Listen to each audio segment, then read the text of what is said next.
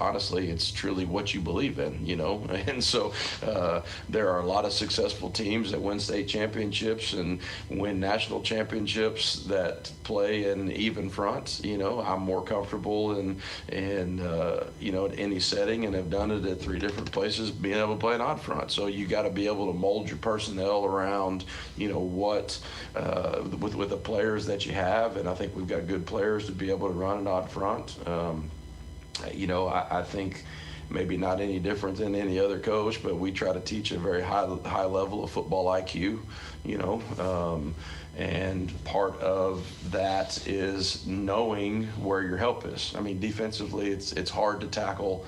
I know the hardest thing in sports is to be able to hit a round ball on a round bat, but I don't know if it's not second to be able to take a human running full speed and being able to get that person on the ground when in, a fraction of a second, they're going to move and twitch, and you got to do that, So it's important defensively, especially with the level of today's offense, especially with the personnel that other teams put on the offensive side of the ball. The point I'm trying to get at to help what Sam said is that you need to know where your help is. You need to know where your help is. And a lot of times, we can't dictate anything of, what their offensive personnel is or who they get the football to. Like that's not our choice. And so, and in that moment's notice, the ball carrier and our defender coming up to tackle could be a physical mismatch, and so where is our help in being able to truly gang tackle, to get maximum people to the football? And those are things that through, again, I could just say our football IQ of what we're trying to teach our defensive guys. Now they're attacking a proper hip or a proper angle and leverage to know if the ball goes a certain way, it needs to go this direction because there's going to be somebody out there to help you. And so, I think that those are things that we're very intentional about teaching defensively. Cedar Park is a team that seems like they're down on their luck this year. 0-2 start. Last year, Huntsville was able to run miles on them. Just, what have you seen from them? Looks like they want to kind of keep it, they want to run it and they want to pass it. They want to have a good offense. Just what have you seen from them on these 2 games, and how do you kind of prepare for that? I mean, I know that they're 0-2. They may be the best 0-2 team in the state of Texas, in my opinion. I mean, Harker Heights is a really good football team, and Vandergrift's football program won a state championship a year ago, and in both games they were both tied at that time. Harker Heights and Vandergrift were able to make some plays and kind of separate on them there in the second half. When I look at them, I see a really, really talented, well-coached football team, and I know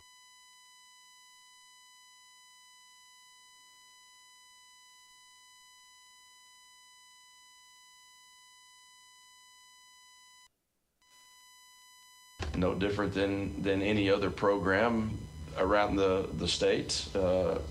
I know the fact that they're disappointed in their start. And 5 South in Huntsville. Charlie's Used Cars is a family-owned and operated business serving the auto needs for 52 years with superior customer service. Besides quality vehicles, Charlie's also has a service center where we can help with your auto repair needs, routine service, and don't forget about your vehicle's AC system. Come by and see us or visit us online at charliesusedcars.com. Charlie's Used Cars, 230 I-45 South in Huntsville.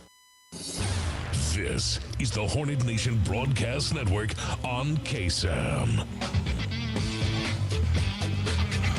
Welcome back, ladies and gentlemen, on the Hornet Nation Broadcast Network. 101.7 KSAM, the KSAM mobile app, and on the KSAM YouTube channel. Excuse me, do want to let y'all know. Man, I think I had a thing of rice get lodged in my throat. Got great food here tonight.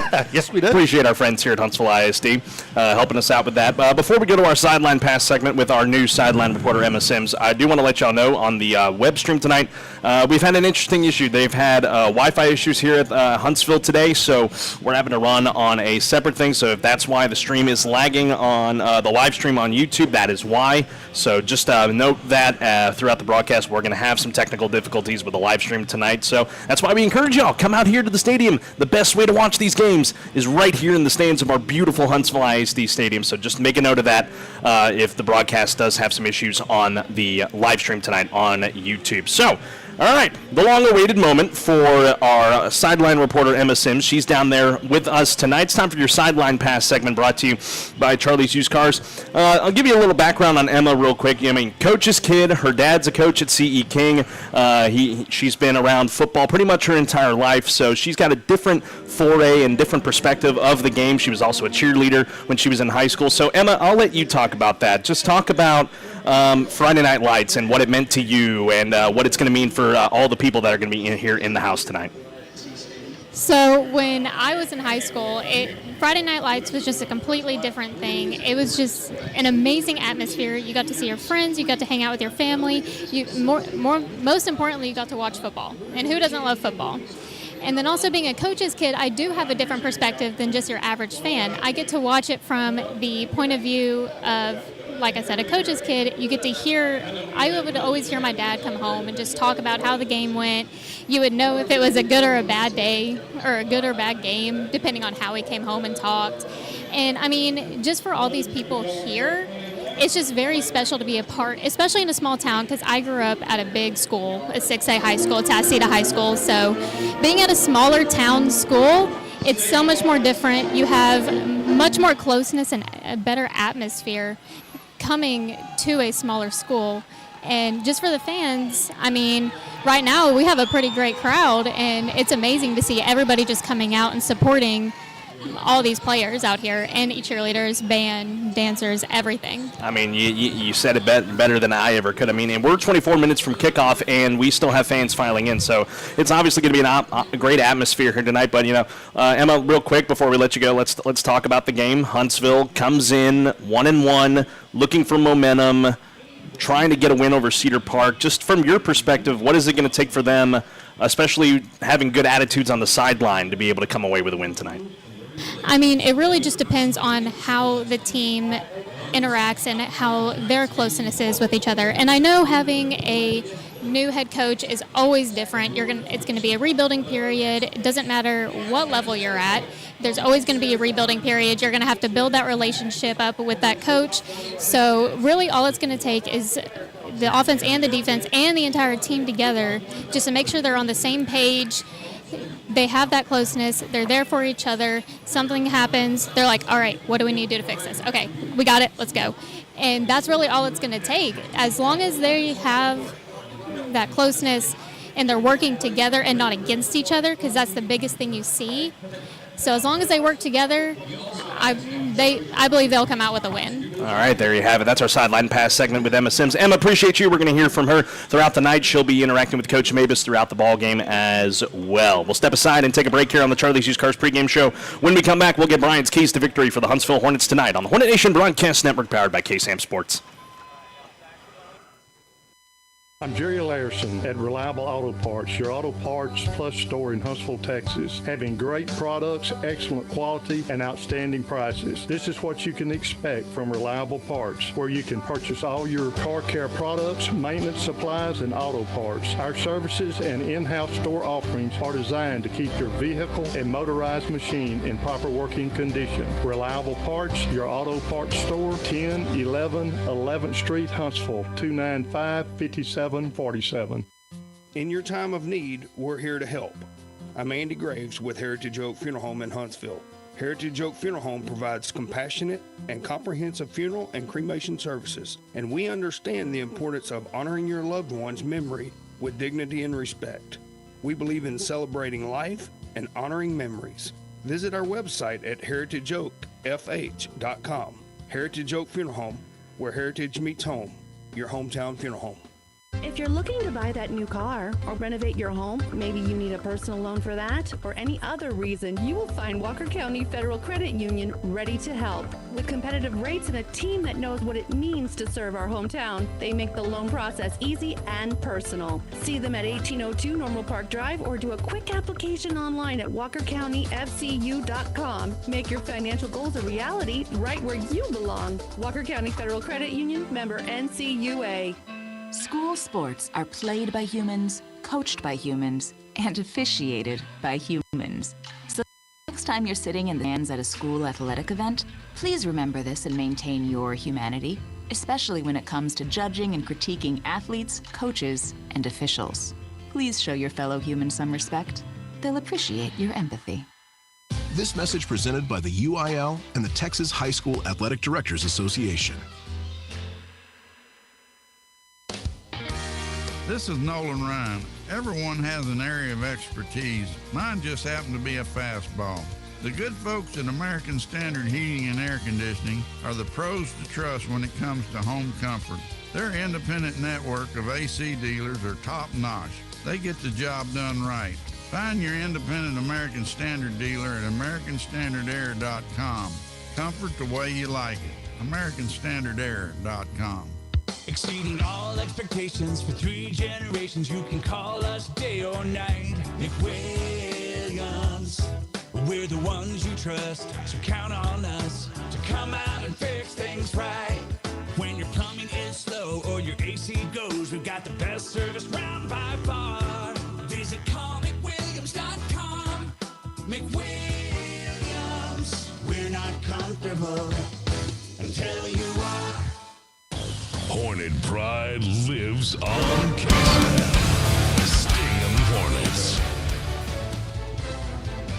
Back here on the Charlie's Used Cars pregame show, getting ready for Huntsville versus Cedar Park on the Hornet Nation Broadcast Network. I'm Carlos Zimmermann alongside Brian Adams, Emma Sims down on the sidelines for us tonight. Brian, real quick, keys to win tonight for Huntsville. Coming off a big blowout win over Bryan, how do they build off that momentum, carry that into tonight to come away with a win in the home opener? Well, Carlos, offensively, they've got to get first downs. I mean, that is just the way it is. They got to pick up first downs, and they've got to convert on third down.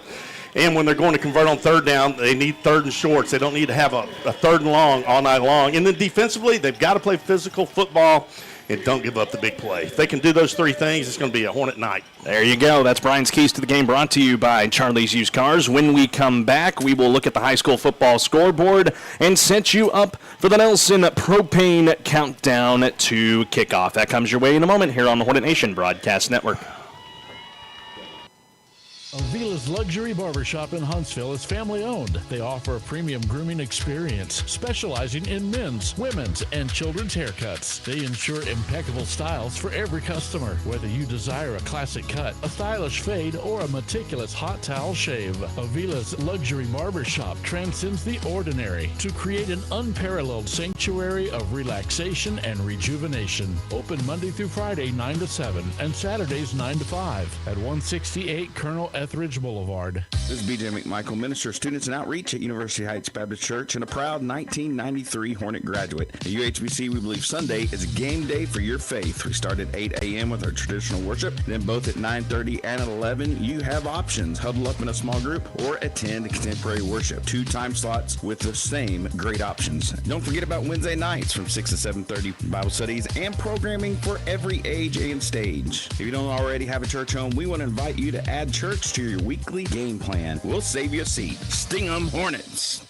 Growing your business is challenging. Do what successful Walker County businesses do. Advertise on the radio. Hello, this is Tim Johnson, General Manager of the station. Radio is an efficient way to reach hardworking residents in need of your services. Just listen, and you'll hear hundreds of local businesses growing every day. Let's get you started. Send an email to info@hehradio.com. We make it easy to grow your bottom line. That's info@hehradio.com. Switching is easy. We do it all the time. We switch on the lights. We switch TV channels. You can switch and save with State Farm. In fact, State Farm agent Diana K. Barnes, right here in Huntsville, can switch you over so you can start saving today. Diana and her team are ready to welcome you to the State Farm neighborhood. Just give her a call. When you want the real deal, like a good neighbor, State Farm is there.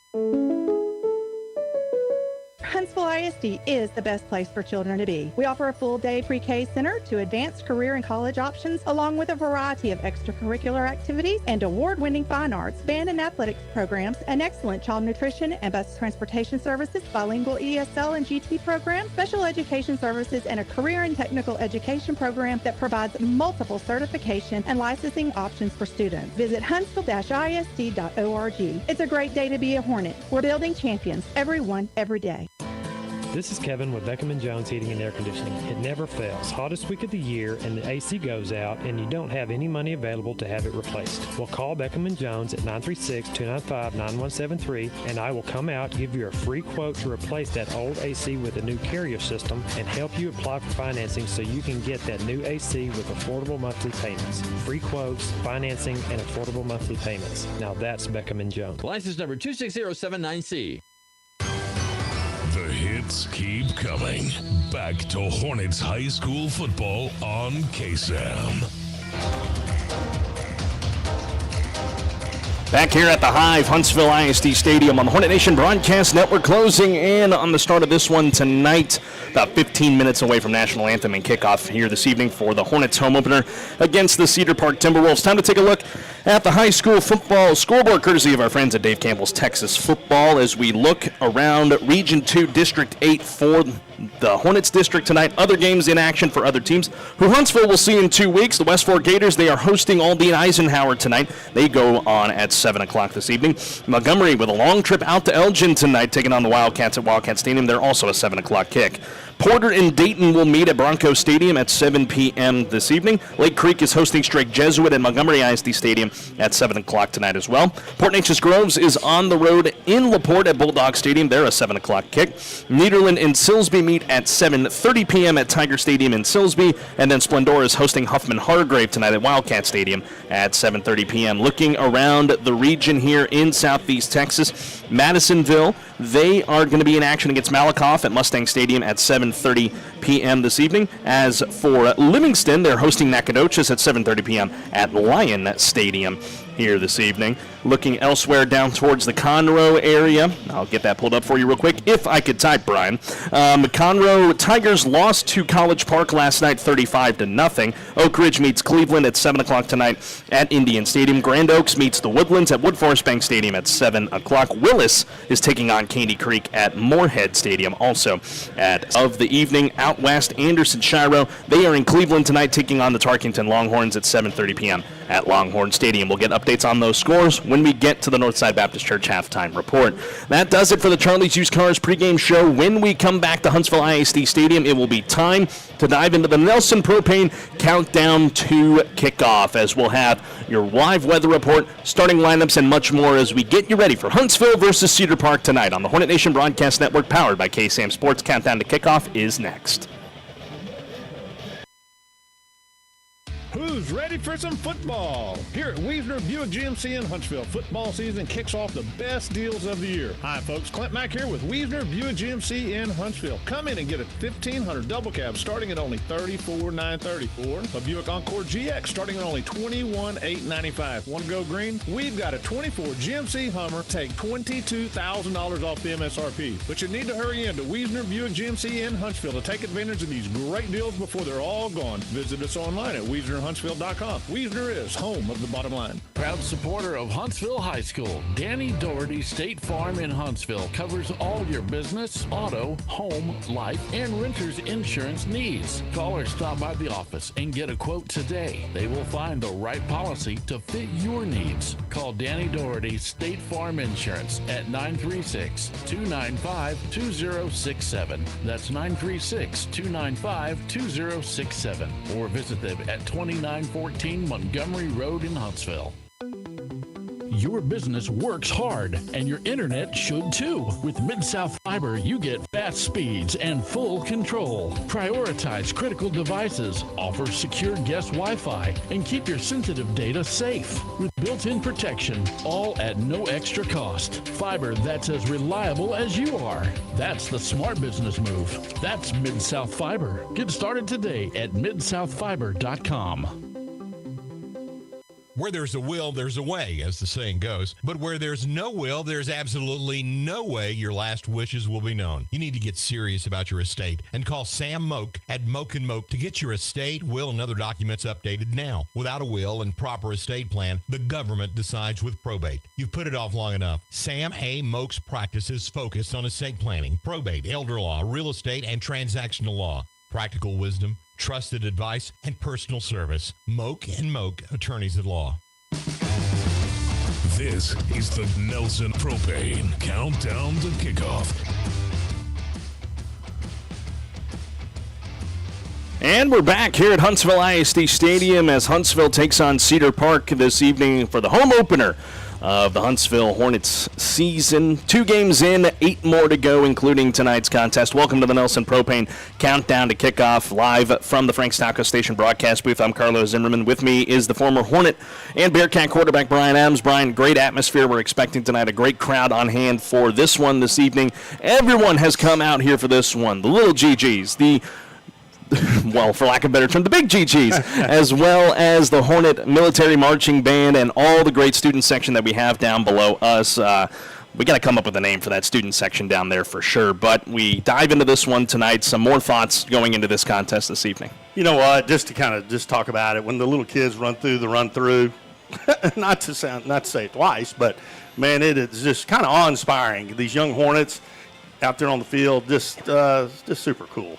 I think tonight is an important game for the Hornets. You know, they're playing a team that's 0-2, and Cedar Park does not want to go 0-3. So they're going to do everything in their power to come out tonight, have a fast start against the Hornets, try to get the momentum early onto their side. And it's going to obviously be up to the Hornets to defend against it, and then when they have the ball offensively, make things happen. They're going to have to do that if they want to come out with a big victory here this evening against the Cedar Park Timberwolves, a team they beat a year ago at their place. I mean, one thing we didn't talk about in the pregame show was, you know, Cedar Park had to travel a long way, 3 hours to come out here to Huntsville, which Huntsville had to do last year. They didn't let that faze them whatsoever. Talk about that factor, Brian. Cedar Park having to travel a long way to play this football game and then have to go out there and play a football game after a 3-hour bus ride. That's a long way to come. You know, in one afternoon, and you're on a bus for 3 solid hours, and you're kind of just sitting there, your body's just kind of stove up and everything else, and it's a difficult thing to come out and have the energy, have the your body being prepared to go through the physical things it's about to go through. You know, that's a long trip at any high school level. And, yeah, we had it last year, and luckily for us, we came out on top. But it's going to be a struggle, I think. I think it will be. So we'll see how things pan out this evening as we get set for this contest tonight. Time for your Game Time weather forecast brought to you by Nelson Propane here on the Countdown to Kickoff. Sunny and hot out there right now, 89 degrees as we close in on kickoff. Feels like 94. What the pressure cooker out there. 50% humidity right smack dab in the middle of that Texas humidity that we all love. An east-southeast wind at about 5 to 7 miles an hour. It'll be sunny throughout the rest of the night, and as the sun goes down, it will remain clear as the temps dip throughout tonight's ball game. That is your Game Time weather forecast brought to you by our friends at Nelson Propane. How about we step aside and take a quick commercial break? When we come back, we'll have final thoughts and the starting lineups for this evening's contest as we close in on kickoff here in the home opener, Huntsville versus Cedar Park on the Hornet Nation Broadcast Network, powered by KSAM Sports. For over 40 years, Nelson Propane Gas has fueled the success of business and homes across East Texas. Restaurants, warehouses, farms, manufacturers, and homeowners get reliable propane solutions that keep them running strong. Our local team understands the unique needs of commercial and residential customers, and we back every delivery with dependable service and safety you can trust. Call Nelson Propane at 800-234-9052 or visit nelsonpropane.com. Nelson Propane, your hometown propane provider. Hornets High School football on your home for the Hornets, KSAM.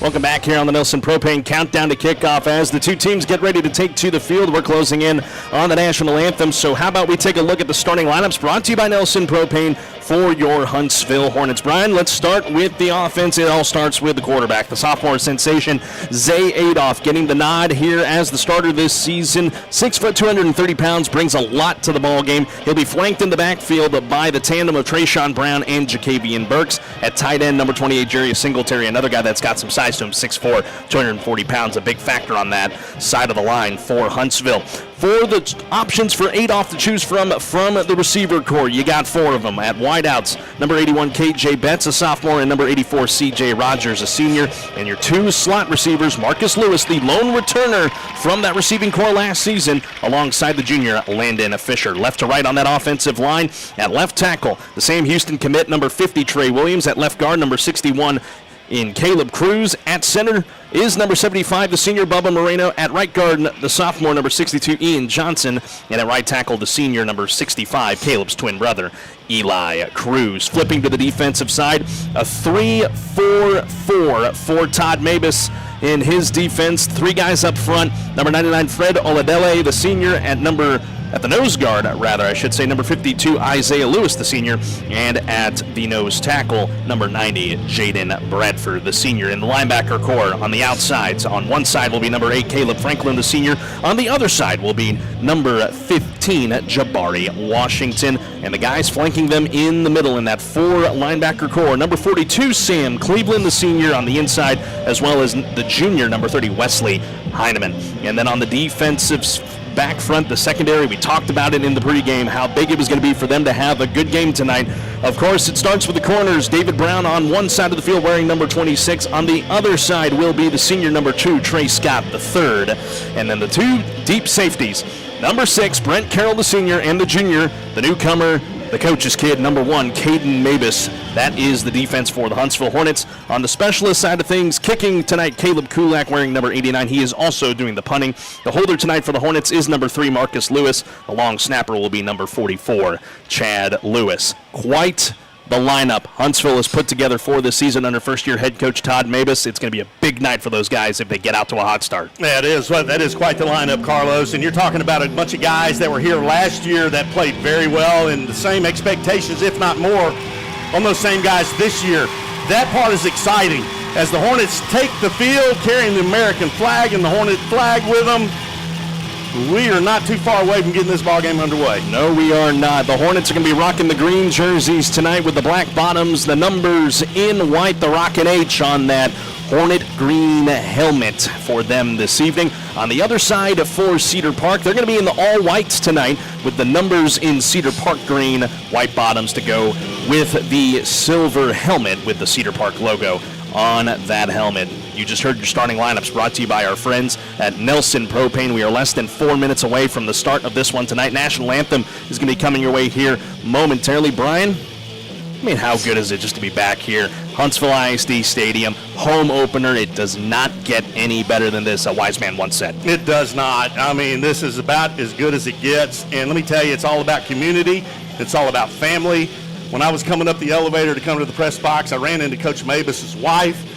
She has her parents, her kids, all of them here to support Todd and the coaching staff and all the other families down there supporting this team. It is just amazing. It is absolutely amazing. And we are in store for what should be an exciting contest here tonight between the Huntsville Hornets and the Cedar Park Timberwolves. The Timberwolves off to an 0-2 start this season. They want revenge for the loss that Huntsville handed to them outside of Austin last season. Huntsville coming in 1-1. Win over Bryan last week, trying to continue that momentum as they wrap up non-district play here tonight at Huntsville ISD Stadium. That does it for the Nelson Propane Countdown to Kickoff. When we return, we will have the coin toss and kickoff from Huntsville ISD Stadium. Hornets and Timberwolves coming up next on the Hornet Nation Broadcast Network. For over 40 years, Nelson Propane Gas has fueled the success of business and homes across East Texas. Restaurants, warehouses, farms, manufacturers, and homeowners get reliable propane solutions that keep them running strong. Our local team understands the unique needs of commercial and residential customers, and we back every delivery with dependable service and safety you can trust. Call Nelson Propane at 800-234-9052 or visit nelsonpropane.com. Nelson Propane, your hometown propane provider. This has been the Nelson Propane Countdown to Kickoff. Stay tuned.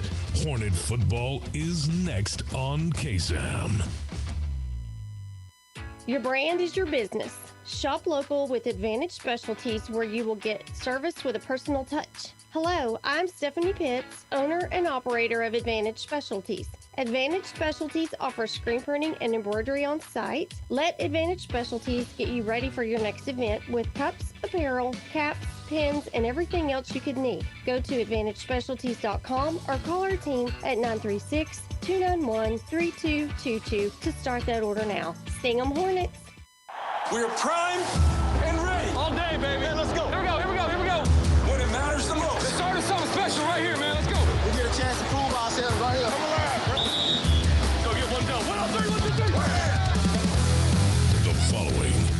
Hornet Nation Broadcast Network, powered by KSAM Sports Broadcast. It's Friday night in Hornets country. This is Huntsville Hornets High School football. Proudly brought to you by Charlie's Used Cars, Heritage Oak Funeral Home, Amaya's Collision, Diana K. Barnes State Farm, Northside Baptist Church, AB Squared Self-Storage, Murray Insurance and Financial Services, Moak & Moak Attorneys at Law, MRC Creekside, Hartfield Florist, Nelson Amaya's Collision, University Heights Baptist Church, Advantage Specialties, Wiesner of Huntsville, Avila's Luxury Barbershop, Bill Fick Ford, Beckham & Jones Heating and Air Conditioning, Danny Doherty State Farm, Huntsville Independent School District, McWilliams & Sons Heating, Cooling and Plumbing, Mid-South Fiber Internet, Reliable Auto Parts, The Woodlands Financial Group, and Walker County Federal Credit Union. Now, from the Frank's Cafe and Taco Station broadcast booth, here's Carlos Zimmermann, Brian Adams, and Emma Sims. From high atop Huntsville ISD Stadium in the gateway to the East Texas Piney Woods, we welcome you to Huntsville and tonight's presentation of Huntsville Hornet football on 101.7 KSAM and the Hornet Nation Broadcast Network. Tonight marks the home debut for Todd Mavis and the Huntsville Hornets as they play host to the Cedar Park Timberwolves. Live from the Frank's Taco Station broadcast booth, I'm Carlos Zimmermann alongside the former Hornet and Bearcat quarterback Brian Adams. Glad to have you with us tonight. As we just had the coin toss down on the field for final storylines, let's head down to the field with our third member of our crew, Emma Sims. Emma? So what it's looking like right now? Looks like... yeah, that's hard to tell right now from down here, honestly. But just talk about the atmosphere as the fans continue to file in and get ready for this one. So, honestly, just from the last time that we talked, this crowd has grown, probably doubled, honestly. It's just amazing. So you're already having these students just getting ready. You have the players. They are very hype, as you can tell, for the people watching. And y'all up there, y'all can see that. And, I mean, it's just a great atmosphere. Whenever they ran out, you can just hear the crowd screaming and yelling and just getting so excited for this game. There you have it. Emma Sims down on the sidelines for us tonight. Looks like Huntsville won the toss, and they have deferred to the second half. So Cedar Park, they will possess the ball first. Brian, it's going to be an exciting one as we get ready for the Diana K. Barnes State Farm Insurance kickoff from Caleb Kulak. It is going to be exciting. They're about to get underway, and defense is going to get the first shot out there. And here we go. Kulak runs up, swings the leg, and it's a pooch kick that goes out of bounds around the 30-yard line. Flag will fly in. Because of that, not the greatest kick. I'd wonder if Kulak kind of hit that one off the tee, and that's why it looked so funky the way it did. But not a great start, but Huntsville's defense, they have shown their prowess this season with the shutout win they had last week. Well, the kick just traveled maybe about free kick out of bounds. Kicking team. Cedar Park has elected to put the ball in play at the 30-yard line. Which is going to give 35-yard line. It's going to give Cedar Park really good field position to start off this ball game. So the defense is out on the field, about to get the first snap out of here. Aaron Faith, the new defensive coordinator for the Huntsville Hornets, has put together this roster and has done it well with the shutout win they had last week and how well they performed against Brenham in week one. As off we go in this one tonight, first down and 10 for Cedar Park, moving left to right across your radio now at the 35-yard line. As David Cooper has them lined up in the pistol, it'll be a direct handoff running this to the left side and trying to bounce it towards the 40-yard line. Number 21, Trey Hill, the senior running back, able to take it forward for about 2 or 3 yards, sets up second down and 7 for the Timberwolves. Yeah, Hill just takes a handoff over the left side between the guard and tackle gap, picks up a couple of yards on the carry. Nice play there, nice pursuit by the Hornet defense. Pickup of 2, sets up second down and 8. A quick snap, play fake, throwing is Cooper. Far side catch made, 45-yard line, and a first down and more for Cedar Park. Braden Johns with the catch and run, able to take it near midfield. They'll mark him right at midfield as Cedar Park moves the chains. Nice catch there by Johns. I mean, just a little comeback route, makes a good move after the catch, picks up the first down. Right in midfield goes Cedar Park from left to right from the shotgun. Cooper claps, gets the snap, hands this one off, running this to the right side once again is the running back Hill. Able to take this near another first down for Cedar Park to the 40-yard line. They got 10 yards exactly. The chains move once again on first down. Nice run by Hill on the right side again between the guard and tackle gap. 3 plays, 3 positive yards. moving the chains. Cedar Park on the move into Hornet territory as they go left to right. 11:14 to play. First quarter here. Brought to you by Heritage Oak Funeral Home. A pass to the far side. Catch made again by John. Slips around one tackle. Able to take it beyond the 30-yard line. And another pickup of 10 and another first down for Cedar Park. Another great catch there by Johns. Lined up on the slot position on the far side. Quarterback hits him perfectly in stride. Another first down, Cedar Park. Shotgun for Cooper on 1st and 10 from the 30-yard line of the Hornets. Hill the back. He'll hand off here to Hill Will Cooper. Bouncing it left side. Swarm of Hornets able to get to him before he tries to get more damage. He picks up 8. A couple Hornets in there on the stop as Cedar Park in the hurry-up offense makes it 2nd and 2. Cedar Park having some success. They're running the ball up the middle. They're changing it up a little bit, side to side, kind of throwing the pass in there. Good offense so far on this drive. Michael Quintero's squad on the move with 10.5 to play. First quarter, no score in the Heritage Oak Funeral Home first quarter of play. David Cooper taking his time here. He'll have a new running back in the backfield, Lucas Valoria. Tight end comes in motion left to right across the line on 2nd and 2 from the 22. Play action fake, fires to the tight end as the motion man slips around one would-be tackler. Trey Scott trying to wrestle him to the ground, diving for the pylon, and the ball popped out on the back end of that play before Cedar Park fell to the ground. What's going to be the signal? Is it Huntsville football, or is it going to stay with Cedar Park, or did he break the plane before he fumbled it? It looked like it was ripped out of his hands before he hit the plane. And our live judges here talking things over. That is going to be the discussion right now. They say touchdown, Cedar Park. On the catch and run, the tight end, Braden Johns, able to take that one to the house, 22 yards, and Cedar Park is on the board first, 6-0. Well, what an impressive drive to start out this game. Touchdown. The ball and the runner broke the goal line. And what great second and third effort there by Johns, the tight end, to get that ball in there, to get points on the board first. Hornet strong. KSAM is your hometown radio station. 6-0 Cedar Park as they score early, and the extra point attempt is up and through the uprights. 10:04 to play. First quarter from Huntsville. It's 7-0 Cedar Park as we take a 30-second break on the Hornet Nation Broadcast Network. Hi, I'm Michael Murray with Murray Insurance and Financial Services. Our family agency has been representing the Huntsville and Walker County area since the 1930s. We can help you prepare for your future with your financial planning needs, along with the unexpected with life, health, long-term care, and disability insurance needs. Please give us a call at 1-800-695-LIFE. Our email is mike@murrayservices.net. Eat 'em up, cat. This is the Hornet Nation Broadcast Network on KSAM.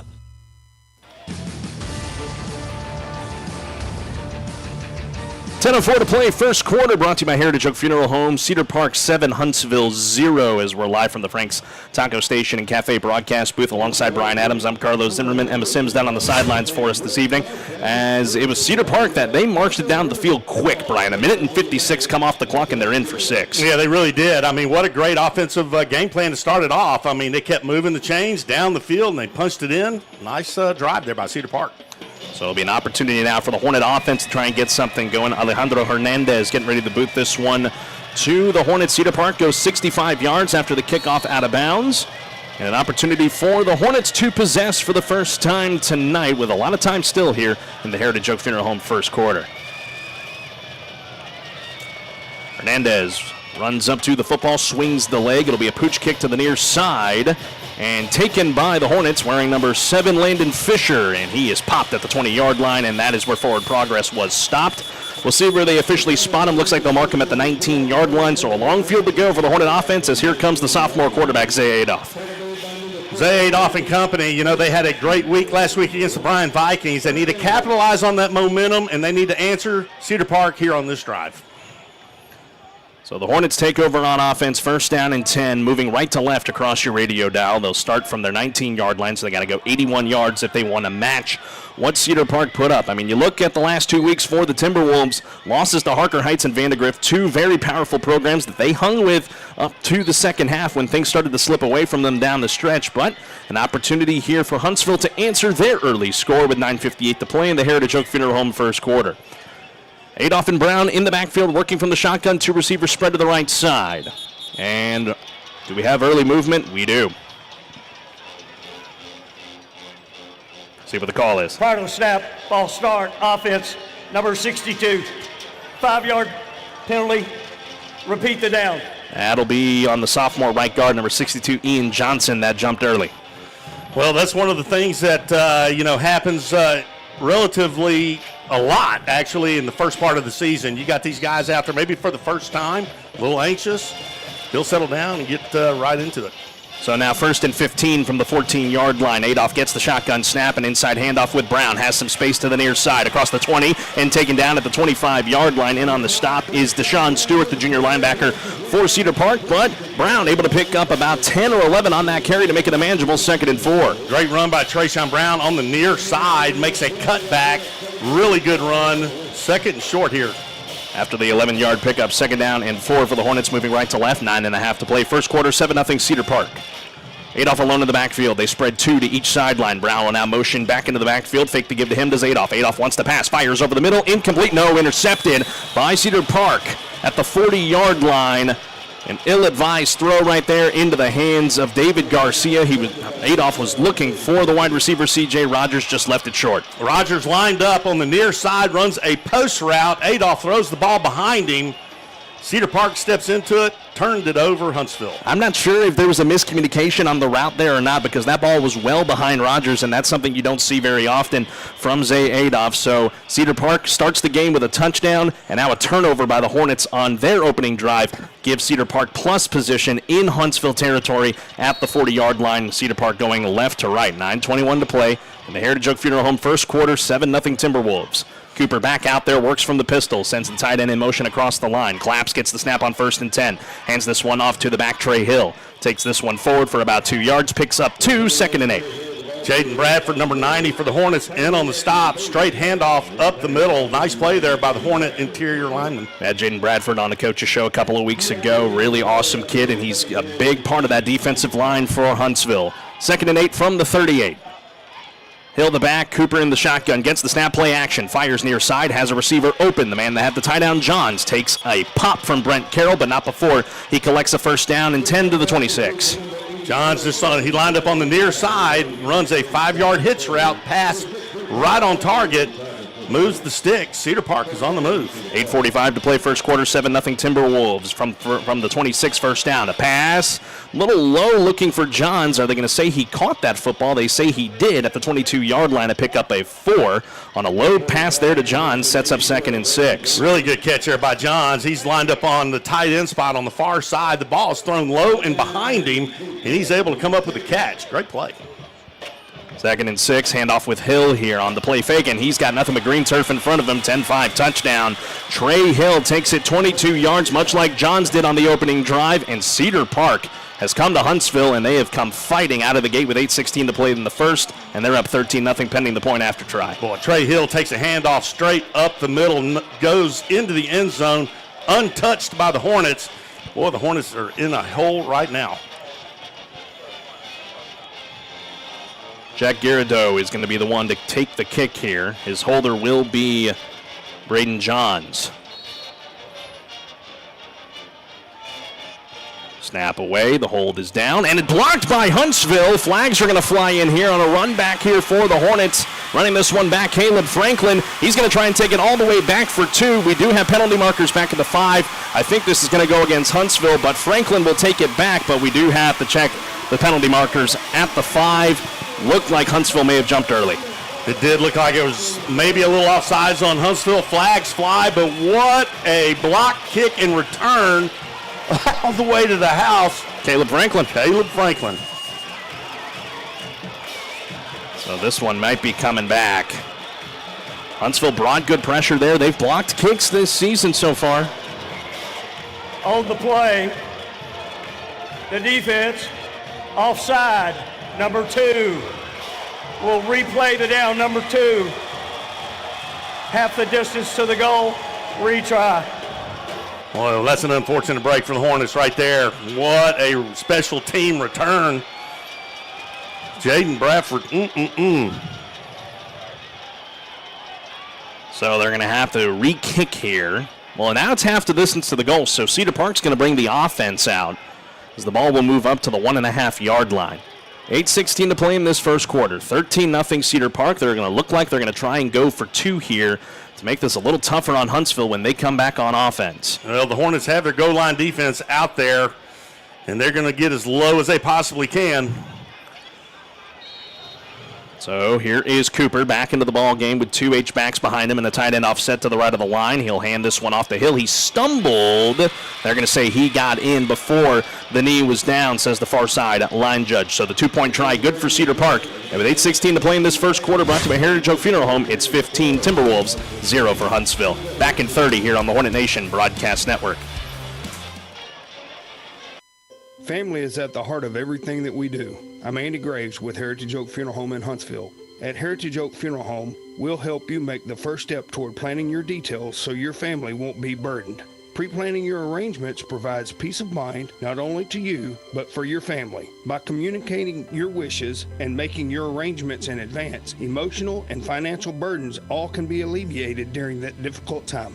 Heritage Oak Funeral Home, where heritage meets home, your hometown funeral home. Hornets High School football on your home for the Hornets, KSAM. 8:16 to play, Heritage Oak Funeral Home first quarter, live from the Frank's Taco Station and Cafe broadcast booth. It's 15-0 Cedar Park. Huntsville turns it over on their opening drive on an interception by Zay Adolph. And Cedar Park, in a couple of plays, able to take it in. They capitalize on the mistakes. Huntsville has got to hit the reset button here, BA, before things get out of hand. Yeah, they really do. I mean, we're talking the first quarter's not even halfway through, and they're already up 15-0. Hornet offense has to come out and have a sustained drive and put points on the board.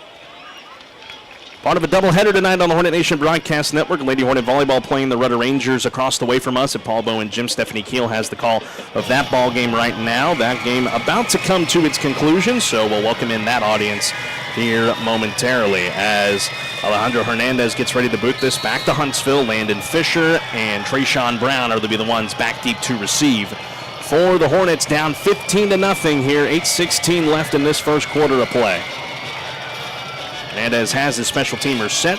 He'll run up to the football, swing the right leg. It'll be a pooch kick here to the near side. Singletary bobbled it, but called fair catch at the 30-yard line, and that is where Huntsville will set up shop, trying to reset after the opening drive INT. Well, it's going to be important that Zay and company, they shake that off. You come out there, this is a new drive, and you just start getting positive yards, moving the sticks downfield, and maybe break off a big play.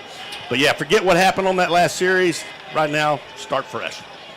So 15-0 Cedar Park as Huntsville comes out with the offense. They'll line up on the near hash, moving right to left across your radio dial. Zay Adolph will line up in the eye with a back to his right, Jacavian Burks, and his fellow back behind him, Trayshawn Brown. As he gets the snap to Zay Adolph, a handoff with Brown, running this to the near side, trying to cut it back over the middle across the 35 to the 40. Got hit by the referee. He's still on his feet as Trayshawn Brown in the Cedar Park territory, still chugging the legs down to the 40-yard line. Goes Trayshawn Brown, 30 yards for the first down. What a textbook run for a running back. He is hit left and right, never stops moving his legs, keeps breaking tackles. What a big run, Trayshawn Brown. It took one man, Hayden Hollander, to get him to the ground. 30 yards on a Mocha attorneys at law. First down to the Cedar Park 40. Same formation for the Hornets. 2 receivers tucked here to the near sideline. Adolph gets the snap on the option run. Trying to cut it back over the middle. Wrestled to the ground for a loss of 4 on the play. So after the gain of 30, Hornets go backwards looking to reset. It'll be second down and 14 for Huntsville at the Cedar Park 44-yard line.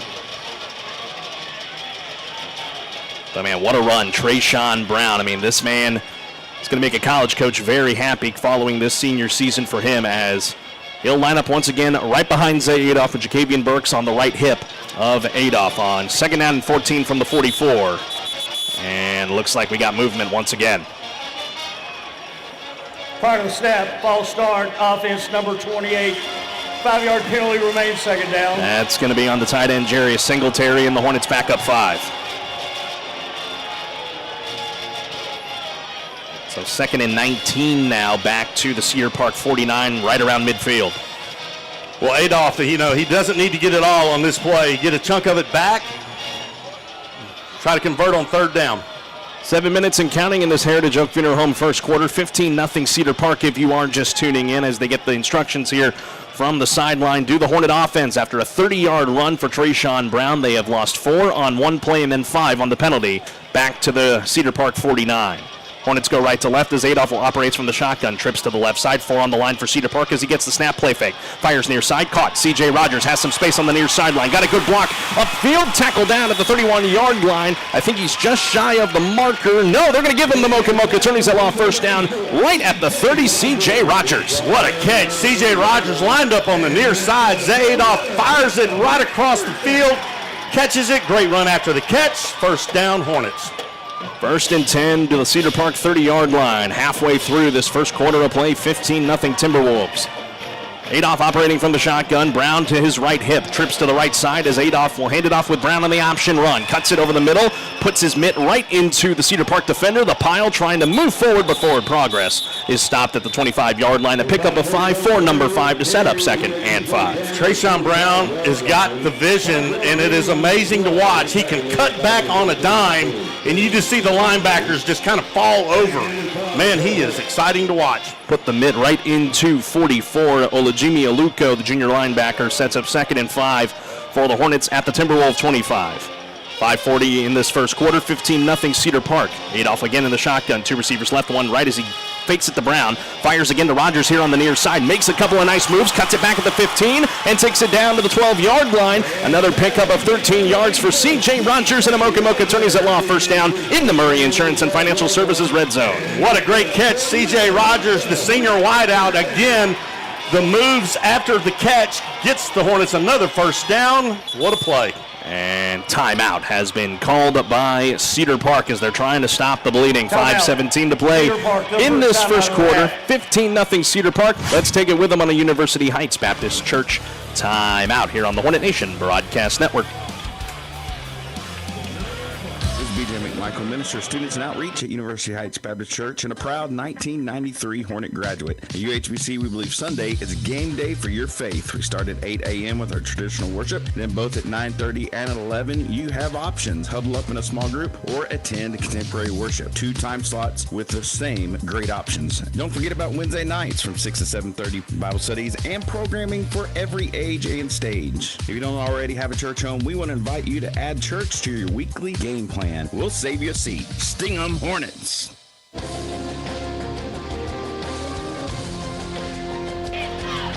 5:17 in the Heritage Oak Funeral Home first quarter, live from Huntsville ISD Stadium, the Hive. 15-0 Cedar Park as the Hornets are on the doorstep, operating in the Murray Insurance and Financial Services red zone on a first down and 10 at the Timberwolf 12-yard line, moving right to left. The Hornets on the back of Trayshawn Brown and C.J. Rogers on this drive, picking up yardage as Adolph gets the snap. Another handoff with Brown, taking it to the near side, but forced out of bounds around the 11, so only a modest gain of 1. Sets up 2nd and 9 for the green and white. Great pursuit, Cedar Park secondary to stop Trayshawn Brown, picking up just a yard there on the carry. Bennett Patton was the one that forced him out here on the near sideline. Sets up 2nd down and 9 for the Hornets. On the doorstep of their first score of the night, down 15-0 with 5:12 to play in this first. Dual backs in the backfield with Adolph. Burks to the left, Brown to the right, 1 receiver near side, 2 to the far side, 3 on the line for Cedar Park as Adolph looks to pass on 2nd and 9. Roll out to the right, throw to the end zone, on a bobble, it's caught, touchdown, Huntsville Hornets, Tidarian Harrison. Nice read there, Zay Adolph. Got his wide receiver going across the middle in the back of the end zone, hits him perfectly in stride, bobbles it, brings it home, touchdown Hornets. An MRC Creekside touchdown for Ty Harrison. We had him on the Coach's Show on Monday night, showing his stuff right there as the Huntsville Hornets are on the board with 5:05 to play here in the first. They were showing trickeration initially, but now Caleb Kulak will come on for the Nelson Elias Collision Center. Point after try. Snap, good. Hold Lewis, kicked for Kulak, through the sticks in, good. 5:05 left in the first, 15-7. Huntsville's on the board as we step aside for 30 seconds on the Hornet Nation Broadcast Network. TWFG and More Insurance has been proudly serving the Huntsville and Walker County area since 2003. Ranked number 1 in Texas as an independently owned insurance provider, our independence affords us the freedom to shop insurance carriers and coverages that best suits our client-specific needs. TWFG offers personal and commercial, life, health, and flood insurance. Call Waylon Moore at 936-293-8121 or drop by 1212 10th Street in Huntsville, Texas. At TWFG and More Insurance, our policy is caring. Hometown proud, Hornet strong. KSAM is your hometown radio station. 5:05 to play in this first quarter. Huntsville's on the board, 15-7. Cedar Park as Zay Adolph, Trayshawn Brown, and company build a magical drive capped off on a 12-yard touchdown pass from Adolph to Ty Harrison to get Huntsville on the scoreboard. Big drive there for the green and white. Solid drive there by the Hornets, and you're right. Now they're on the board. Now we're back in this ball game, and I can tell you, Carlos, watching that offense, I mean, it is electric, and it can score on any play. And that was big for them there. They were on 2nd and 19, backed up near midfield. They bounced back from the penalty, got chunk yardage. As we often go once again, the Diana K. Barnes State Farm Insurance kickoff for Caleb Kulak, kicking this one to the near side, backing up on it, number 81, Wesley Hebert for Cedar Park. Upended to the 15-yard line. A flag flies in here on the near side as it was not a big return for the Timberwolves, and we're going to check the flag to see if they back up. I believe that was number 20, Lester Davis, in on the stop. What a great tackle there by Davis. So our middle side line judge. I think there may be a holding on Cedar Park. Yep.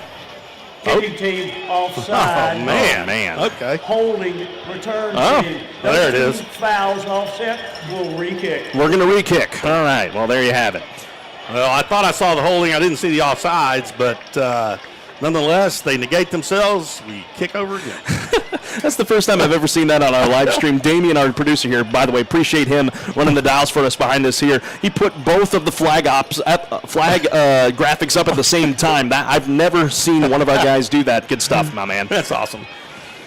So both flags offset, and we're going to re-kick things here. So it was taken out to the 15-yard line by Cedar Park, so by Wesley Hebert. So we'll see how this is going to pan out as we get set to re-kick here. With 4:59 left in this first quarter, 15-7 Cedar Park. If you are just tuning in, this is the Heritage Oak Funeral Home first quarter. We're glad to have you with us tonight here on the Hornet Nation Broadcast Network.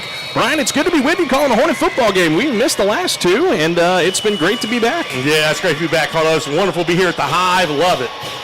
Kick again to number 81, Wesley Hebert. This time he calls fair catch, and Cedar Park will take it out to the 25-yard line. Brian, while we have a pause in the action, let's thank some of our sponsors. We want to thank AB Squared Self-Storage, your local go-to self-storage facility. And Charlie's Used Cars, customer satisfaction is our number one priority. Diana K. Barnes State Farm Insurance, focusing on auto, home, life, farm and ranch, business, pet and tractor insurance in Huntsville, Texas, and surrounding areas. Can't thank our sponsors enough for making these broadcasts possible for all of you beautiful people. Here's Cedar Park taking over 1st and 10 from their own 25, moving left to right. Tight end comes in motion across the line. Cooper back into the game, gets the shotgun snap. A handoff with Hill right over the middle of the field across the 40 to the 45 to the 50. Before he goes down, David Brown would have gave him a pop, but he went to the ground in a hurry to avoid the tackle. Massive gain to the Hornet 47. Straight handoff up the middle, gets to the second level, almost takes it to the house. Big run there by Hill. Cedar Park picked up 28 yards and a first down and 10 to the 47-yard line. Hill again in the backfield, 2 receivers each sideline as Cooper gets the snap. Pressure coming, pumps, now rolls back out to his left. Fires off his back leg, got a guy wide open at the 20-yard line. 15, 10, 5, touchdown. Jonah Johnson, no flags on the field. Wow, David Brown there on defense. Receiver got behind him, just threw it up, ran under it. Touchdown Cedar Park. The junior wideout gets his first touchdown of the night and extends the Cedar Park advantage, 21-7, pending the point after try here for the man wearing number 43, the sophomore kicker, Jack Girardeau. Well, the Huntsville defense really needs to shake it up a little bit. That run up the middle has worked really well so far tonight for Cedar Park. And with 4:31 to play in this first quarter, still a lot of time left in this first half of play. So Huntsville throws a haymaker. Cedar Park able to throw one right back. Holder will be Braden Johns, the wideout. Snap away, hold down, the kick on its way and through the uprights for Cedillo. And with 4:31 to play first quarter, 22 Cedar Park, Huntsville 7. Hornets get the ball back in 30 seconds on the Hornet Nation Broadcast Network. Wiesner Chevrolet in Huntsville has immediate openings for service technicians, body shop, and sales consultants. Service technicians that are ASE certified are preferred but not required. Looking for a great career? Wiesner Huntsville is looking for service technicians, body shop, and sales consultants, and complete benefits are included. So go by today and apply. Take exit 116 on I-45 North and go past 11th Street in Huntsville. Wiesner Chevrolet in Huntsville is hiring. This is the Hornet Nation Broadcast Network on KSAM. 4.5 to play in this first quarter, 22-7 Cedar Park over the Huntsville Hornets as they quickly march it down the field. 2 plays and they are in for 6 to extend their lead back out to 15 over Huntsville, but the Hornet offense getting ready to retake the field, BA. Both teams have high-powered running backs, and so far we've seen them both do their thing, and they are both very impressive. So Hernandez will get ready to boot this one away to the Huntsville Hornets.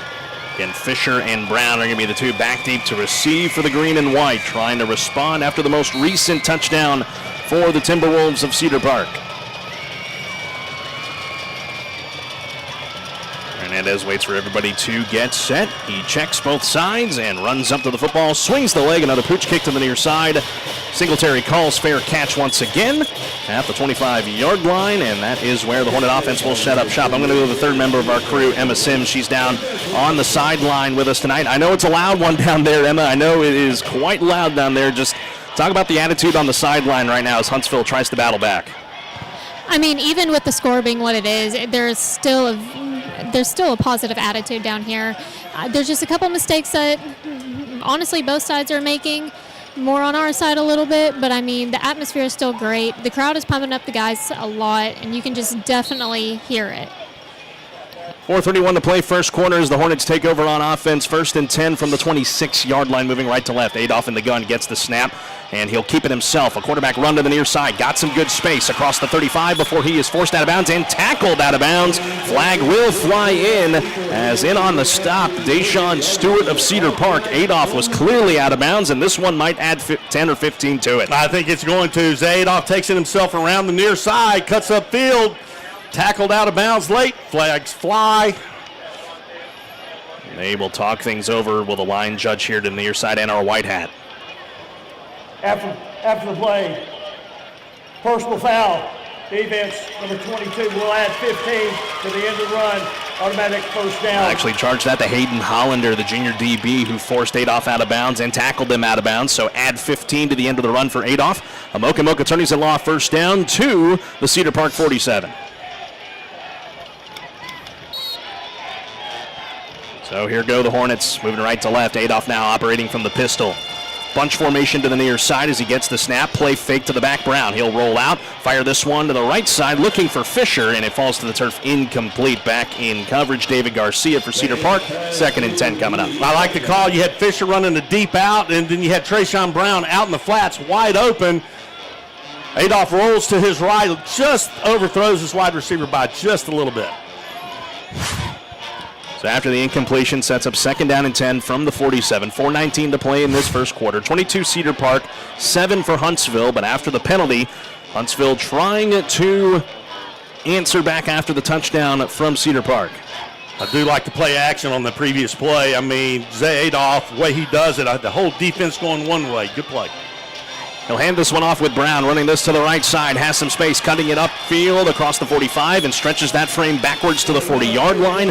Will set up a manageable 3rd down and 3 for the Hornets. They need the 37 to move the chains. Nice run by Trayshawn Brown, takes it around the right side, and he has that uncanny ability to cut back against the grain. He does it so well, making it 3rd and short.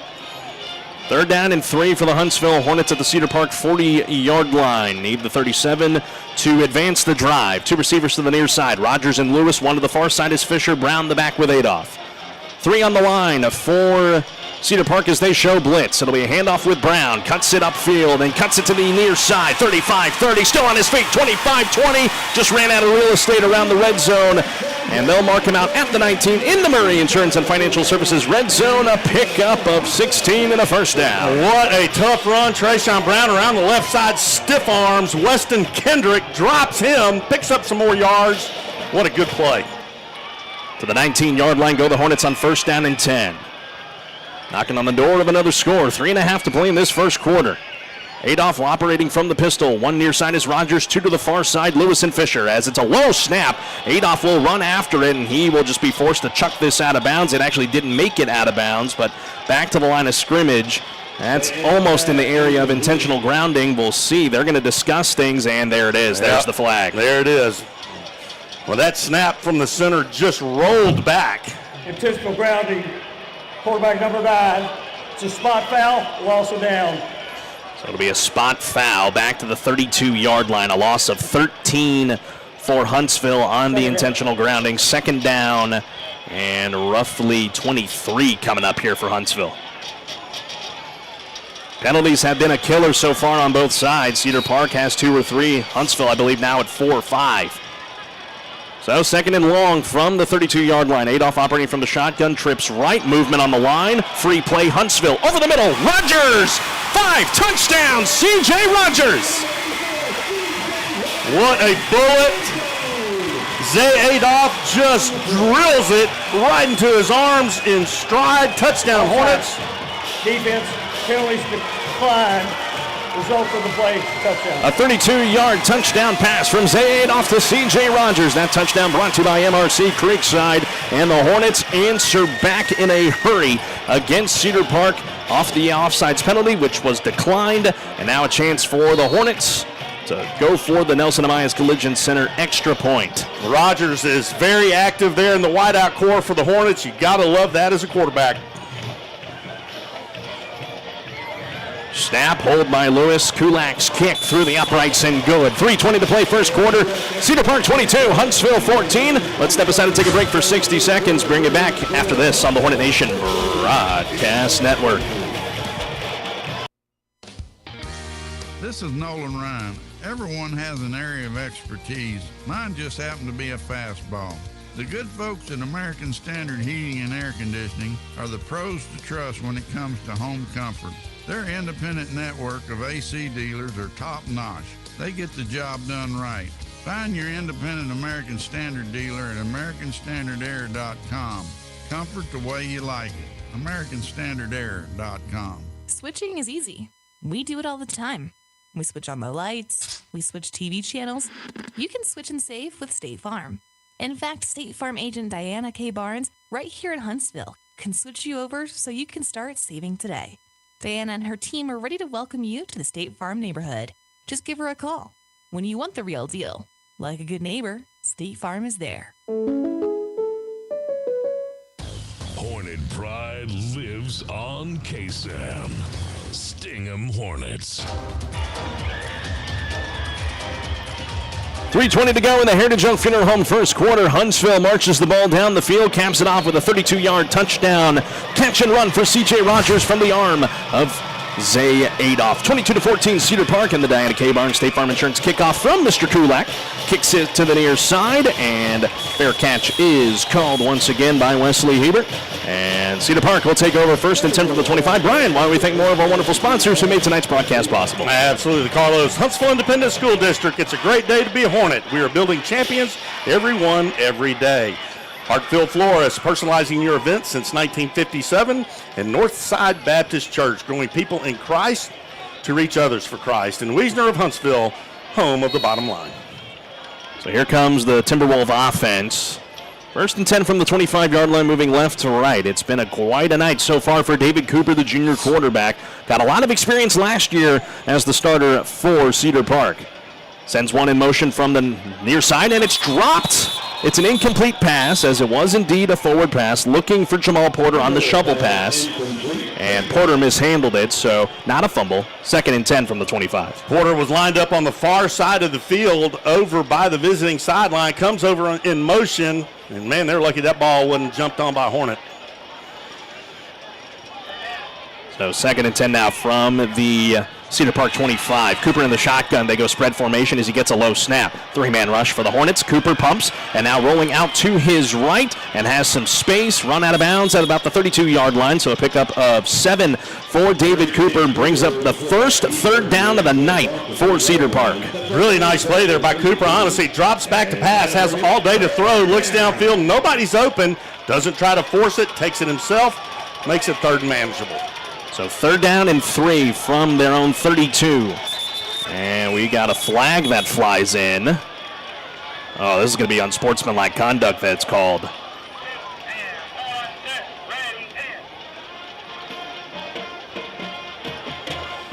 Dead ball. Unsportsmanlike conduct. Defense, number 52. 15-yard penalties from the previous spot results in an automatic 1st down. That's going to be on the defensive lineman, the senior number 52, Isaiah Lewis, called for the unsportsmanlike conduct. Well, that's unfortunate because now you've given them a 1st down, and they are not, just not a smart play. So 1st and 10 for Cedar Park at the 47. Porter comes in motion, gets the shovel pass this time, trying to bounce it to the outside and gets around Trey Scott on a stiff arm, but a nice back end tackle. Jabari Washington able to cut down the runner Porter for only a gain of 1. Really nice tackle, Jabari Washington. He's looking at Hill's number, not falling for the fake, knocks his legs out from under him, only allowed him 1 yard on the carry. Good play. 2nd and 9 to the 48-yard line goes Cedar Park. 2:40 and counting in this Heritage Oak Funeral Home 1st quarter. 22-14 Timberwolves. Cooper gets the shotgun snap. A handoff with Hill. Trying to run this one up the middle. May have lost the ball for a second. Huntsville may have come out with the football at midfield. Yes, they do. They do come away with it. It's Brett Carroll with the strip. There's that defense standing tall right there, swarming all over the football. How about that young man, the senior safety for the Hornets, coming in from that spot, able to rip it away from the running back in Trey Hill, and the Huntsville Hornets force a turnover right at midfield, and with 2:29 to play in this 1st quarter, there's the turnover gong, our first one of the night for the Hornets, and they have a chance to try and cut into this Timberwolves lead. Give defensive line a lot of credit. They stood Hill right up at the line of scrimmage, allowed Carroll to strip that ball away. Nicely done, Hornet defense. Now give some juice to the Hornet offense, down 8. 2:29 to play in the Heritage Oak Funeral Home 1st quarter. Zay Adolph in the shotgun with Brown, the back 2 receivers to the right. Hand off this one with Brown. Has some space near side. Jukes it back over the middle of the field. He loses the football now. Huntsville's trying to land on it. Singletary and company trying to land on it. A scrum for the football at the Cedar Park 35-yard line. Do we go turnover for turnover, or does Huntsville hang on to the football? Oh, I don't know. I think Huntsville luckily landed right back on it, or did Cedar Park get a hold of it? Still no signal yet. It is Huntsville football. They got it back. Wow. Play, man. Trayshawn Brown is picking up yards on the near side, cuts up field, makes a couple of moves, ball stripped away, bounces all over, people diving for it. Hornets luckily come up with it. Wow, what a play. So that's technically a gain of 15 for the Huntsville Hornets. I think you can share that between Brown and whoever ended up landing on it for Huntsville. I believe it was Jarius Singletary that ended up on that football. Indeed it was.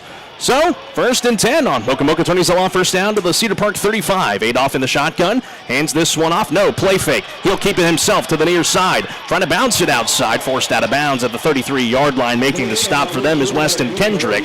For Cedar Park, a pickup of only 1. 2nd and 9 coming up after the 1-yard pickup by number 9. You know, that almost looked like a busted play. You know, Trayshawn Brown, I thought he was going to get the ball. Ends up turning into a blocker for Adolph. The ball now at the Cedar Park 34-yard line. 90 seconds left in this 1st quarter. 22-14 Cedar Park. They've led the entire way in this 1st quarter, but Huntsville is on the doorstep to try and get this within 2 or even tie the game with a touchdown and 2-point try. 2nd and 9 from the 34. Number 9 in the shotgun, gets the snap. Quarterback keeper. Flag flies in near side. Cuts it over the gap to the 25 to the 20. Forced out of bounds around the 17-yard line. Want to run after contact. Zay Adolph. It's a pickup of 17, but we do have laundry on the field.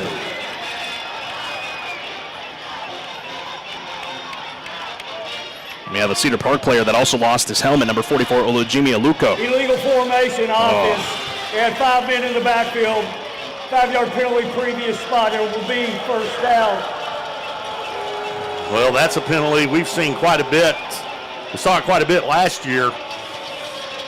Man, that's unfortunate. That was a great play there by Zay Adolph.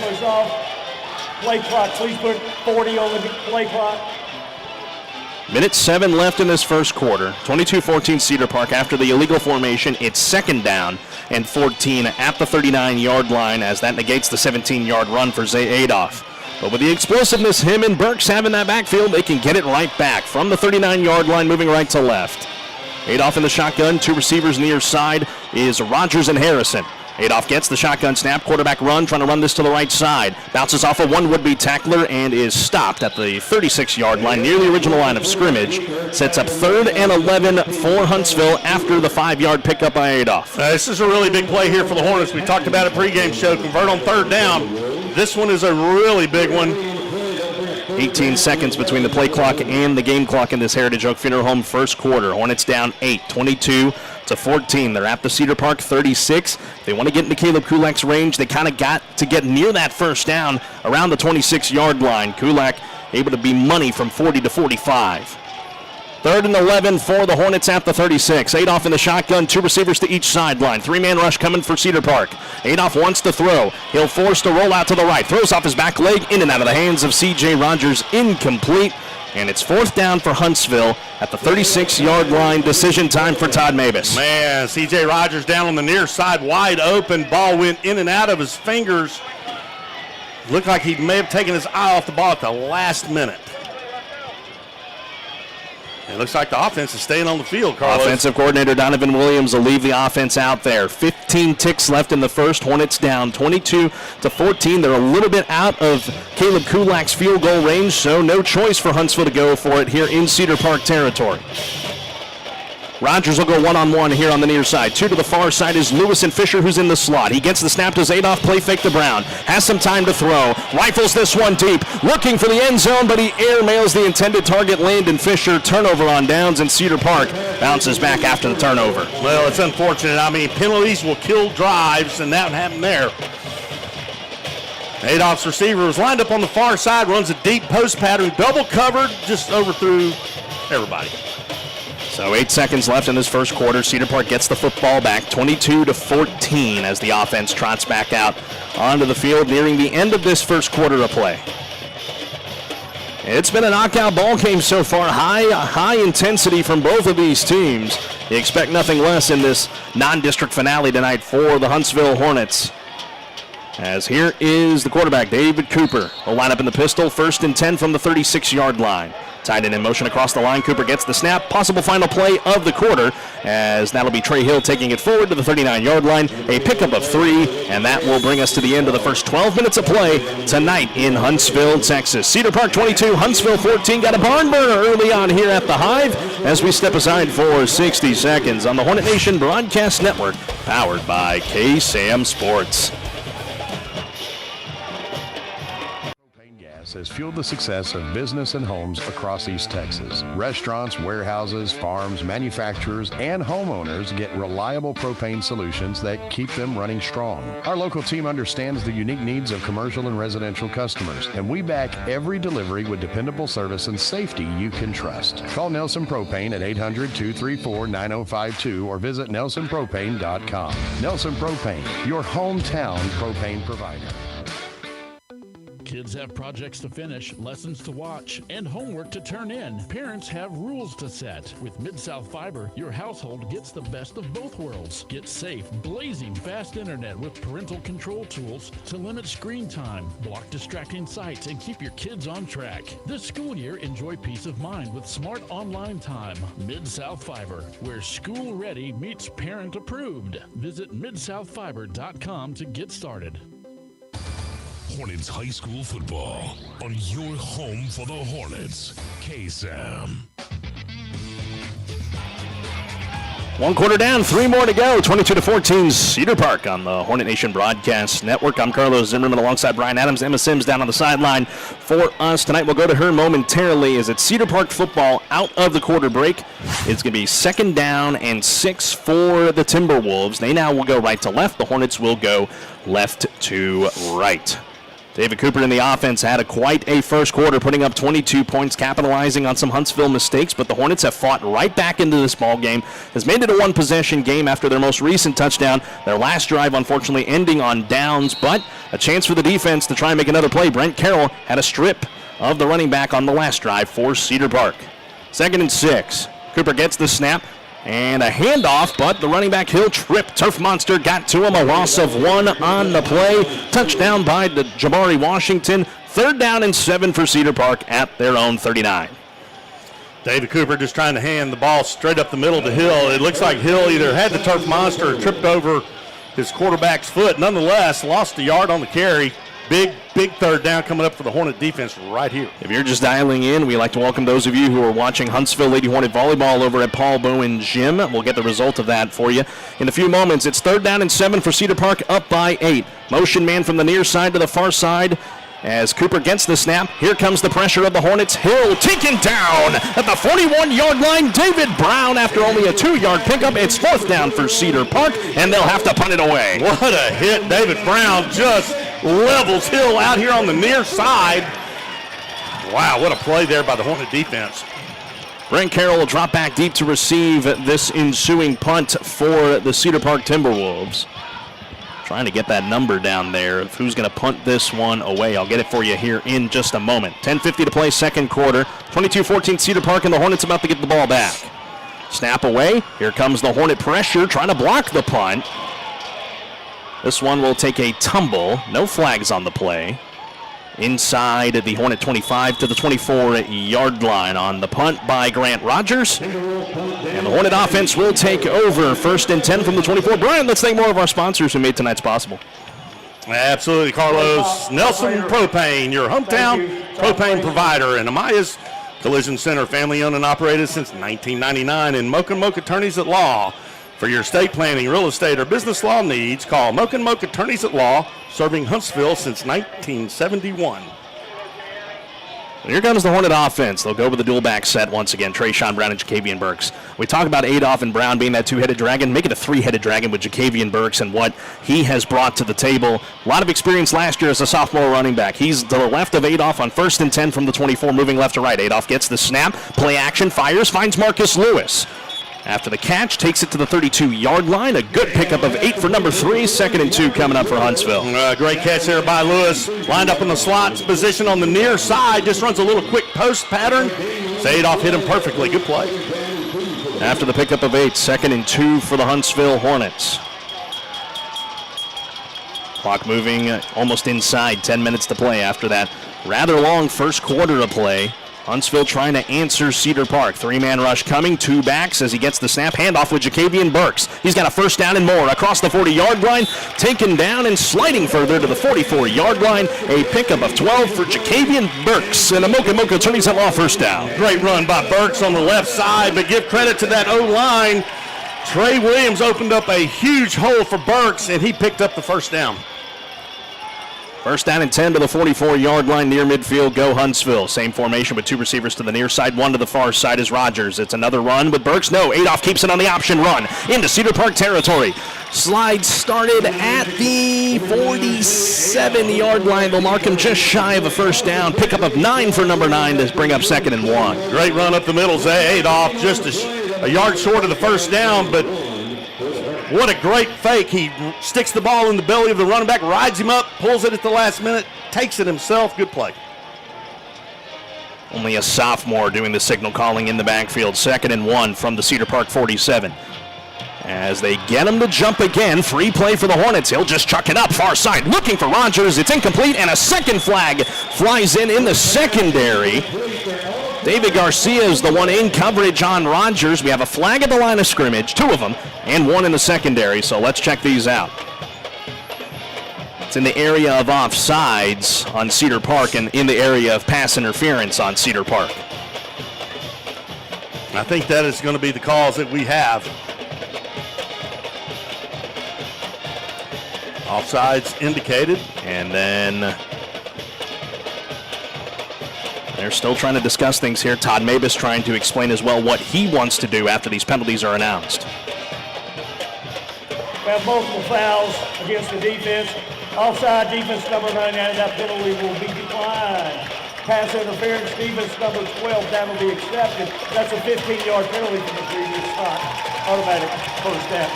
Kudos to our head judge, head referee out there explaining that one. So offside's called on Brooks Bufford.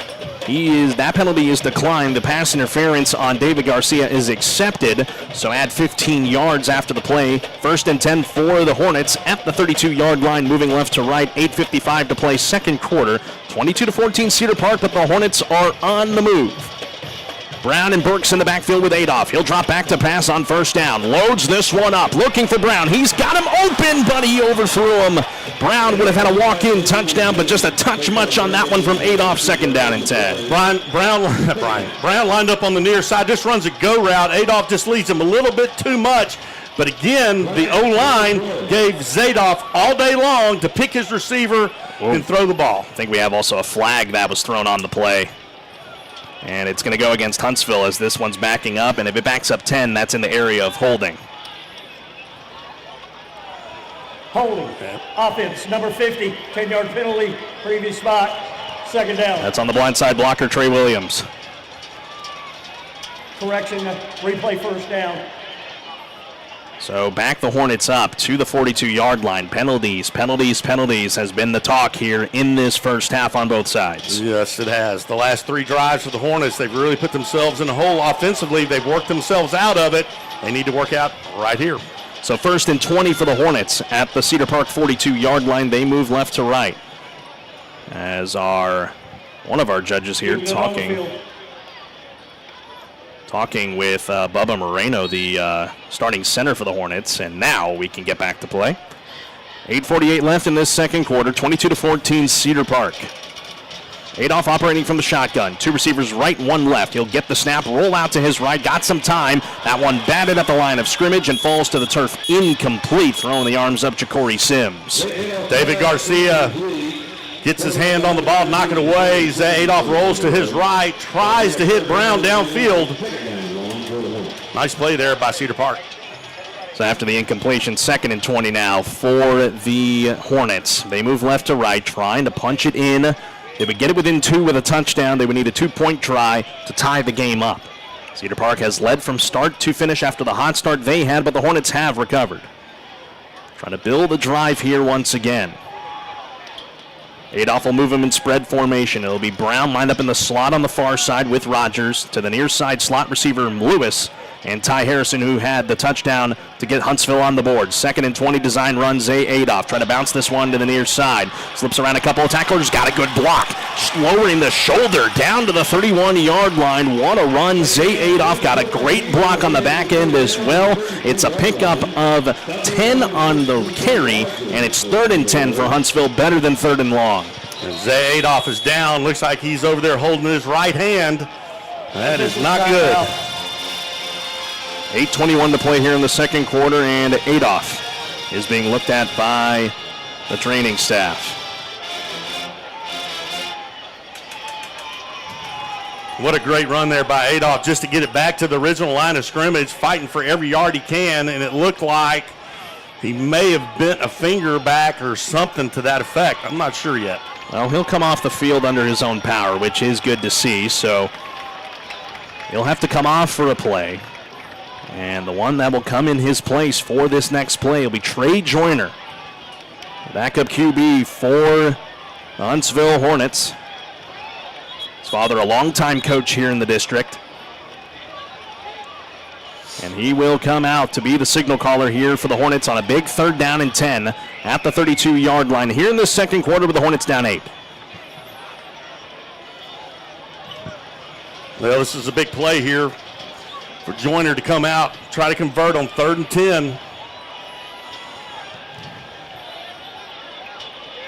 Joyner got a little bit of time in the ball game last week towards the end against the Bryan Vikings, so not his first step onto the field this season.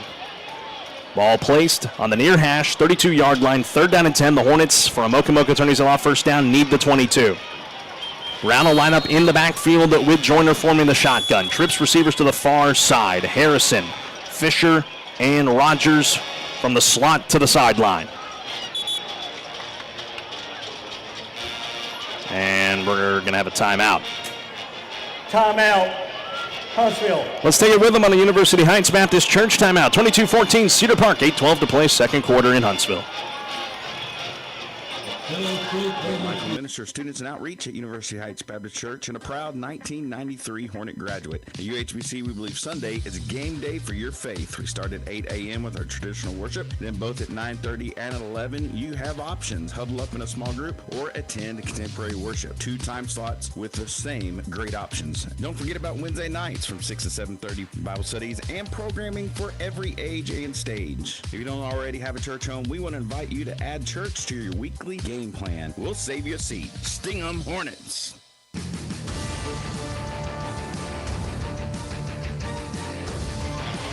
8:12 to play in this second quarter. Home opener for the Huntsville Hornets against the Cedar Park Timberwolves on the Hornet Nation Broadcast Network. Live from the Frank's Taco Station and Cafe broadcast booth, I'm Carlos Zimmermann. With me is Brian Adams. Emma Sims down on the sideline for us. We'll go to her momentarily as the Hornets have a big third down for them coming up right here. And it's going to be Luther Joyner. We call him Trey.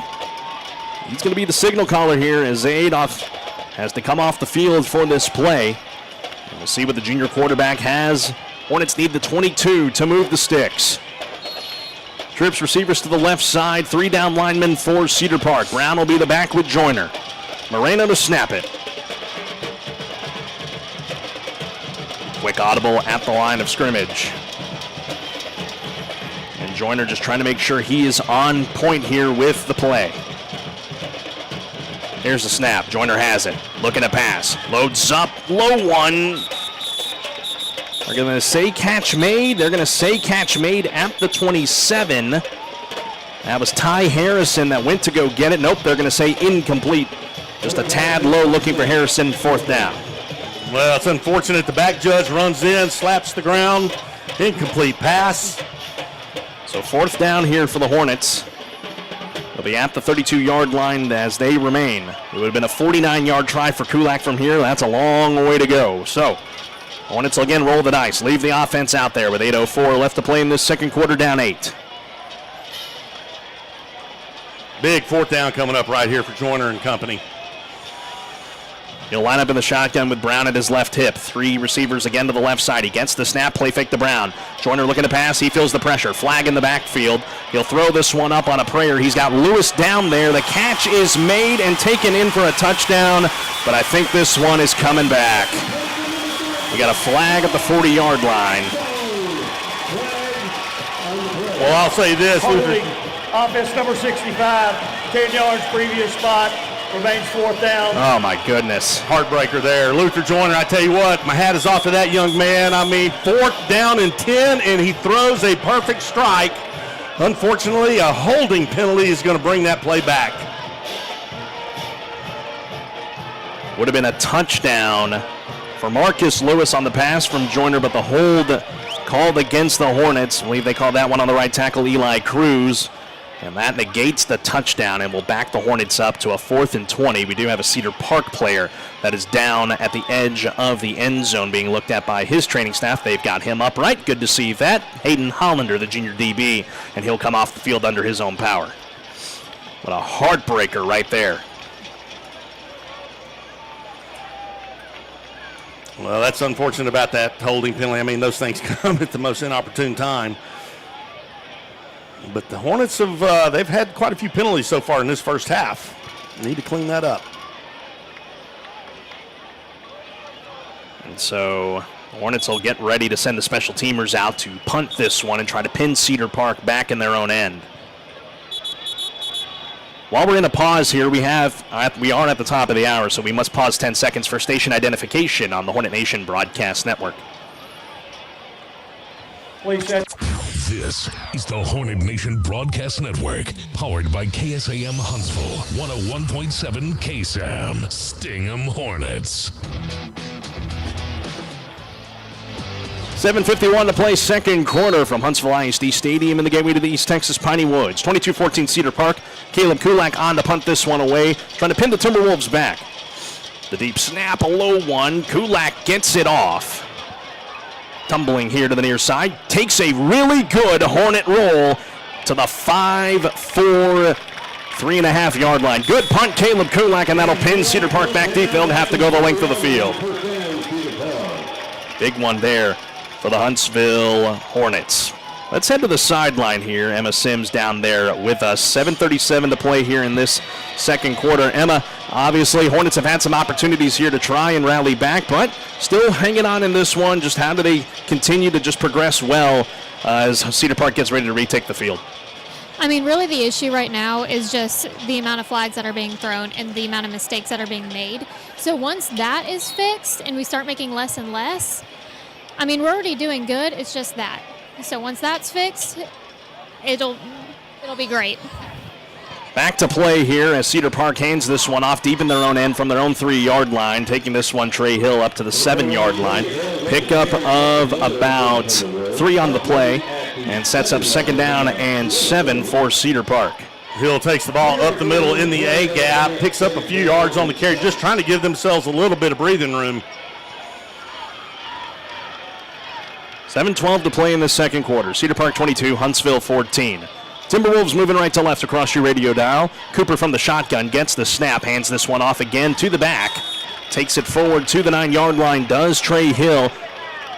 Picks up 2, 3rd down, and about 5 to go for Cedar Park. Really big 3rd down opportunity for the defense of the Hornets right here.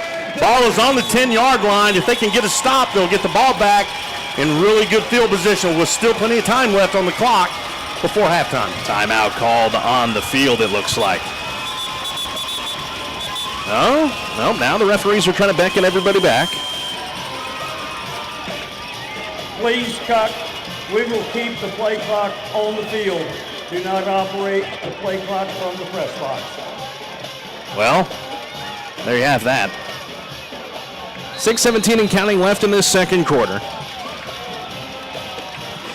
Cooper in the shotgun on 3rd down and 5 to go. They need the 14 to get a 1st down and keep the drive going. They're at the 9. Cooper in the shotgun, 2 receivers to the far sideline.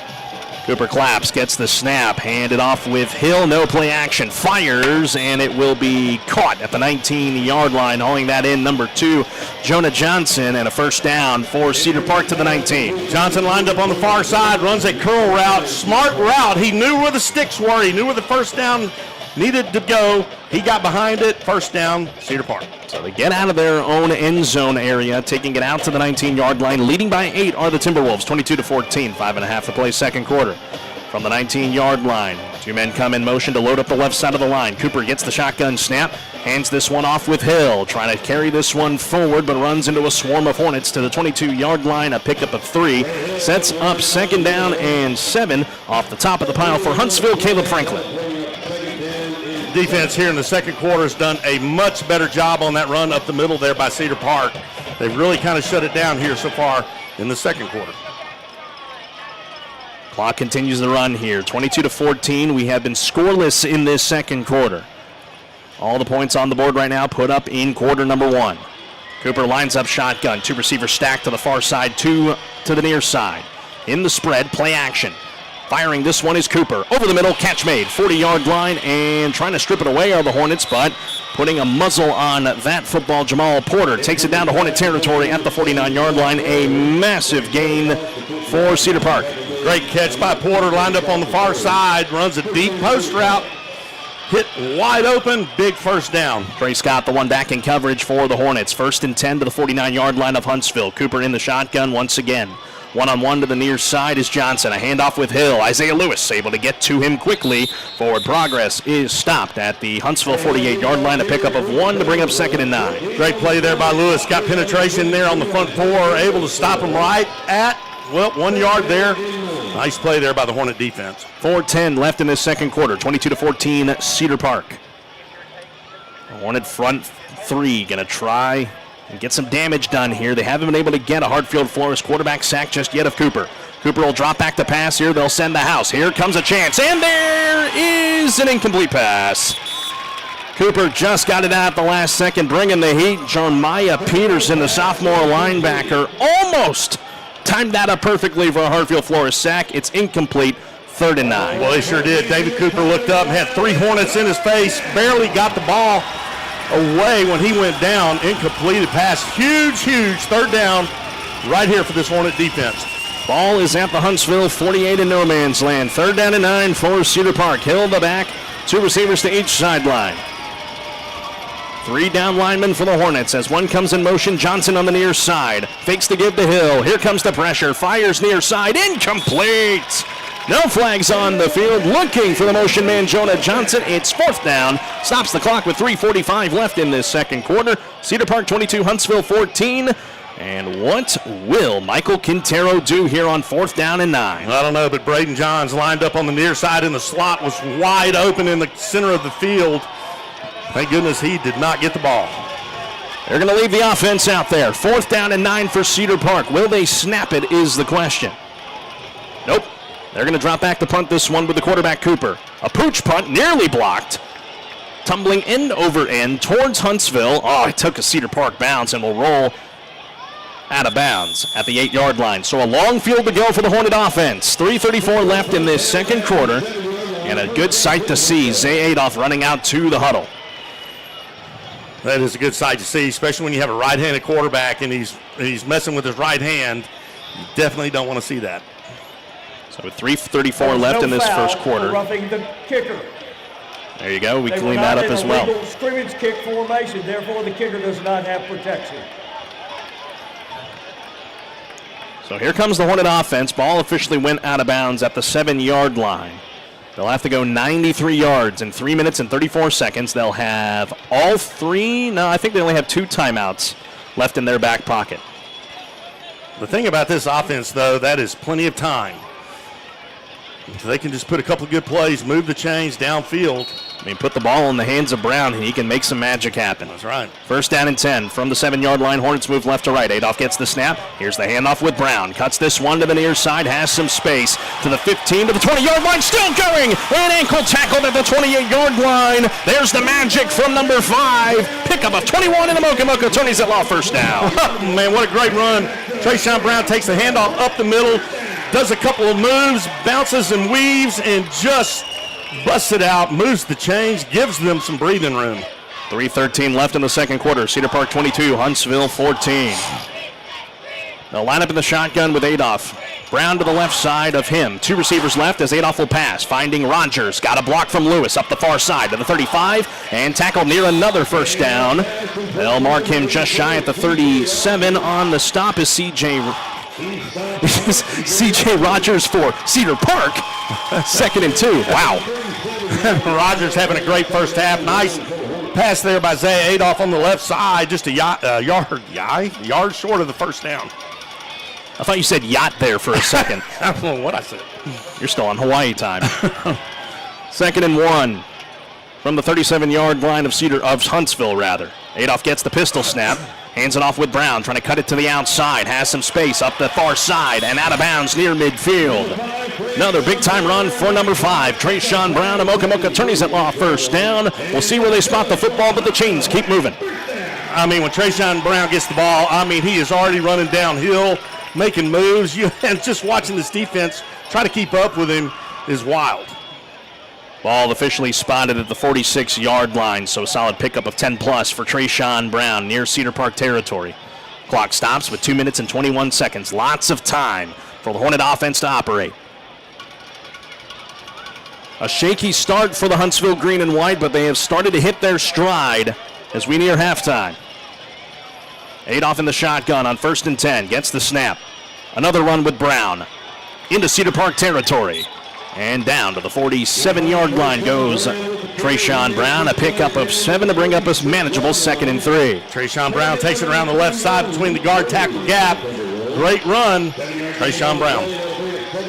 Jagavian Burks, he will come on to give Brown a play rest. And that's the 2-minute timeout. We go to the 2-minute timeout, a new feature here at the high school level.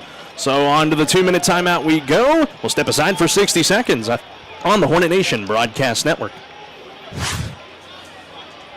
Hi, I'm Michael Murray with Murray Insurance and Financial Services. Our family agency has been representing the Huntsville and Walker County area since the 1930s. It can help you prepare for your future with your financial planning needs, along with the unexpected with life, health, long-term care, and disability insurance needs. Please give us a call at 1-800-695-LIFE. Our email is mike@murrayservices.net. Eat 'em up, cat. This is Kevin with Beckham & Jones. Don't let the heat and humidity of the Texas summer make your utility bill skyrocket. Get rid of that old, inefficient air conditioning system and let us help you stay cool with a new high-efficiency Carrier air conditioning system so you will stay comfortable in your home without the worry of high utility bills. Call 936-295-9173 today for Carrier peace of mind and for information about our filtration and air purification solutions for allergies. Your neighbor since 1946. Now that's Beckham & Jones. License number 26079C.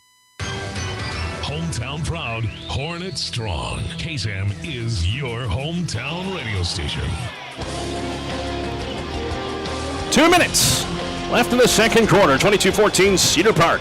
Huntsville with the football in Timberwolf territory. Here we go once again. Jacavian Burks on the run. Has space up the far sideline. 35 and down to the 30-yard line goes number 4. Taken down by Tayshawn Stewart.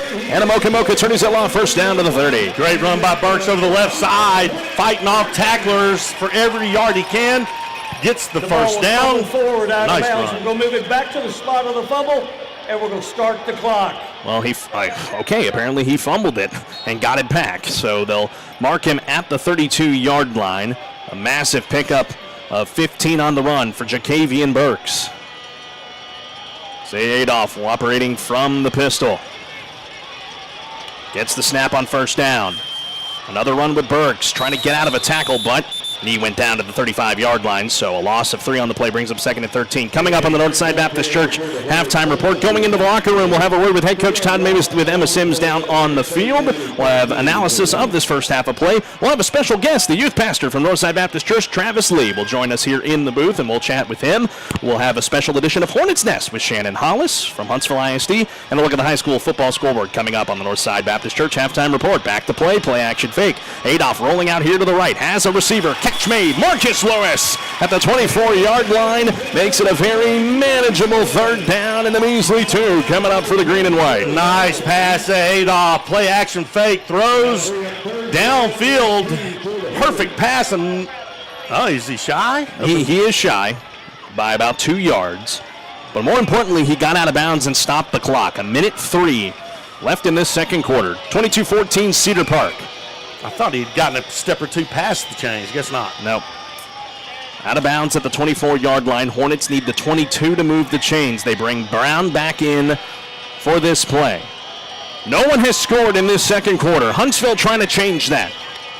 Adolph gets the snap, keeps it on the design run, cuts it back, and I think he's got enough for a first down. Indeed, he does. To the 21-yard line, another Mocha turns out first down for number 9. Great play there, Zay Adolph, to pick up that first down. With Trayshawn Brown, Zay Adolph back in the backfield, you've got a potent offense. 48 seconds left, second quarter. Hornets on the doorstep of the Murray Insurance and Financial Services red zone at the 21-yard line. Adolph with a hard count snap trying to draw Cedar Park offsides. 3 down linemen for the guys wearing white. Brown in the backfield, 35 seconds now. Adolph got to get this one going. The Hornets have 2 timeouts, but now Todd Mavis is forced to call his second timeout of the half.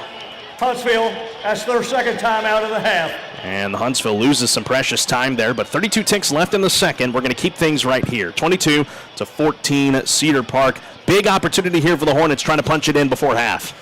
Absolutely it is. 32 seconds left. If they can punch it in right before half, they could tie it up going in to the third quarter, which they will get the ball back, will the Hornets. That's something Colton Foster and I talked about with Todd Mavis earlier this week.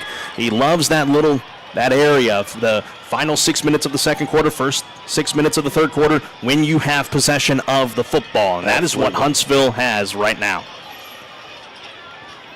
Well, you can tell the Hornet defense has really settled down from that first couple of drives there in the first quarter there by Cedar Park. That drive up the handoff up the middle, they've been able to stop that, keep Hill from breaking off any big runs. Here come the Hornets out of the timeout.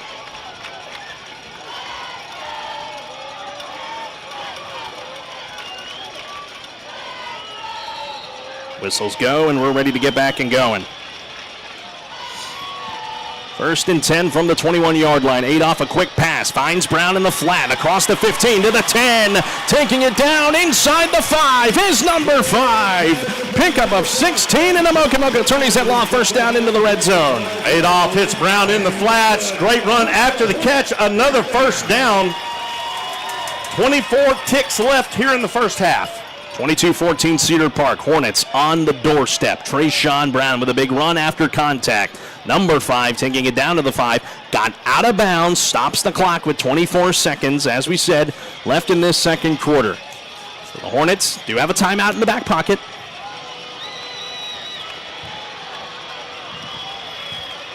And an opportunity for Huntsville. Oh, bobbled snap. Adolph has to go back and try to get after it. Turns something into nothing. Taking it up to the far side, cutting it back. And inside the 5-yard line, turns something into nothing.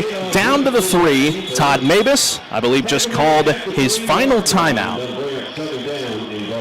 As we do have a stoppage of the clock. Cedar Park trying to sub out some personnel. What an athletic play there by Zay Adolph. The ball gets away from him. He's able to scoop it up and still get positive yards there.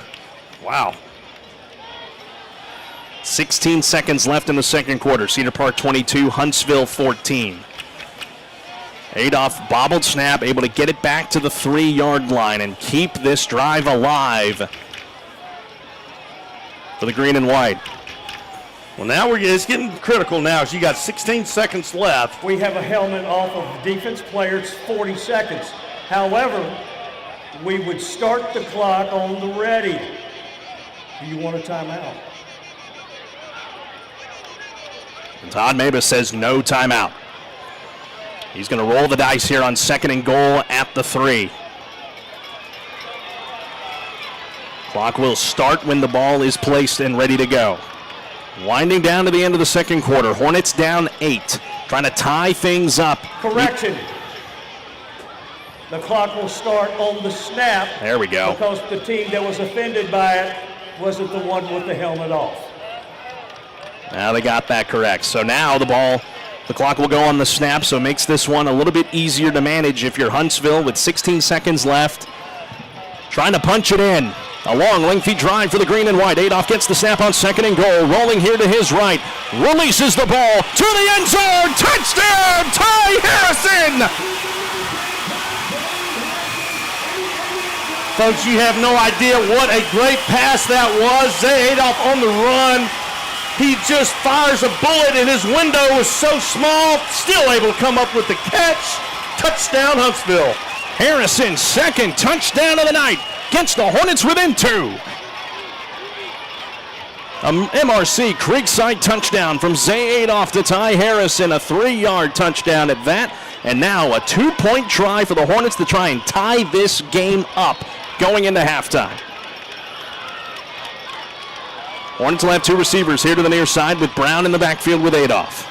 10 seconds left in the second. Adolph gets the snap, a designed run, takes it to the house. We're tied in Huntsville. 22 all. What a first half. Man, it has been a great first half of high school football here at the Hive.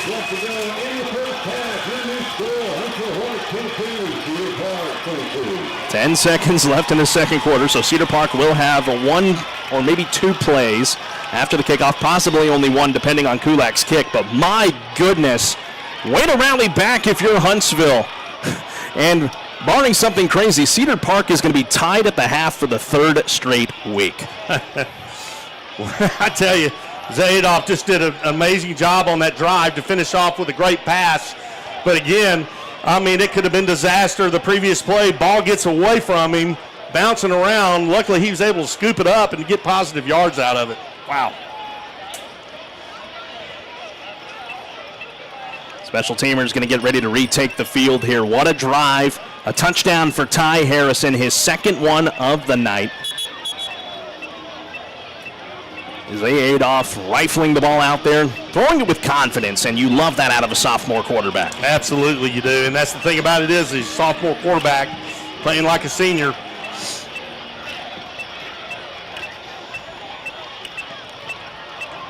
So Caleb Kulak will come on for the Diana K. Barnes State Farm Insurance kickoff. Well, the one thing that's going to be super important for the kickoff team is to stay in their lanes. Do not allow a big return here. 10 seconds left in this second quarter. We'll see how Huntsville decides to approach this kickoff from Caleb Kulak. He'll run up to the football, swing the leg. It's an onside kick, and it'll be taken at the 44-yard line here for Cedar Park. Only 1 second came off the clock, so maybe one, potentially two plays for Cedar Park before we go to half. And now what's going to be important right here before halftime is the secondary for the Hornets. They cannot allow a wide receiver from Cedar Park to get behind them and have one big play right before halftime. You know, you see the momentum, Carlos. You watch it. In the first quarter, it was with Cedar Park, and now it is shifted back into Huntsville's favor. Cedar Park looks like they're going to be in kneel-down formation, and that is exactly what they're going to do. So only one team scores in the second quarter. It's the Huntsville Hornets, and they have tied this game up 22-22. What a first half in you and I's first game and Emma's first game here. What a way to do it. Emma Sims is standing by on the sideline. Todd Mavis is getting the headset collected here, and he will get ready to meet Emma at the edge of the 10-yard line here in just a few moments. But what a first half for the Huntsville Hornets, 22-22, battling back here against the Cedar Park Timberwolves as we get ready to dive into halftime. As Officer Hurst and Emma Sims, they are standing by. Down to Emma. She's with Todd Mavis. All right, fight back during this quarter. Late touchdown. What are some things that you like about the fight in your team, and what are you looking for coming out of halftime? I mean, we certainly had a first quarter where we had zero momentum, and to be able to respond competitively like that, I mean, that's our guys are very competitive, but we certainly can't dig ourselves in a hole like we did. All right, thank you, Coach. Thank you, Emma, with Todd Mavis as he heads to the locker room, tied at 22 here in Huntsville, Texas. The Northside Baptist Church halftime report comes your way next on the Hornet Nation Broadcast Network, powered by KSAM Sports. Be back in 3 minutes. Means it's officially pretzel bun season. Go pretzel picking at Chick-fil-A Huntsville. Enjoy your favorite boneless breasts of chicken on a toasted pretzel bun with cheddar cheese, applewood smoked bacon, lettuce, tomato, and creamy Dijon mustard sauce. Available for a limited time at your Huntsville Chick-fil-A. Delicious! Now the Cherry Berry Bunch is back for fall. Add cherry to your favorite Chick-fil-A beverage made with natural cherry and berry flavors. Football and Chick-fil-A, the perfect combo. Avila's Luxury Barbershop in Huntsville is family-owned. They offer a premium grooming experience, specializing in men's, women's, and children's haircuts. They ensure impeccable styles for every customer, whether you desire a classic cut, a stylish fade, or a meticulous hot towel shave. Avila's Luxury Barbershop transcends the ordinary to create an unparalleled sanctuary of relaxation and rejuvenation. Open Monday through Friday, 9 to 7, and Saturdays, 9 to 5 at 168 Colonel Etheridge Boulevard. For over 40 years, Nelson Propane Gas has fueled the success of business and homes across East Texas. Restaurants, warehouses, farms, manufacturers, and homeowners get reliable propane solutions that keep them running strong. Our local team understands the unique needs of commercial and residential customers, and we back every delivery with dependable service and safety you can trust. Call Nelson Propane at 800-234-9052 or visit nelsonpropane.com. Nelson Propane, your hometown propane provider. Who's ready for some football? Here at Wiesner Chevrolet in Huntsville, football season kicks off the best deals of the year. Hi, folks. Clint Mack here with Wiesner Chevy in Huntsville. We've got great deals on the 25s. Come in and get a 1500 crew cab starting at only $39,890, or Chevy Trax starting at only $21,895. Want to go green? We've got the Chevy Equinox EV starting at only $39,995. But you need to hurry to Wiesner Chevy in Huntsville to take advantage of these great deals before they're all gone. Visit us online at WiesnerHuntsville.com. Wiesner is home of the bottom line. Exceeding all expectations for 3 generations. You can call us day or night. McWilliams, we're the ones you trust, so count on us to come out and fix things right. When your plumbing is slow or your AC goes, we've got the best service round by far. Visit callmcwilliams.com. McWilliams, we're not coming. proud supporter of Huntsville High School. Danny Doherty State Farm in Huntsville covers all your business, auto, home, life, and renter's insurance needs. Call or stop by the office and get a quote today. They will find the right policy to fit your needs. Call Danny Doherty State Farm Insurance at 936-295-2067. That's 936-295-2067. Or visit them at 2914 Montgomery Road in Huntsville. This is the Huntsville Hornets High School Football Halftime Report, sponsored by Northside Baptist Church. Here's Carlos Zimmermann, Brian Adams, and Emma Sims. Welcome back, ladies and gentlemen, here to Huntsville ISD Stadium on the Hornet Nation Broadcast Network. We are tied at 22-22 here between the Cedar Park Timberwolves and your Huntsville Hornets as we welcome you to the Northside Baptist Church Halftime Report. I'm glad to have you with us. Brian Adams is currently on a potty break, so it'll just be me here for a few moments. Travis Lee from Northside Baptist Church will be joining us here momentarily as well. But what a first half for the Huntsville Hornets. Started off a bit slow there at the beginning. Cedar Park got out to that early 15-0 lead, but the Hornets didn't let that waver them. They battled back in a big way to tie this game up at 22-22 as I'll welcome in my broadcast partner Brian Adams here in just a few seconds. And I'll also welcome our halftime guest, a good friend of mine, from Northside Baptist Church in Travis Lee. B.A. Travis, welcome here to the halftime show. I mean, let's talk football first. What a first half. Hornets come out a little bit slow, as I was just saying there with the audience that was just tuning in, and they battled back in a big way. B.A., I'll start with you. What an incredible first half. You know, it was Cedar Park in the first quarter, and the defense for the Hornets settled down in the second quarter, and the offense was alive and well, and, man, we got a heck of a ball game. Oh, man. Yeah, I'm trying to get my heart rate down right now. That, we talk about mental toughness all the time, and that's constantly what coaches preaching with these kids. And when you go down quick like that, and it's like, 2.5 minutes into the game, and they've scored twice, and we're reeling, we're trying to figure it out. The question is, what's the 5 inches between the ears? Like, are we going to be able to sustain that? Are we going to allow the pressure to get to us? Or are we going to fight back? And so I was so proud of those guys on the sideline. Every single one of them they were ready to fight back. They were ready to give them a punch. And man, to end the half like that was amazing. That was awesome. Indeed it was. Zay Adolph having a great first half, just getting out of the gate slow, but then picked it right back up where we know he's gonna thrive in. So proud of him. For a 15-year-old, that's maturity. I told him down there, I said that was the best half of football I've ever seen him play.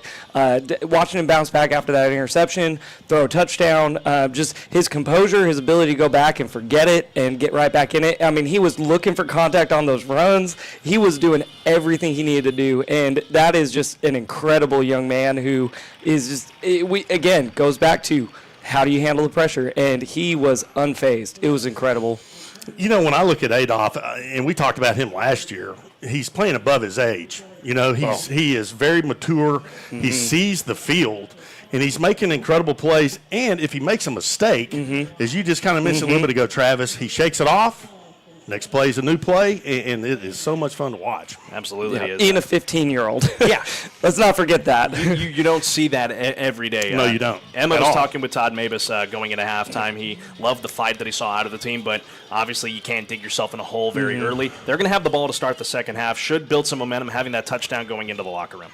Yeah, I think I was talking with Dr. Shepard for a second. I said I've never been more confident with an 8-point deficit than I was in that moment. I was like, all the momentum was us, and that sideline is fired up. And I guarantee you, knowing Coach Mabus, they're not losing any of that fire. He's probably pouring gasoline on it, and I bet we come out hot. Well, you know, that's the neat thing. We're going to have the ball starting out in the third quarter, and we have the momentum on our side. And momentum is something Carlos and I talk about it every game, every year, and it is amazing when the momentum leaves you. there is absolutely nothing you can do to get it back. It will take its course. When you have the momentum, there's absolutely nothing you can do wrong. And we're talking about the offense a lot, but let's talk about the defense, too, standing tall in that second quarter. Cedar Park did not score whatsoever. I mean, a big interception for Brent Carroll earlier on in this game, and they started to play well after those early jitters. And what were you seeing on the sideline from the defense? Yeah, I think once they were able to settle down and they saw some success, they were moving fast. And that's the way this defense is built this year. It's very much a read and react. They are going off of keys. They're going off of cues. So they're not necessarily looking at play calls as much as they are responding to what they're seeing. And so these players are being expected to see more and do more. And so it really was just saying, hey, guys, slow it down, look at what you're seeing, and react to it. And, Coach is coaching them up, and they are just doing a great job with that. But I was talking with Jaden Bradford, and I was like, listen, they scored the first 3 possessions. They haven't scratched y'all since then. And he's like, yeah, we've got this game. Like, he is confident in that. And it's cool to watch these boys go, we can take a hit, and we can get back up, and we'll hit back. I love it. That's that Hornet confidence they've seemed to have always had. You know what? And a lot of it is the confidence level when you walk out on the field before the first kickoff. If you know you can beat that team, that team knows it. Yeah. And I tell you, man, I've seen it happen time and time again. That confidence level from the Hornets is amazing. Well, and we cannot overstate. It's a home game, and we've got an amazing crowd. We've got our cheerleaders, GGs, the band, everybody. Like, this is an atmosphere that these guys thrive on. You want to talk about, like, a Brent Carroll or a Jabari Washington. Like, when it gets loud, they get going. And so it is so cool to watch that and just see how they are reacting to the environment and living up to the expectation. And on the flip side of this coin for Cedar Park, they're wondering what the heck just happened. And Hornet football, exactly. That's what just happened. There you go. This is 3 weeks in a row now that they are tied at the halftime break with their opponent. Harker Heights, Vandegrift, and now Huntsville. And so obviously they're going to try to make their adjustments going to the locker room here. So it's been an exciting first half. Started slow, but has picked up, and we're seeing some Hornet football down there on the field. Let's step aside and take a quick break, and we'll put the football aside for a second. And with Travis Lee joining us here from Northside Baptist Church, we'll dive into his ministry, the youth ministry at Northside, here in a moment on the Hornet Nation Broadcast Network. Halftime is an opportunity for teams to rest from the events of the first half and get a plan for the future of the second half. Broadcasters are busy analyzing what has already happened, while coaches are planning strategies and making changes, but the final score is yet to be determined. We want a Hornet victory in the future. Life is a lot like a football game. We all have a past that we cannot change, and we don't know what the future will bring. There's something unique about life in the future. Jesus is already there. You can trust him with the plan of your future life. I'm Regan Cooksey, pastor of Northside Baptist Church. Are you listening? This is the Hornet Nation Broadcast Network on KSAM. Welcome back, ladies and gentlemen. This is the Northside Baptist Church halftime report as we are tied here at the halftime break, 22-22, Cedar Park and the Huntsville Hornets. Joining us here in the booth with me and Brian Adams is the youth pastor at Northside Baptist Church, Travis Lee. Travis, I think this has become a tradition at this point. First home game, and you are our first guest of the year. We're glad to have you up here, my friend. Let's talk ministry. It's been an awesome year for Northside students. I'm blessed to be one of your small group leaders at Northside alongside some incredible people, including yourself. Just give our listeners just an insight into what this year's been like here at Northside students. Yeah, no, and I'll tell you, I told you this before, I think I'm more blessed by you than you are by me. But no, we're having an amazing year. It's cool to watch our ministry grow, just the different reach that we get to have. Northside is known for being involved in the community, known for being around and serving people and loving people as best we can, however we can. So within my role, I get a unique aspect where I focus in on our junior high, senior high ministry and our community as a whole. So we do a lot at the church. Obviously, we've got a robust ministry with our 6th through 12th graders. We do Wednesday nights, Sunday mornings, different activities throughout the week. We mentor kids, do Bible studies. But I am blessed because my church family understands that ministry happens outside the walls. It's not necessarily the building. It is people, and it's where we go. And we also understand that to reach people, you have to go to where people are. So a big part of what I get to do is I get to be involved in the schools. So I get to come to Huntsville High School, Mance Park, and I just get to love on kids. I do lunch duty at Mance Park. I'll do the FCA, which is Fellowship of Christian Athletes, which is an amazing organization that goes into different schools and different sports teams and does a Bible study and different devotions. So I get to do that. I work with a mentorship program that we do at the high school with the counselors called HIP, Huntsville Influencer Program, where we pair upperclassmen and underclassmen together, and I get to just kind of mentor the mentors, if that makes sense.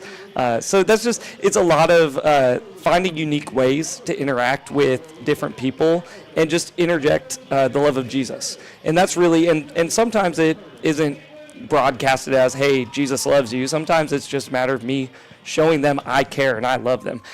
Honest to goodness, one of my absolute favorite ways I do that is with this football team. The coach has been so open to me being around at practices, just engaging with the guys. Myself and BJ McMichael, we get to do devotions before the games for our sub-varsity and our varsity team. We get to pray with the guys. We get to be on the sideline and just kind of ramping them up. Basically, we're the hype man. And then, if a kid needs to have a conversation, we're there for them. And so it's just a way we get to serve the coaches, but also the kids. And so that's really, ministry in a nutshell is how do we love people well? And Northside has got a really great reputation of loving people well. And my goal is within the youth side, the 6 through 12 graders, we want to love our kids so well that, we're synonymous with Jesus. What you got, young people, I know Carlos, I keep up with Carlos when he went on the mission with you guys, and he was one of the counselors, and just being this positive influence in young lives, how does that make you feel and that kind of thing? Well, to God be the glory. It is truly, and I say that sincerely, it's not a catchphrase. God is the one doing this. I have limited ability. I have limited energy. I've got limited potential to do things. But God has put me in a place where I get to do a lot of things that other youth pastors don't even get to do. And so he's just been so good that he has opened up doors, and I get the opportunity to be that person that he's using to do it. Because, heart change, we say this all the time, and this is absolutely 100% true. This is biblical truth. Hearts don't change because of people. Hearts change because of God. And so I just get to be the person that God gets to say something through that hopefully changes some hearts. Wow. That's amazing. Absolutely. Travis, real quick, there is an awesome opportunity for Huntsville ISD students coming up a week from Wednesday. After the homecoming parade, I'll let you talk about that. Yes, this is maybe one of my most exciting things that Coach has decided to do, and I'll give a little backstory because I think this is awesome.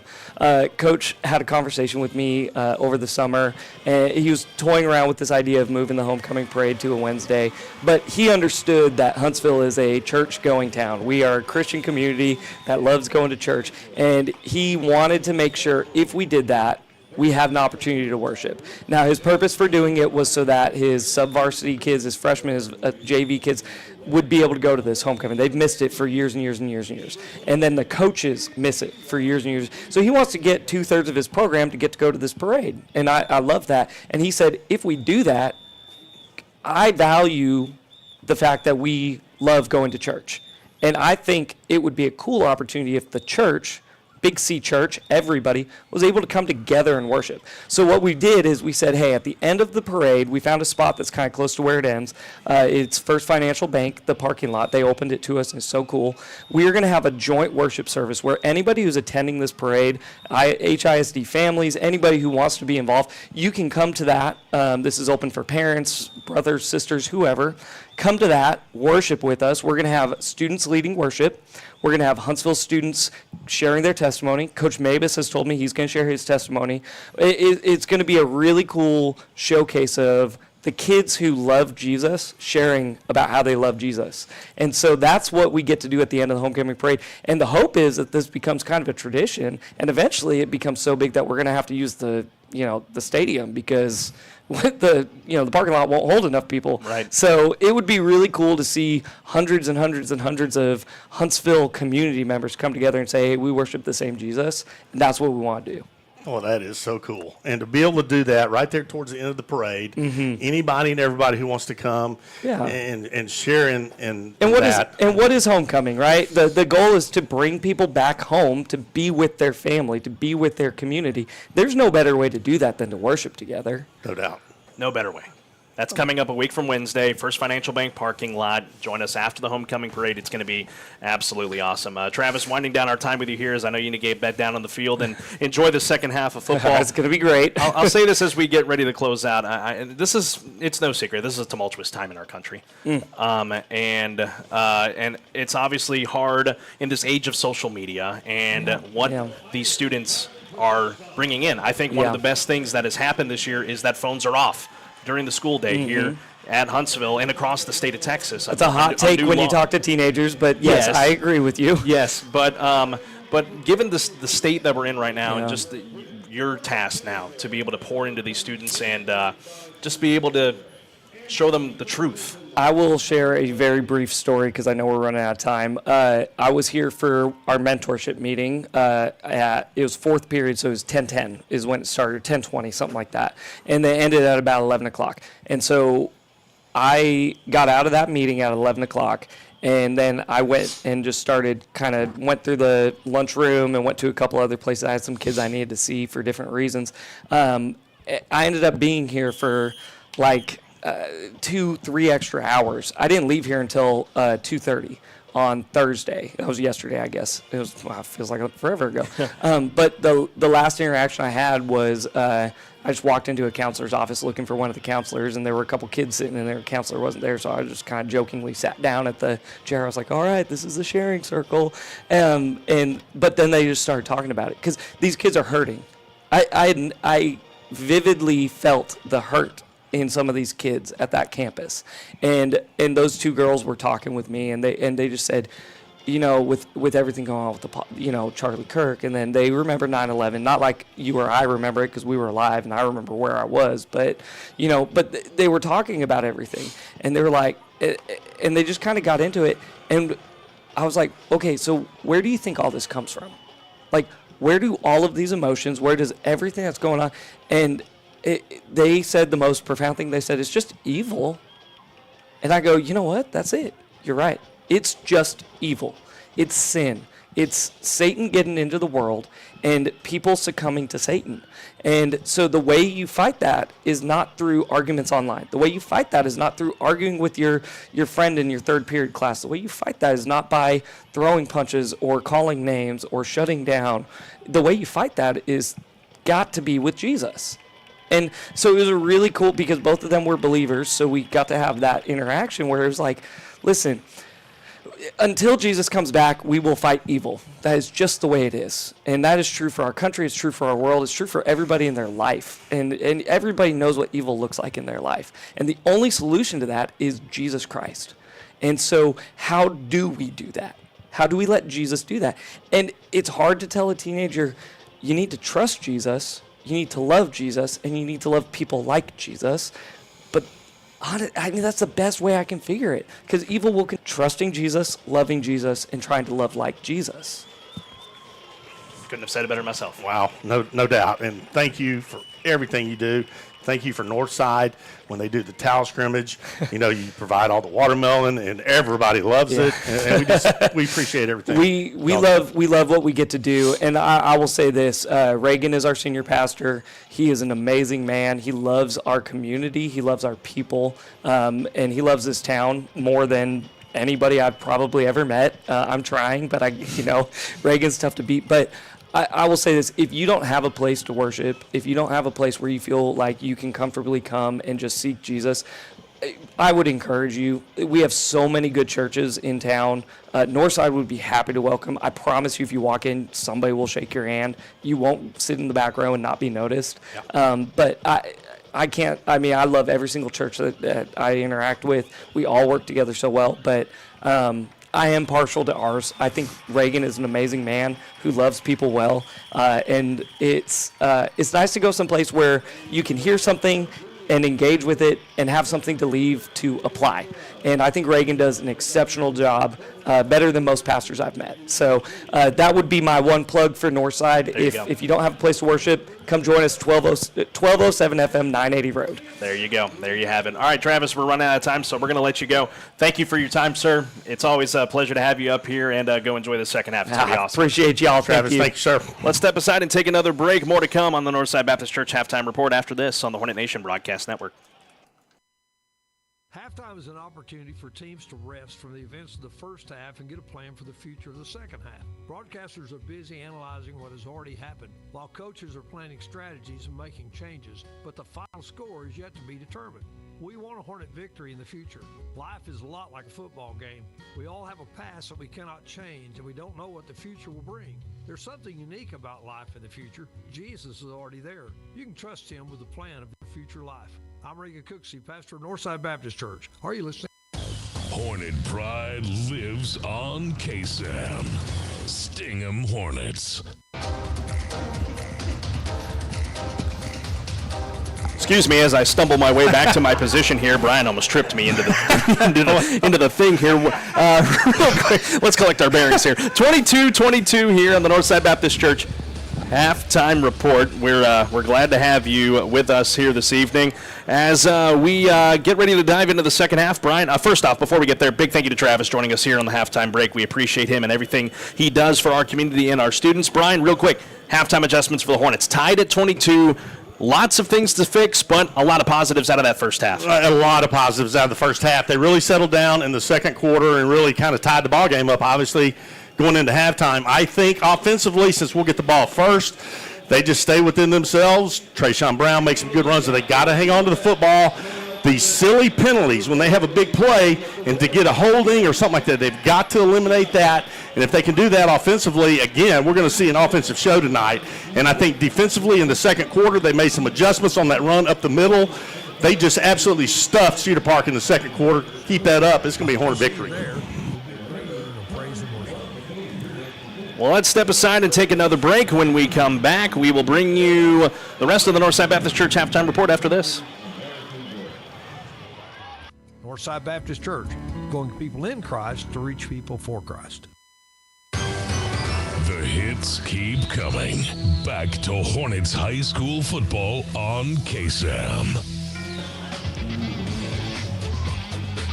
Apologies for the technical difficulties, ladies and gentlemen. We're back on the Northside Baptist Church Halftime Report. We're at halftime, 22-all between Cedar Park and your Huntsville Hornets. What a battle it had around the District 8 Region 2. Got them for you now. West Fork down to Eisenhower, 21-17, third quarter, 3:47 to play there. Montgomery all over Elgin, 31-0 at the halftime break. Dayton's up 14-0 on Porter with 7:34 left in the third quarter there. Straight Dead Jesuit leads Lake Creek 15-11 with 7.5 to play in the third quarter there. Port Neches Groves is up on LaPorte 21-7 with 7.5 to play in the third quarter there. Of course, we're tied at half here. Nederland and Silsby, it's 14-7 Silsby at the halftime break, and Huffman Hargrave is all over Splendora. They're going to halftime in a 41-14 ball game. That's your look at the high school football scoreboard, and that will conclude the Northside Baptist Church Halftime Report. When we come back in 60 seconds, we'll bring you the second half of play. Cedar Park, Huntsville, tied at 22. We're going to have a banger of a second half coming your way after this on the Hornet Nation Broadcast Network.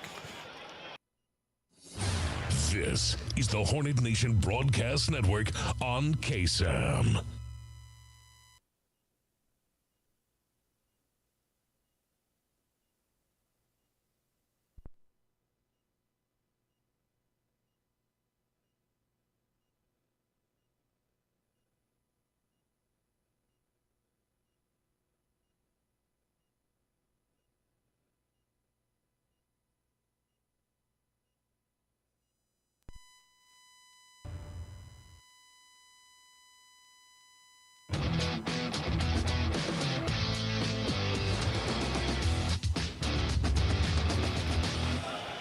All right, time to get back at it, ladies and gentlemen. Tie game, 22-22, Cedar Park and Huntsville on the Hornet Nation Broadcast Network. I'm Carlos Zimmermann alongside Brian Adams. Hey, let's send it down to the third member of our crew, Emma Sims. What a first half it was for the Huntsville Hornets. Let's get Emma's halftime adjustments here going into this second half of play. Emma, I know you're having a blast down there on your first night with us in a year and a half down on the sideline. Just some thoughts going into the second half for the green and white. I mean, like I've been saying, this atmosphere is amazing. And like I said earlier, the flags are what is killing us. If we can just stop making all these little mistakes that we're making that we know we're better than, then we're going to come out with a win. Granted, that last touchdown and making that 2-point conversion was amazing, but we do need more of that just to make that win by the end of the game. There you have it, a chance for the Huntsville Hornets here. They're going to have the ball to start this second half of play, Brian. That is absolutely huge. A chance for them to double up and take their first lead of the night. It really is. You go into halftime, you score a touchdown, convert 2 points, tie the ball game. The momentum is all on your side. And then to get the ball to start the third quarter, I mean, it is all in Adolph's and company's hands to march it downfield and continue this amazing advantage. As the special teamers will head out on to the field. Chance here for Cedar Park to boot this one away to Huntsville. Alejandro Hernandez will get ready to send this one away. The two back deep to receive, Landon Fisher and Trayshawn Brown. Well, you know, Emma said it pretty well. I mean, if they can eliminate the mental mistakes and the penalties, I mean, the Hornets, they will get a victory tonight. Hernandez puts the boot to it, a floater that'll end up in the midst of Landon Fisher. A chance to return here for Fisher to the near side, popped at the 30-yard line. So a decent return there for number 7 as he will set up the Hornets in decent field position right out of the gate. They need to go 70 yards to take their first lead of the night. Really nice return there by Fisher. Again, to start the drive on the 30-yard line. Adolph and company, they're going to have plenty of room to operate. 70 yards to go for a touchdown. Well, let's see if they don't get Trayshawn Brown involved early or if they start airing it out. Let's dive into the Amayas Collision Center third quarter of play here tonight. Live from the Frank's Taco Station broadcast booth, Carlos Zimmermann, Brian Adams, and Emma Sims with you tonight. As the Hornet offense, they take over. Zay Adolph will line up in the shotgun. Brown the back and 2 receivers to the left side. Adolph gets the snap, rides up. Brown on the run, making a couple nice shimmies. Now trying to have to cut it back. Spins out of a couple of tackles and turns something into nothing. A flag flies in from the far sideline. Judge pick up a 3 for 2nd and 7, but let's check the penalty. Trayshawn Brown takes the handoff, tries to go around the outside, tries to cut up. Nothing there. Flags fly. Probably in the area of holding, I would guess. Came in from the far sideline, Judge, so that's what we're... Holding, offense. There it is. Number 84, 10-yard penalty, previous spot, replay first down. It's going to be on the senior wideout, C.J. Rogers, that's called for the hold, and Emma alluded to it right there. The flags have been a thing of question tonight, but Huntsville has been able to bounce back more often than not when those flags happen. They really have, but you know what? They can't keep doing it. You put yourself way behind in a hole. And when you play good teams, they make you pay for your mistakes. So first down and 20 now for the Huntsville Hornets. They move left to right across your radio dial at their own 23-yard line. Brown again in the backfield with Adolph to form the shotgun. 2 receivers near side as he gets the snap. Handoff with Brown and slips out of a couple of would-be tacklers and takes it up to the 27-yard line. That's a pickup of 4. Bring up 2nd down and 16 for the Hornets. Straight handoff up the middle. Trayshawn Brown picks up some of the yards lost there on that penalty. Correction, 2nd down and 13 as he picked up a little more than we had anticipated, up to the 27-yard line. Hornets need the 40 to move the chains. 10:57 to play in the Amayas third quarter to play. Tied at 22 here between Cedar Park and Huntsville. Adolph now operating from the pistol. 2 receivers tucked here to the near sideline as the Hornets go left to right. A bunch formation on the left side of the offensive line next to Williams with 2 tight ends. Adolph gets the snap. Another run with Brown, trying to cut this one over the middle of the field, bouncing off of more would-be tacklers. Forward progress takes him to the 33-yard line. A pickup of 6 and makes it a manageable 3rd down and 7 to go for the green and white. Nice run up the middle. Trayshawn Brown again picking up some of those yards lost on the penalty. 3rd and long, really big down coming up here for the Hornets. Hornets need the 40 to move the chains. Tie game at 22-22 as the Hornets have the ball to start this third quarter of play. Brown again in the backfield. They'll go spread formation with 2 receivers to each sideline. Cedar Park jumps. Flag flies in. Now they're going to blow the play dead. They blow the play dead instead. And they're going to call encroachment on Cedar Park is the initial signal. Part of the snap with contact, offside defense, number 92, 5-yard penalty. That's a huge break there for the Hornets. That's on Lucas Bratton, the junior D lineman for Cedar Park. So instead of 3rd and 7, it's 3rd and 2, a much more manageable 3rd down for this high-powered Hornet offense. Tied at 22 inside 10 minutes to play, EMI's 3rd quarter of play. 3rd and 2 as Adolph operates from the shotgun. They'll change things up at the line of scrimmage. Just got to get it 6 feet to keep the drive going. Adolph claps, gets the snap, design run around the left side. It's got the first down and more. Across the 40 and spun down at the 43-yard line. Pick up a 5 and a Mocha. Tony's at law, first down for Adolph. Yeah, nice play there by Zay Adolph. He just takes it himself around the left side, picks up the first down, moves the chains, and that's something we talked about before this ball game started. Move those chains down the field, and the Hornets are doing a good job of that. Hornets on the doorstep of midfield. 9:26 to play in the EMI's 3rd quarter. Tied at 22 between Cedar Park and the Hornets. Adolph will operate alone in the backfield. Trips to the near side. Singletary lines up in the slot, a part of that triple package. 2 to the far side with Brown in the slot. Adolph gets the wide snap. Fires to the tight end, Singletary. He's got it into Cedar Park territory. Still on his feet. He's got more than enough for the first down. The offensive line, the cavalry, if you will, coming in to try and push him forward more. Give him 11 for the first catch of the night for Jarius Singletary and a Mocha. Attorneys at law, first down to the 46 of Cedar Park. Great catch and run after the fact. Jerry Singletary, 6'4" tight end. I mean, a huge target. Adolph hit him perfectly. Again, the Hornets moved the chains. Inside 9 minutes to play now in this 3rd quarter, tied at 22. 1st and 10 for the Hornets at the Cedar Park 46, moving left to right.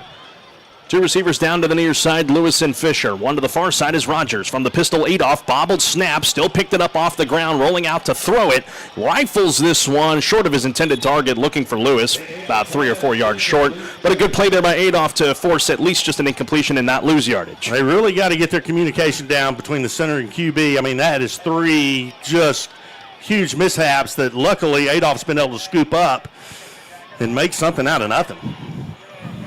So after the incompletion, 2nd and 10 from the 46-yard line of Cedar Park. And this offense led by Donovan Williams, who's had a lot of experience. We've had him on the coach's show. Brief stint in the NFL with the Chicago Bears, and he's brought that prowess here after being the OC at Lockhart with Todd Mavis, now to Huntsville. 2nd and 10. Adolph from the shotgun, gets the snap, fakes to give the Brown, fires near side, caught Landon Fisher, slips out of a tackle at the 35 to the 30, still on his feet to the 25 to the 20, and spun down inside the Murray Insurance and Financial Services red zone. What a run after contact, Landon Fisher to the 15, gain of 31. What a great catch and run. Fisher, he's on the near side. Adolph hits him perfectly, and by just a fraction, that ball was almost a pick 6. Nonetheless, a completion for the Hornets and another big first down. Mocha attorneys at law, first down after the pickup of 31 by Landon Fisher off the pass from Adolph. Hornets on the doorstep to take their first lead of the night. Tied at 22, 8:15 in the EMI's Collision Center 3rd quarter. Dual backfield in the backfield with Zay Adolph. Burks will be on his left hip. Brown behind him in the pistol. Handoff with Brown. Staying patient to the 15, to the 10, with a lead block to the 5, into the end zone! Touchdown, Trayshawn Brown, 15 yards for number 5, and the Hornets are in front for the first time tonight. Well, the momentum is still on the Hornets side, and what a great run, Trayshawn Brown. But again, the O-line tonight for the Hornets are doing their job and doing it great, opening holes, protecting Adolph so he can find receivers. Nice play. Good touchdown, Hornets. 15-yard MRC Creekside touchdown for Trayshawn Brown. His first touchdown of the night, believe it or not, as here is the Nelson Ameyas Collision Center extra point try. Caden Mabus will hold it for Caleb Kulak. Snap and hold, kick on the way. Kulak, a low-line drive, but it's through the uprights and good. And with 8 minutes left to go in this 3rd quarter, it's Huntsville 29, Cedar Park 22. Be back in 60 seconds on the Hornet Nation Broadcast Network. They don't build cars like they used to, and they don't repair them like they used to either. Today's vehicles contain advanced lightweight materials and safety features like crumple zones and sensors that help protect your family. Repairing them properly after a collision requires up-to-date training. Ameyas Collision Center at 686 I-45 has it. They're among only 15% of shops to meet the industry's highest training standards as a gold-class business. When you pick a collision repair shop, make the smart choice for your family's safety. Choose gold-class trained repair professionals. Choose Ameyas Collision Center, 686 I-45. hits keep coming. Back to Hornets High School football on KSAM. Just past 9 o'clock in the gateway to the East Texas Piney Woods. 29-22. Huntsville has taken the lead on Cedar Park. We're at the top of the hour. We must pause 10 seconds for station identification on the Hornet Nation Broadcast Network.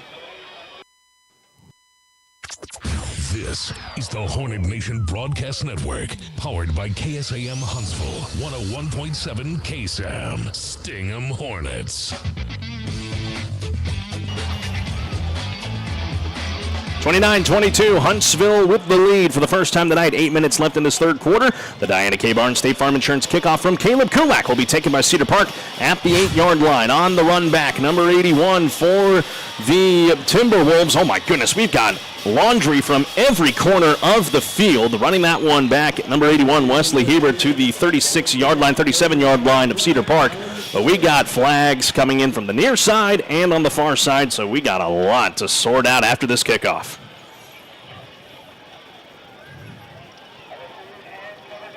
Well, typically on a kickoff return and you have flags fly like that, it's usually a push in the back by the receiving team, but we will see.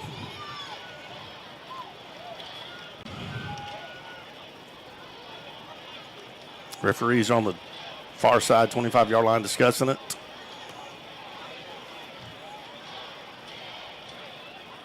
And here we go. Thank you, B.A. We have multiple fouls on the return team. Holding return team, that penalty is declined. Block in the back will be accepted. There you go. 2 penalties on Cedar Park. A hold declined, a block in the back accepted. So after the return out to the 37-yard line of Huntsville, Cedar Park will have to start their drive from the spot of the foul at the 16-yard line in their own territory. Timberwolves go right to left across your radio dial. Spread formation is Cooper. Gets his first snap of the second half. A handoff with Hill, trying to bounce it to the outside. Trey Scott trying to make an open field tackle. He forces Hill out of bounds. We'll see where they spot him out. It's enough for a first down at the 27-yard line of Cedar Park. Nice run by Hill. Takes it around the right side, cuts up field, picks up the first down. This is something the Hornets can't allow him to do, is get hot like he was in the first quarter. Cooper lines up in the shotgun. 2 receivers stacked to each sideline as he gets the shotgun snap. A handoff with Hill, taking it over the middle once again. Swarm of Hornets able to get to him. Forward progress is stopped. 31-yard line. That's a pickup of 4. 2nd and 6 coming up for the Timberwolves. Straight handoff up the middle, Cedar Park. Not a whole lot of running room. Good play there by the front 4 for the Hornet defense. 7:19 to play in the Amaya's third quarter. 29-22, Huntsville with the lead. Hill the back, trips near side. Cooper has the snap, 1 in the pass. Blitz coming for Huntsville. Cooper is in trouble. Oladelli in pursuit, and that will fall to the turf incomplete at the shoot tops of Caleb Franklin. Incompletion, no flag for intentional grounding. It's 3rd down and 6 to go for Cedar Park. Oh, number 99, Fred Oladale with the pressure on the quarterback. Hornets still without a sack tonight, but they have started to bring the pressure and then some on the Timberwolves.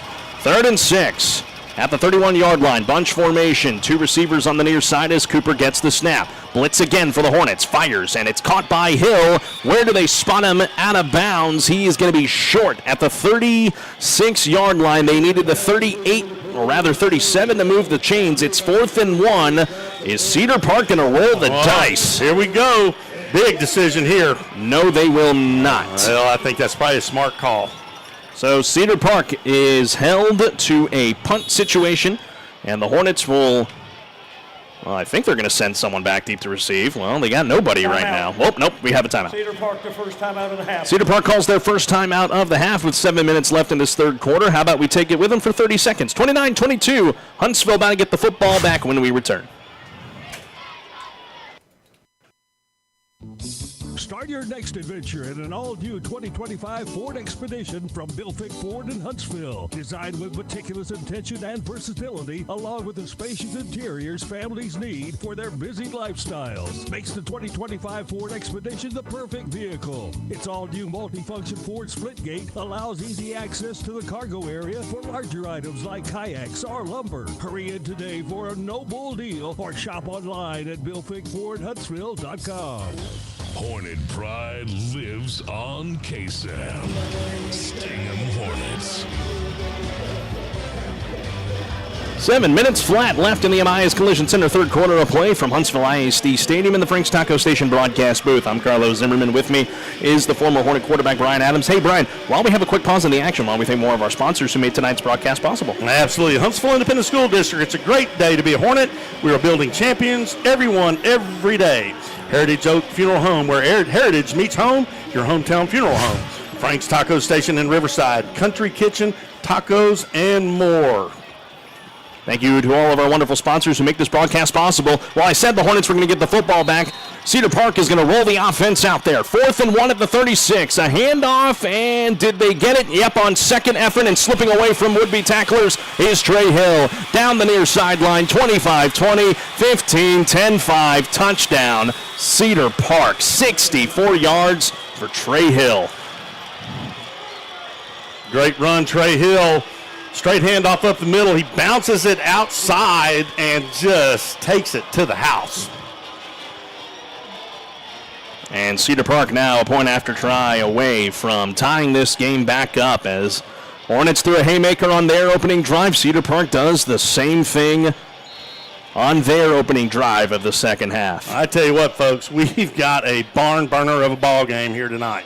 Jack Girardeau to put up the point after try. It's on its way through the uprights, and with 6:47 to play in the third, Hornets 29, Timberwolves 29. We do have a hole. Hold the phone. We have a flag. Stop me if you've heard that before tonight.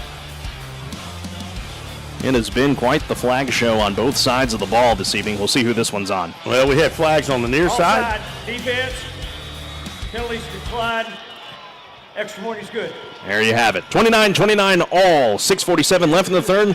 Let's take a 60-second break. Bring you the Hornet football when we come back on the Hornet Nation Broadcast Network.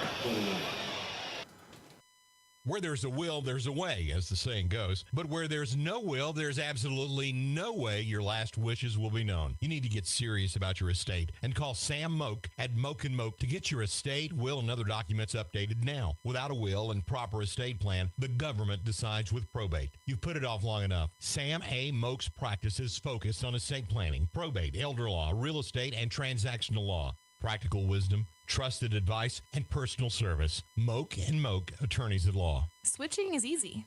We do it all the time. We switch on the lights. We switch TV channels. You can switch and save with State Farm. In fact, State Farm agent Diana K. Barnes, right here in Huntsville, can switch you over so you can start saving today. Diana and her team are ready to welcome you to the State Farm neighborhood. Just give her a call. When you want the real deal, like a good neighbor, State Farm is there. The hits keep coming. Back to Hornets High School football on KSAM. 6:47 left in this third quarter of play from the Frank's Taco Station broadcast booth. 29-29, Cedar Park able to bounce back on a 64-yard touchdown run for Trey Hill. And we have got a knotted-up ball game once again. Alejandro Hernandez puts the boot to this one. A pooch kick up the far side, taken by Landon Fisher at the 15.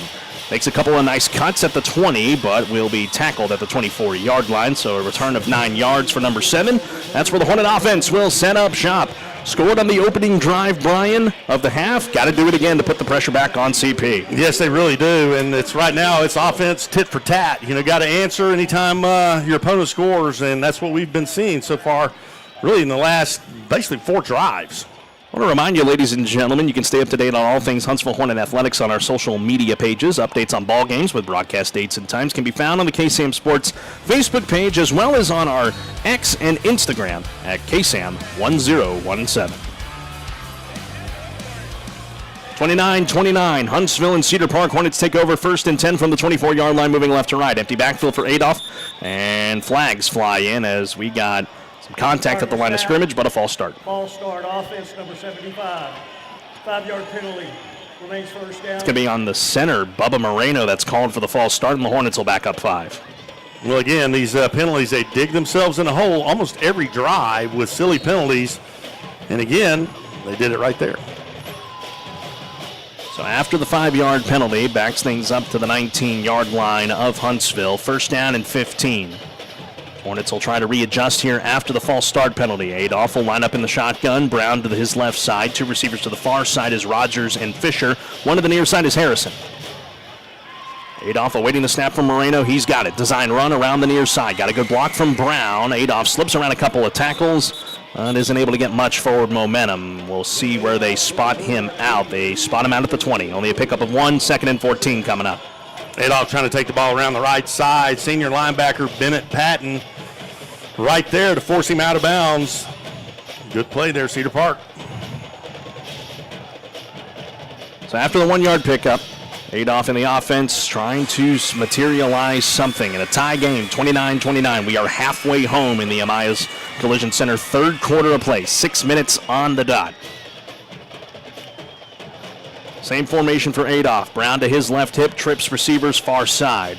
3 on the line, make it 4 now for Cedar Park as Adolph gets the snap. A handoff with Brown, running this one up the right side, rather the left side, bouncing off a couple would-be tacklers, still chugging the legs, and he has got enough for a Moke and Moke. Attorneys at law, first down. The pile is still moving for Trayshawn Brown to the 42-yard line. He had a cast of characters boosting him for 22.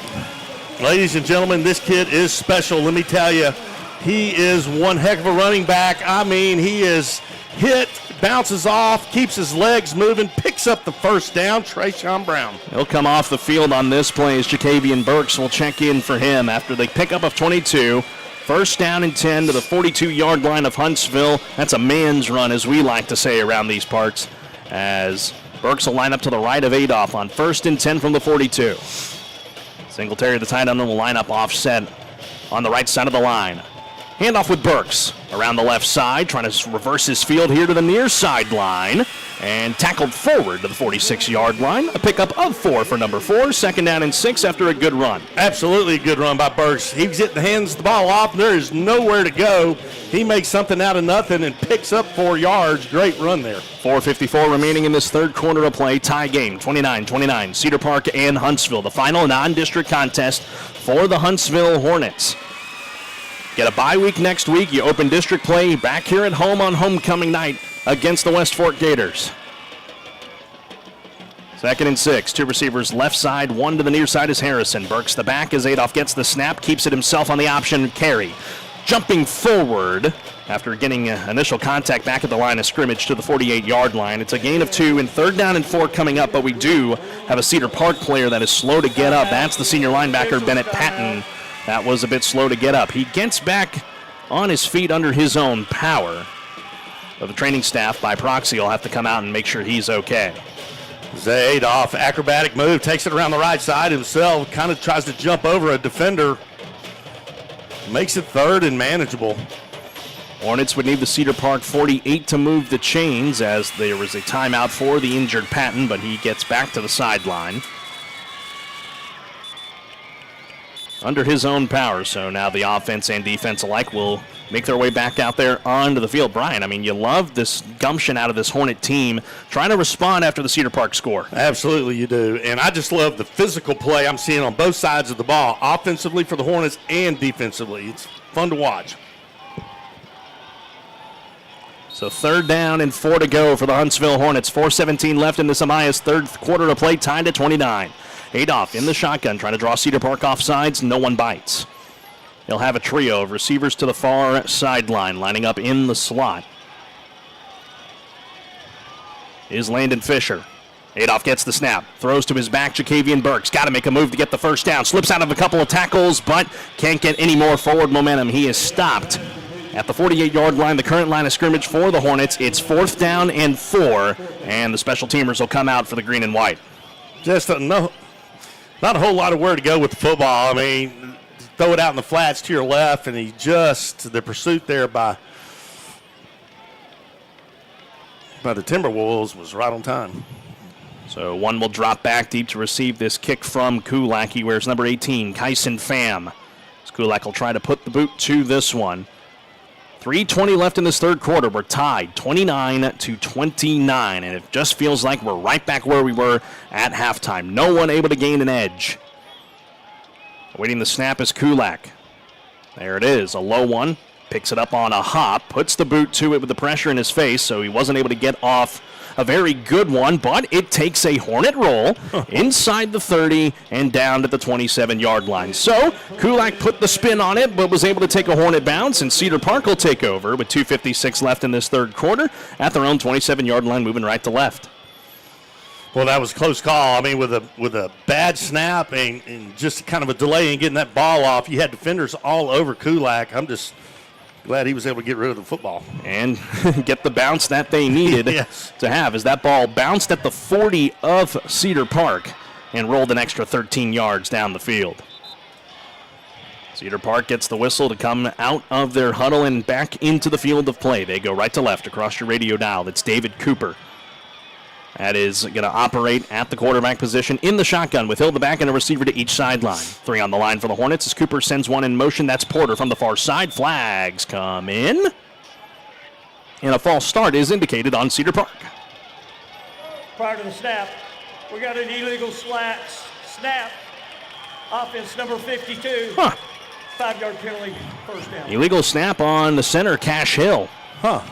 There you go. Not often you see that, as I guess he twitched it a little bit before releasing. So a loss of 5 for Cedar Park, backed up to their own 22. First and 15 for the Timberwolves wearing all white. Cooper gets the shotgun snap. Pitch play running this near side is Hill. Good pursuit, Sam Cleveland, before a trio of Hornets able to wrestle Hill to the ground down at the 30-yard line. Coming off the top of that pile, Brent Carroll and Jamari Washington. Only a pickup of 6 or 7 on the play. Brings up 2nd and 8 for Cedar Park. They go into the hurry-up. 2.5 to play, tied at 29. It's going to be a pass play, near side, incomplete. So 3rd down and 8.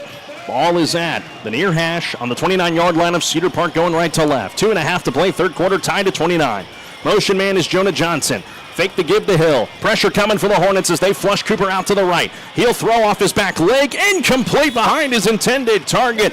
Caden Mabus was the one back in coverage for the Huntsville Hornets. Behind the receiver, Johns. 4th down, punting time for Cedar Park. David Cooper rolling to his right, flushed out of the pocket. Nobody open. Finally sees a receiver, throws it behind him. Timberwolves forced to punt the ball away. Grant Rogers to put the boot to this one. Brent Carroll back to receive for the Hornets. He stands at his own 29. Rogers will stand at his own 16. Long snap is away. Rogers has it. Puts the leg to it. Line drive punt. Taken by the 33 for Brent Carroll. On the return into Cedar Park territory. Flag flies in at the 45-yard line is where Carroll goes down. Laundry on the field once again. A good return for Brent Carroll into Cedar Park territory, but we must check the penalty.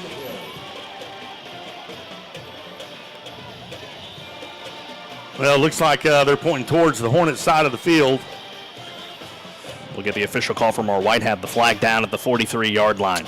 On the return, block in the back. Return team number 20. 10-yard penalty from the spot. First down, Huntsville. And it's going to go against Lester Davis, the senior running back, playing special teams for the Huntsville Hornets. So it'll negate a little bit of that run back for Brent Carroll. It was from the spot of the foul. So we'll see where they spot this football down. It'll be at the 34 of Huntsville, so the Hornets will have to go 66 yards to try and score another touchdown yet again. 2:10 left in the Samias Collision Center third quarter, and we're tied at 29. What a fight it has been here this evening at the Hive. Zadoff lines him up. 1st down and 10, moving left to right at the 34-yard line. 2 backs with him in Trayshawn Brown right behind him, and Burks to his left. Adolph gets the snap, handoff with Brown, trying to cut this to the near side. Makes a couple of nice moves, hurdles a man, and down to the 40-yard line. A pickup of 6 for number 5. 2nd and 4 coming up for Huntsville. Nice run. Trayshawn Brown takes it around the right side, bounces it back across the middle. Really a good run. If they could quit these penalties and put them in a hole, play clean football, man, they'd already be across midfield. Not very often you see Trayshawn Brown putting the hurdles out there. I know he runs track as well. A lot of speed in the legs of that man wearing number 5. After the pickup of 6, it's 2nd and 4. 40-yard line for Huntsville. Adolph gets the snap, another run with Brown. He'll cut it around the left side, cuts it back over the middle. He's got a Mocha attorneys-in-law first down. Up to the Huntsville 47-yard line. A big pickup of 7 to move the chains. Nice run. Trayshawn Brown doing what they need to do. Move the chains, get a fresh set of downs. You know who Trayshawn Brown kind of reminds me of? Just a little bit, and that's Barry Sanders. Indeed. I mean, the way he cuts back in his vision, I mean, it is just unbelievable. High praise for the man wearing number 5. Bubba Moreno lost his helmet, so Wyatt Stokes is going to come in to snap this football to Zay Adolph. First down and 10 from the 47. Clean snap. Handoff Brown. Running near side. Flag flies in. Back judge. No gain for Trayshawn Brown as he was taken to the ground by David Garcia, but a flag coming in from the secondary. Holding. Offense, number 65. 10-yard penalty, remains first down. And another holding penalty called against Huntsville. That's on the right tackle, Eli Cruz. That's a couple of holdings for Eli Cruz so far in this second half. So after the first down runs for Trayshawn Brown, the ball is backed up in Hornet territory at the 37-yard line. 48 seconds and counting left in this Amaya's third quarter. We're tied at 29. Each team has scored a touchdown on their opening drives of the half, but the defense and penalties at that have kept things at bay since. Play clock being kept down on the field, so we're not sure how much is left on the play clock, but we're winding our way down to the end of the third. First and 20 for the Hornets. Adolph gets the snap. Handoff with Burks, running this one up the left side across the 40-yard line, and is still on his feet. Got away from his initial tackler up to the 42-yard line. Picks up about 5 to make it 2nd and 15, and I think that's going to be the final play of our third quarter here tonight in Huntsville. 5 seconds, 4 seconds, 3 seconds, 2 seconds, 1 second, and we've got 12 more minutes of football tonight. First home game of 2025 for the Huntsville Hornets, and they are in a barn-burning classic with the Cedar Park Timberwolves. We're tied at 29 as we go to the Amaya's fourth quarter of play. Be back in 60 seconds on the Hornet Nation Broadcast Network.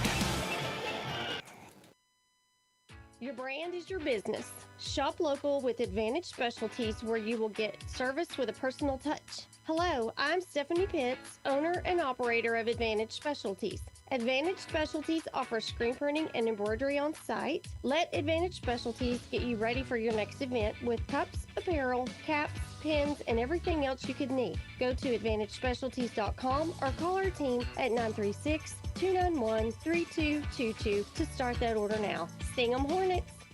TWFG and More Insurance has been proudly serving the Huntsville and Walker County area since 2003. Ranked number 1 in Texas as an independently owned insurance provider, our independence affords us the freedom to shop insurance carriers and coverages that best suits our client-specific needs. TWFG offers personal and commercial, life, health, and flood insurance. Call Waylon Moore at 936-293-8121 or drop by 1212 10th Street in Huntsville, Texas. At TWFG and More Insurance, our policy is caring.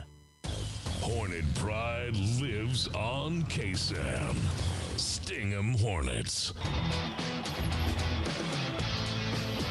36 minutes down, 12 minutes of play left to go. Huntsville, Texas, on the Hornet Nation Broadcast Network. To the fourth quarter we go, tied at 29 between Huntsville and Cedar Park. 2nd and 15 for Zay Adolph. He'll throw to the near side, incomplete. Looking for Trayshawn Brown at the original line of scrimmage.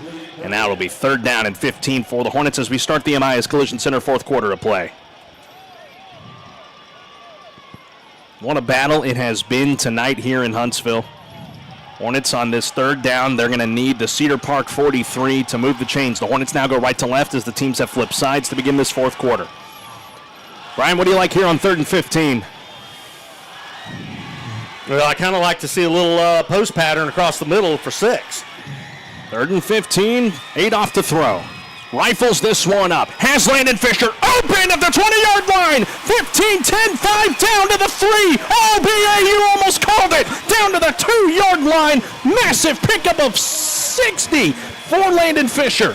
What a run after the catch, Fisher, and what a pass by Zay Adolph. Landed up and let his receiver run underneath it. What a beautiful pass. Make it officially 56 yards to Landon Fisher, and it's 1st and goal for the Hornets at the 3-yard line of Cedar Park. What a catch for Fisher and an unbelievable throw from Adolph. Well, that's how you take care of 3rd and 15. From the shotgun, Adolph lost the football, runs back to get it. Broken play, he'll just have to slide down at the 15. And now they want a flag for Cedar Park hitting Adolph after he was already on the ground, but they're not going to get it. No, they're not going to get that one. It was close, but I think everything was just a busted play. Yep, just a busted play. And he made the smart decision. Instead of trying to force something, he just went down on the ground, lived to fight another day. So the Hornets are going to lose 12 on that loss. Backed up to the Cedar Park 15-yard line. It's 2nd and goal for Huntsville, tied at 29. Brown will rejoin Adolph in the backfield, 2 receivers to the near side. That's Lewis, Harrison in the slot. Adolph claps, gets the snap, design run around the left side, has some blocks in front of him. And tackled down shy of the 10-yard line is Adolph. They give him 4 on that carry, 3rd down and goal for the Hornets at the 11. Well, this is where the Hornets, they've got to convert right here. And obviously the chains are down. They've got to get 6 out of this deal. 3rd and goal from the 11. 10:09 left in this 4th and final quarter of play from Huntsville, Texas. Tied at 29. What does Todd Mabus and the Hornet offense have drawn up here for Zay Adolph and company? Inside 10 minutes to play now. Adolph collects himself, and the offensive line will reset. Singletary, the tight end, offset here on the left side. In the pistol is Adolph with Brown right behind him. Here's the snap.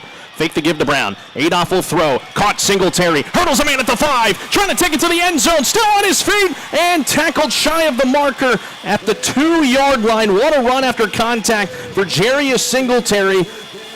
And decision time for the Hornets. The ball is going to be at the 1-yard line, maybe the 2.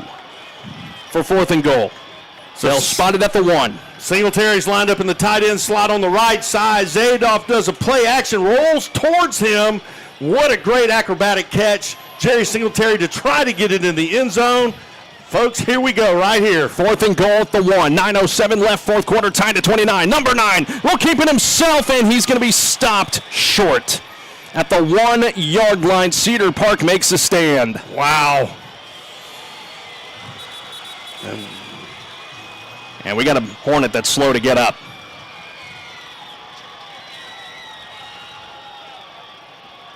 Officials timeout. We have an injured player. 9:01 to play in this 4th quarter. Stop short of the goal line. Turnover on downs for Huntsville. Puts Cedar Park back at their own 1-yard line, but a Hornet is down on the field. We'll step aside and take a break. Hope to bring you good news when we come back on the Hornet Nation Broadcast Network. Tied at 29, 9:01 left in the 4th. They don't build cars like they used to, and they don't repair them like they used to either. Today's vehicles contain advanced lightweight materials and safety features like crumple zones and sensors that help protect your family. Repairing them properly after a collision requires up-to-date training. Amaya's Collision Center at 686 I-45 has it. They're among only 15% of shops to meet the industry's highest training standards as a gold-class business. When you pick a collision repair shop, make the smart choice for your family's safety. Choose gold-class trained repair professionals. Choose Amaya's Collision Center, 686 I-45. The hits keep coming. Back to Hornets High School football on KSAM. 9:01 left to play in this 4th and final quarter of play, brought to you by Amaya's Collision Center. We're tied at 29. Cedar Park and Huntsville. The injured Hornet was Zay Adolph, as they've got him standing up and with the training staff, Brian Parker and company, and he will come off the field. That's good to see. Brian Parker right there with him to help him too. Hornets turn it over on downs at the Cedar Park 1-yard line. Trying to punch it into the end zone to take the lead, but we stay tied here at 29. So here comes the Cedar Park offense. Now this is going to be an interesting thing here for the Hornet defense. Got to pinch their ears back here, as they're going to have Cedar Park backed up in their own end zone. Try to find some ways to get some pressure. Ball at the Cedar Park 2 as they take over 1st and 10. Cooper in the eye. Claps gets the snap. Handoff Hill, trying to run this to the left side. Had the touchdown to tie the game up Forward progress is going to be stopped at the 3-yard line, so only a pickup of 1 for Hill. Brings up 2nd and 9 for Cedar Park. A nice job by the Hornet defense. You see the linebackers for the Hornets crash into those gaps. Nowhere for Hill to really run. And they have their back against the wall. The Hornet defense cannot afford to let Hill take that ball up the middle and get to the second level and take it to the house. So 2nd and 9 now for Cedar Park. Ball at their own 3-yard line. Cooper in the shotgun with a couple H-backs stacked here to the right side. Another run for Hill, stumbles forward up to the 7-yard line of Cedar Park. Only a pickup of 4, brings up 3rd down and 5 for the Timberwolves. 8:04 left in this Amias fourth quarter of play. Tied at 29. It has been a barn burner here tonight as Tony Kulak, our public address announcer, trying to get that student section down there, call it the Hornets' Nest, trying to get them riled up for this 3rd down and 5 for Cedar Park. Pinned back at their own end. Hornet defense looking to step up huge on this 3rd down play. Hornets have a 5-man defensive front, 50 defense, 2 linebackers. Cooper lines up, gets the shotgun snap, play action fake, pumps once, now rifles this one, looking deep down the field, and it will be incomplete! In and out of the hands of the intended target, Jamal Porter. Brent Carroll came back to knock it away. 4th down, Cedar Park will punt. What a great play. Number 6, Brent Carroll running stride for stride with the wide out, and he knocks the ball away at the last minute. Brent Carroll, huge play. And he'll be the one to take the return here. Cedar Park will be backed up in their own end zone to punt this one away. Grant Rogers, he stands between the N and E of Hornets in the end zone for Cedar Park. I venture to guess the Hornets are going to try to block this. Just don't rough the kicker. Tied at 29, off the side of his foot. And taken here by the Hornets. Just, I think, on instinct, Nathaniel Pedraza was the one that ends up taking it. I think it may have touched him. That's exactly what I was thinking. And he had the wherewithal to just land on that football. And the Hornets are going to have great field position coming out of this with 7:16 left in this Amias fourth quarter, tied at 29. Let's go down to the 3rd member of our crew. Emma Sims on the sidelines for us tonight. Looks like Trey Joyner is going to be the one to come out here as Zayoff continues to be looked at here on the sideline. Emma, it's going to be a big task here for the backup QB. I mean, yeah, he has some big shoes to fill with Zay being out right now and getting looked at. But like I've been saying, the main thing that this team needs to do is not get so many penalties. Like, I believe right now the count is about 12 just for the Hornets. Luther Joyner on his first snap of this fourth quarter hands this one off to Trayshawn Brown. Forward progress is going to be stopped at the line of scrimmage at the Cedar Park 39-yard line. Brings up 2nd and 10 for the Hornets. Still tied at 29 as we near the halfway point of the fourth. It's really important the Hornets, they get some points on this particular drive. As you just said, Carlos, time is ticking. Less than 7 minutes left in this ball game. Cedar Park with 2 timeouts, 3 for Huntsville. They got all 3 at their disposal. Not worried about that right now, though. 6:44 left in the fourth. 2nd and 10 from the 39-yard line. Hornets moving right to left. Joyner in the eye. Brown right behind him, gets the snap. He'll hand it back to Brown. Looking for some space, going nowhere. Still on his feet, still going the wrong direction. Got to find a way to reverse field. Here is Trayshawn Brown. My goodness, he is pinned back deep. There's flags that are flying in here, still fighting, but he is all the way back at his own 39-yard line, but we do have laundry on the field. That's a massive loss from the Cedar Park 39 to the Huntsville 39. I appreciate the second and third effort, but at some point you got to drop and just take your loss. Don't give them such a huge play.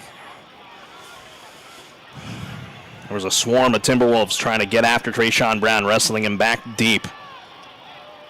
But we do have penalty markers on the field. And with the white hat going towards the Cedar Park side, this indicates it might be on Huntsville. And with such a broken play, I mean, a lot of things can go wrong. Brian, I'm going to try and do the quick math here of how much of a loss that is. That's a loss of 22 yards, so it's going to be a big 3rd down and a long way to go for Huntsville. We're still waiting the call here from our white hat as he gets the answer he wants from Michael Quintero of Cedar Park. 6:22 left here in the fourth, tied at 29. On the play, we have a personal foul, blindside block, offense number 28. That penalty's been declined to take the result of the play, third down at the spot of the run. So after forward progress for Trayshawn Brown, that was stopped at the 44-yard line of Huntsville. The Hornets need the 29 of Cedar Park to get a first down. It is going to be third down. I'm going to try and do my quick math here. I was a mass comm major, not a math major. It's 3rd and 27 for Huntsville. Tall task for the backup QB, Trey Joyner, tied at 29. Joyner gets the snap. Quick pass, far side, Rogers. Trying to get some forward momentum. He is tackled in Huntsville territory up the far side at the 48.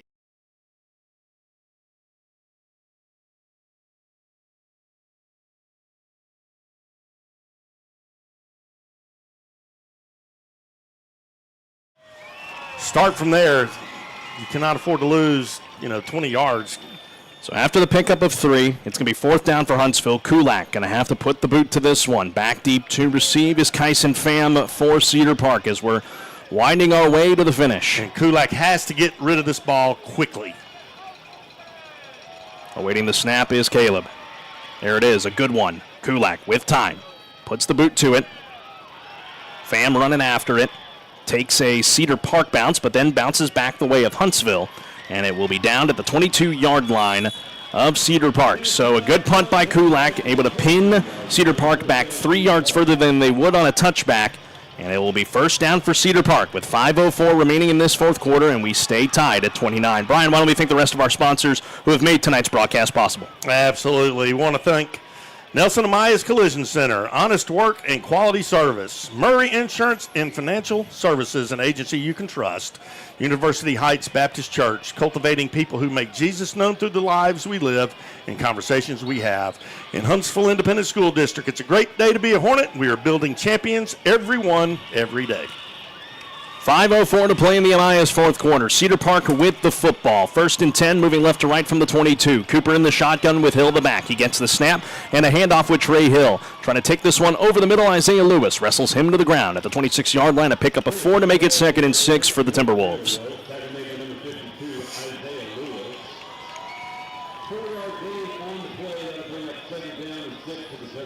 As Cedar Park will get the instructions from their sideline. Again, 2 timeouts left for the Timberwolves. Huntsville's got all 3 plus the 2-minute timeout. Ball at the 26. Cedar Park taking their time here before they head up to the line of scrimmage, and now they got the call.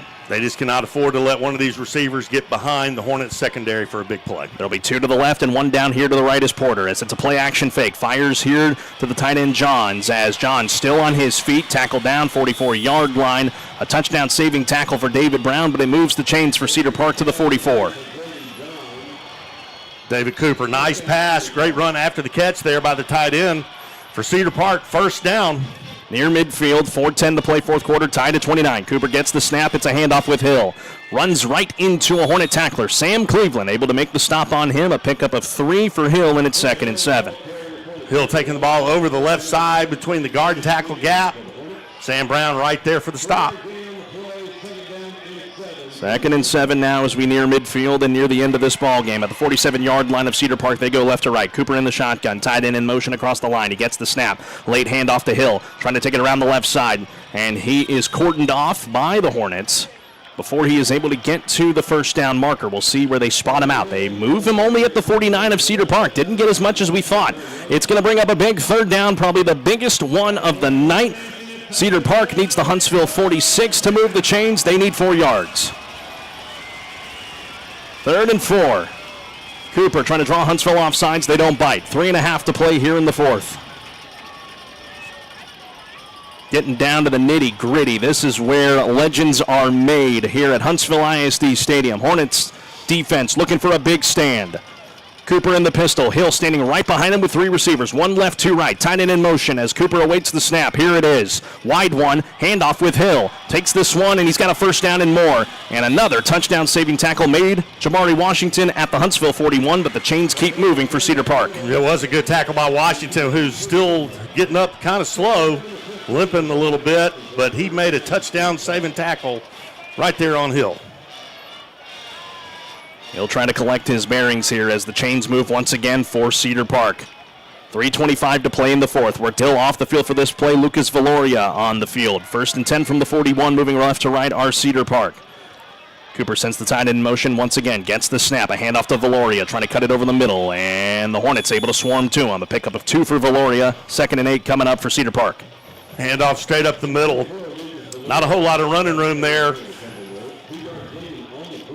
Nice play there by Brent Carroll coming from his safety spot. 2:50 to play in the fourth. Hurry-up offense for Michael Quintero's squad as Cooper will keep it on the play-action pass. Trying to roll out here to his right. Gets around one would-be tackler. Sam Cleveland giving chase and trips him up for a loss of about 1 on the play at the 40-yard line. Good pursuit for the Mike linebacker, Sam Cleveland. No gain, and a 3rd and 8 coming up for Cedar Park. What a great defensive play there by Cleveland. He's chasing Cedar Park quarterback who's running for his life, runs out of bounds, makes it 3rd and long. Big play right here, folks, coming up for the Hornets. If I said the last 3rd down was the biggest play, this is the biggest play right here. A clock stop, 2 minutes, 40 seconds left to play in the Amias Collision Center fourth quarter. Cedar Park 29, Huntsville 29.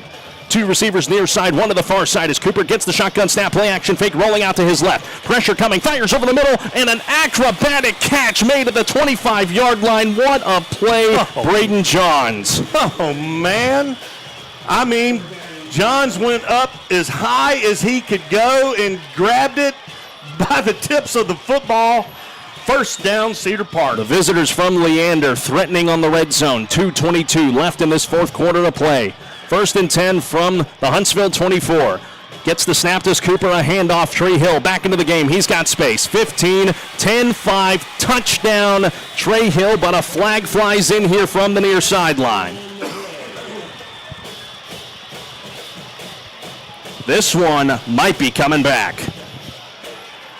Holding offense, number 84, 10-yard penalty from the spinal foul. Would play 1st down. That is on the man who just made the big acrobatic catch, Braden Johns, and that wipes a touchdown off the board for Cedar Park. That has happened to both teams tonight. Penalties wiped off a score. And do you believe Huntsville just caught one of the biggest breaks of the night? From the spot of the foul, so it's going to be 1st and 11 for Cedar Park at the Huntsville 25-yard line. 2:10 remaining in this Amias Collision Center fourth quarter of play. 2-minute timeout is looming. Cedar Park is threatening to score. David Cooper has had the prowess on this drive for the Timberwolves. He'll have Hill, his trusty back behind him, 2 receivers left, 1 right. Now they'll make an adjustment at the line of scrimmage. Now to form a shotgun. Cooper gets the snap. Fake to give to Hill. Low pass to Johns. It falls to the turf. Incomplete. Hits the turf. 2nd and 11 coming up for Timberwolves. Kind of looked like Cooper threw that off his back foot, just kind of straight into the ground right in front of his receiver. Big break there for the Hornet defense.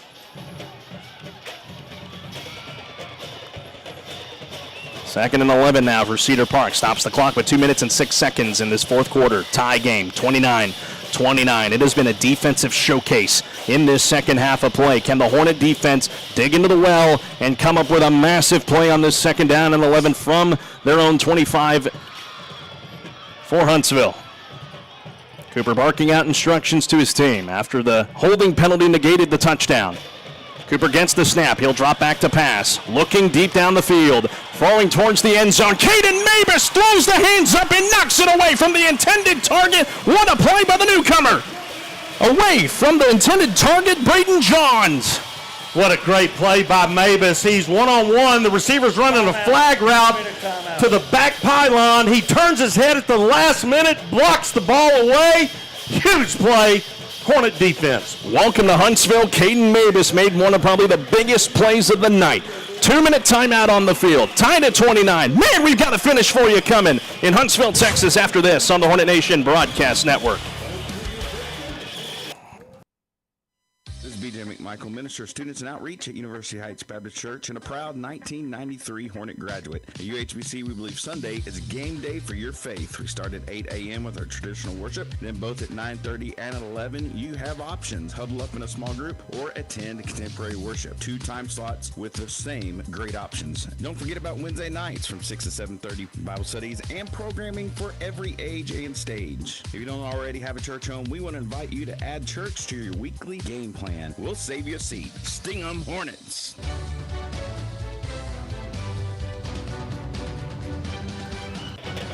Tie game, 29-29. What a night it's been at Huntsville ISD Stadium here on the Hornet Nation Broadcast Network. Coach Mavis, welcome to Huntsville and your first game here as head coach here at home, and you have been treated to a classic here tonight, good sir. And his son just made one of the biggest plays of the night, rendering an incomplete pass, 3rd down and 11 for Cedar Park at the Huntsville 25-yard line, moving left to right. And here is a big play coming up here for both of these teams. Cooper gets the snap on 3rd and 11. Pressure coming for the Hornets. Dumps it incomplete. Looking for his intended target here on the near side again. Braden Johns. It falls to the turf. Incomplete. 4th down. Now what do you do if you're Cedar Park? Are they going to trot the field goal unit out here? And it looks like they're doing exactly that. Well, I tell you what, David Cooper's looking at the near side, looking at Johns. And on the far side, his running back was wide open, and I'm sure glad he didn't look to his left. Alejandro Hernandez is on for a 42-yard field goal for Cedar Park to put them in front. He'll have to push this from the near hash. Johns the holder, snap and hold, kick on its way. It's going to be wide to the left. Hornet defense makes a stand. We stay tied at 29 in Huntsville. Oh, wow, what a play. It comes back with Mavis in the defensive secondary, knocking that ball away. Huge play. 1:49 to play in this 4th and final quarter of play, brought to you by Amaya's Collision Center. Tied at 29, and the Hornet offense will come back onto the field, and here comes number 9. 1 minute and 49 seconds left in the ball game. Ball will be at the 25-yard line of Huntsville. They got to go 75 yards for a touchdown to try and win this game.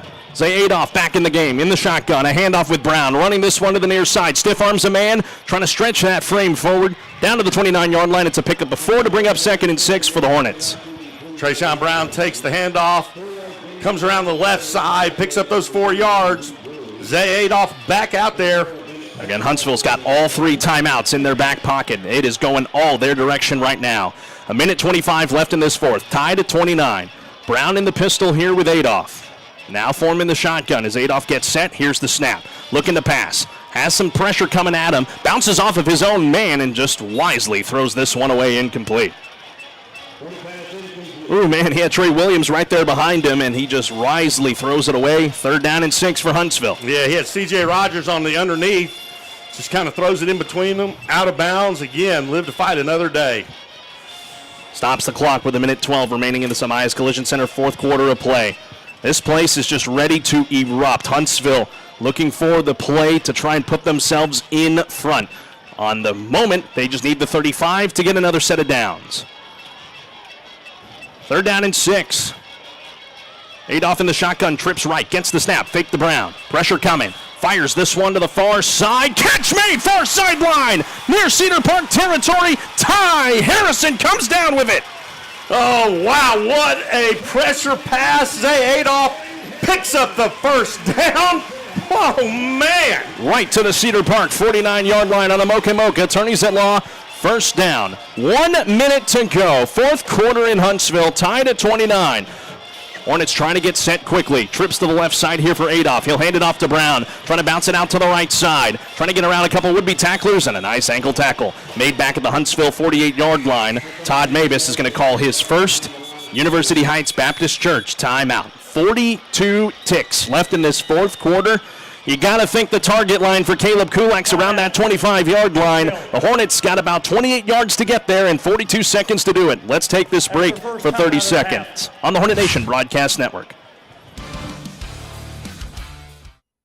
For for some football? Here at Wiesner Chevrolet in Huntsville, football season kicks off the best deals of the year. Hi, folks. Clint Mack here with Wiesner Chevy in Huntsville. We've got great deals on the 25s. Come in and get a 1500 crew cab starting at only $39,890, or Chevy Trax starting at only $21,895. Want to go green? We've got the Chevy Equinox EV starting at only $39,995. But you need to hurry to Wiesner Chevy in Huntsville to take advantage of these great deals before they're all gone. Visit us online at WiesnerHuntsville.com. Wiesner is home of the bottom line.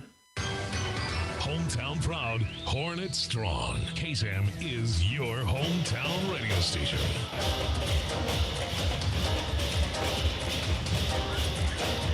.42 seconds left in the Amayas Collision Center fourth quarter for the touchdown. Adolph in the shotgun, 2 receivers to each sideline on 2nd and 12. Adolph claps, gets the low snap, fakes it to Brown. Now he's flushed. Rolling back out to his right, has some time. Loads up, catch made. Near a first down at the 40-yard line. Again, it's Ty Harrison. What a catch. Ty Harrison just shy of the first down marker. And the clock's going to keep moving here. 23 seconds, 22 seconds. They got to move, or Todd Mamis may be forced to call his second timeout. Still moving here. 16 seconds, 15 seconds. Adolph gets the snap. A handoff with Brown, trying to take it around the near side. Makes a couple of nice moves. Got to get to the ground. Got to get to the ground. They will stop play at the 36-yard line. It's enough for Amoka Attorneys at Law first down. Hornets have 1 timeout remaining after this call. Timeout. And it's at the 36. 8 seconds left. With these 8 seconds left, you have a time to run another play, and with a timeout in the back pocket of Coach Mavis, get down, call timeout, bring in Kulak. Go for the win. Go for the win. Another University Heights Baptist Church timeout. We'll keep things right here for you, ladies and gentlemen. We are getting down to the nitty-gritty. 8 ticks left in this fourth and final quarter of play. We are tied at 29. Both of the scores in this second half came on the opening drive for each team. It's been the defense since. The ball is at the 36-yard line. Brian, it'd be a 53-yard drive from here if they can't get any more forward momentum. So you got to think they got to get it inside that 30 somehow to give Kulak a shot. Yep. No doubt about it. And you only have 8 seconds left. So, again, these players' second, third effort is usually a great thing. Right now, they need to get down and get a timeout called. So, first down for the Hornets. Moving right to left across your radio dial at the 36-yard line. Adolph went down on the last drive. He's back. Brown the back with 3 receivers. Adolph claps, gets the snap, rolling out to his right. Got to make a quick throw here. He'll throw it away, incomplete. 3 seconds left. Again, it'd be a 53-yard try from here, and, I mean, that's tough for most NFL kickers nowadays. So I think you're just going to go for the end zone and play for overtime. And I think that's exactly what's going to happen here. The Hornets do have another timeout if they want to talk it over. Well, you got 3 seconds left, so you have time for one more play. Throw it to the end zone.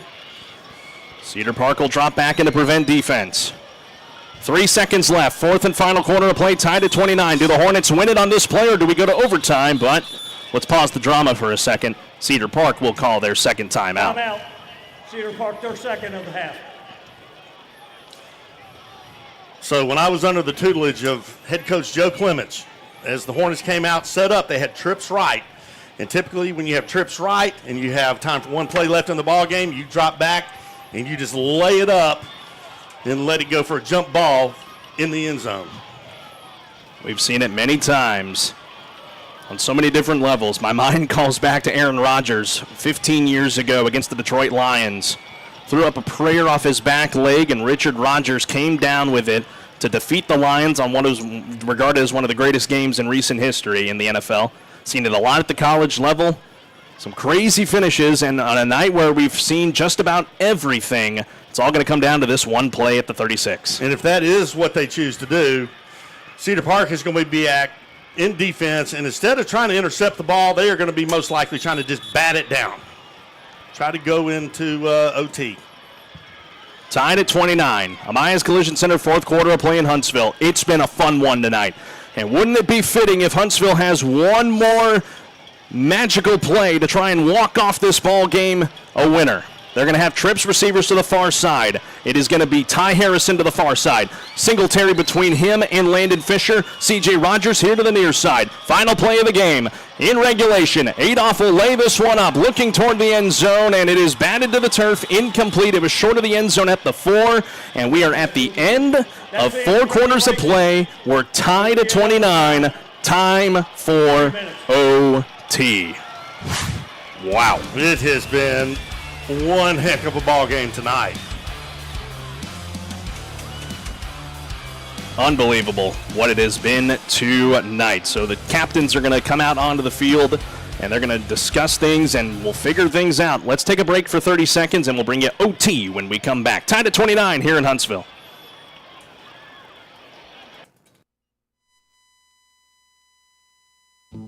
Start your next adventure in an all-new 2025 Ford Expedition from Bill Fick Ford in Huntsville. Designed with meticulous intention and versatility, along with the spacious interiors families need for their busy lifestyles, makes the 2025 Ford Expedition the perfect vehicle. Its all-new multifunction Ford Splitgate allows easy access to the cargo area for larger items like kayaks or lumber. Hurry in today for a no-bull deal or shop online at BillFickFordHuntsville.com. Huntsville ISD is the best place for children to be. We offer a full-day pre-K center to advanced career and college options, along with a variety of extracurricular activities and award-winning fine arts, band and athletics programs, an excellent child nutrition and bus transportation services, bilingual ESL and GT programs, special education services, and a career and technical education program that provides multiple certification and licensing options for students. Visit huntsville-isd.org.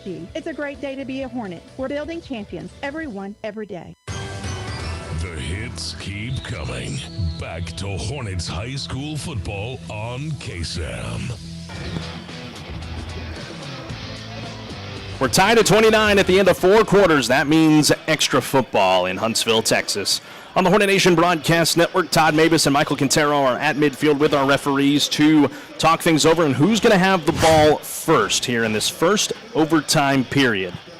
Remember, in the new rules, you can score a touchdown. The other team will have an opportunity to answer. And if they don't answer, the ball game is over, depending on who has the ball first. However, if Huntsville, let's say Huntsville gets the ball first, they're stopped. Next score for Cedar Park wins the game. And if we're tied again after 1 overtime, we do it again. Well, so far this season, Cedar Park is 0-2. And one of those losses had 5 overtimes in the ball game. So this is not unfamiliar territory for Cedar Park. We're at the top of the hour, right at 10 o'clock. Let's pause 10 seconds for station identification here on the Hornet Nation Broadcast Network. This is the Hornet Nation Broadcast Network, powered by KSAM Huntsville, 101.7 KSAM. Sting 'em Hornets. What a barn burner it's been tonight. 29 Cedar Park, 29 Huntsville. As our 2 coaches still at midfield talking things over with our officiating crew, we're going to see who's going to have the ball to start this first overtime period. There's the coin flip, and we'll see who it will lean. It'll lean Cedar Park's way, it looks like. We'll see how this one pans out. Our referee should come on the intercom to let us know what will be the case, who will have the ball first.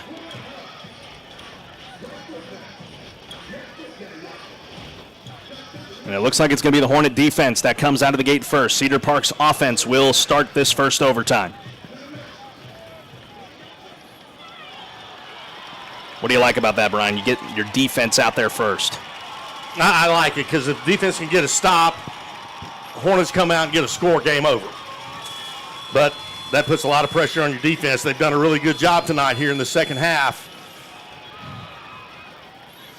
And that Hornet defense with just a lot of veteran presence out there, especially in that secondary between David Brown, Caden Mabus, Trey Scott, Brent Carroll, who's had a great game tonight. And look at that defense trying to hype up this Hornet crowd down below us. Not one person has left. Not one person has sat. Overtime in Huntsville from the 25-yard line, Cedar Park.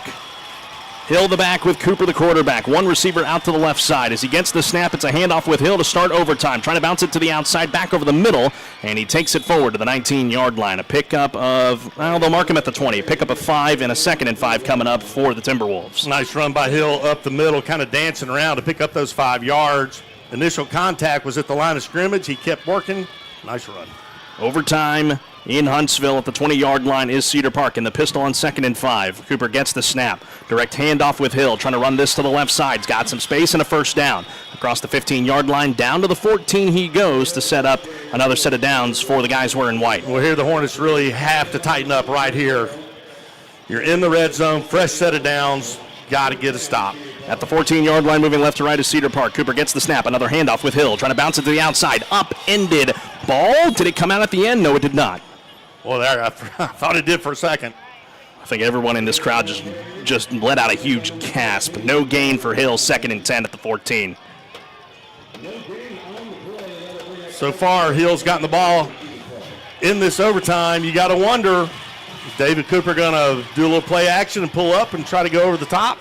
We're going to find out. 2nd and 10 here in an untimed overtime. 14-yard line for Cedar Park. Tying in motion across the line. Gets the snap to Cooper. It's another run with Hill. Trying to bounce it to the outside. Has some space, and he's popped hard at the 9-yard line. I'll actually give him the 8-yard line, but it's going to set up our first 3rd down of the overtime period. Well, I think now this may be our biggest 3rd down of the night, Carlos. Absolutely it is. 3rd and 4 at the 8-yard line for Cedar Park. They can get another set of downs at the 4. 8 yards puts them in the end zone. Need to stop right here. From the pistol, Cooper on 3rd and 4. Gets the snap. Another run with Hill. Trying to stretch between a couple would-be tacklers. He's pushed back. He is short of the line to gain at the 6, says the near sideline judge. 4th and 2 coming up. A swarm of Hornets able to push Hill back. Jamari Washington comes up a little gimpy, but he'll head right back to his spot. Cooper will leave the offense out there. Will Michael Quintero. It's 4th down and 2. Each team has a timeout in this overtime period. If Cedar Park isn't able to convert, next score for Huntsville wins this game. Big play coming right here. 4th and 2 at the 6-yard line. Cooper gets the snap, a handoff here. No, keeps it around the near side, but no. This play is whistled dead. Oh, wow. Timeout. Timeout, Cedar Park. Oh, man, they had a touchdown out of that deal. Wow. So basically what they did, come up to the line of scrimmage, take the snap, play action fake. He rolls out to his right, and there is nobody in front of him. That's their only one. Wow. This series. Their only timeout, they call it. And you said it right there, Brian. They had the play action, and it was one-on-one between Cooper and a Hornet defender. So let's try again. Take 2. 4th and 2 at the 6. Cedar Park can get another first down at the 4. If the Hornets make a stand, next score wins it.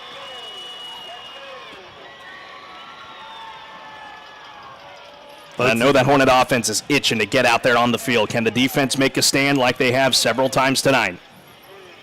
Both teams still in the huddle on the field, trying to get the right play in there.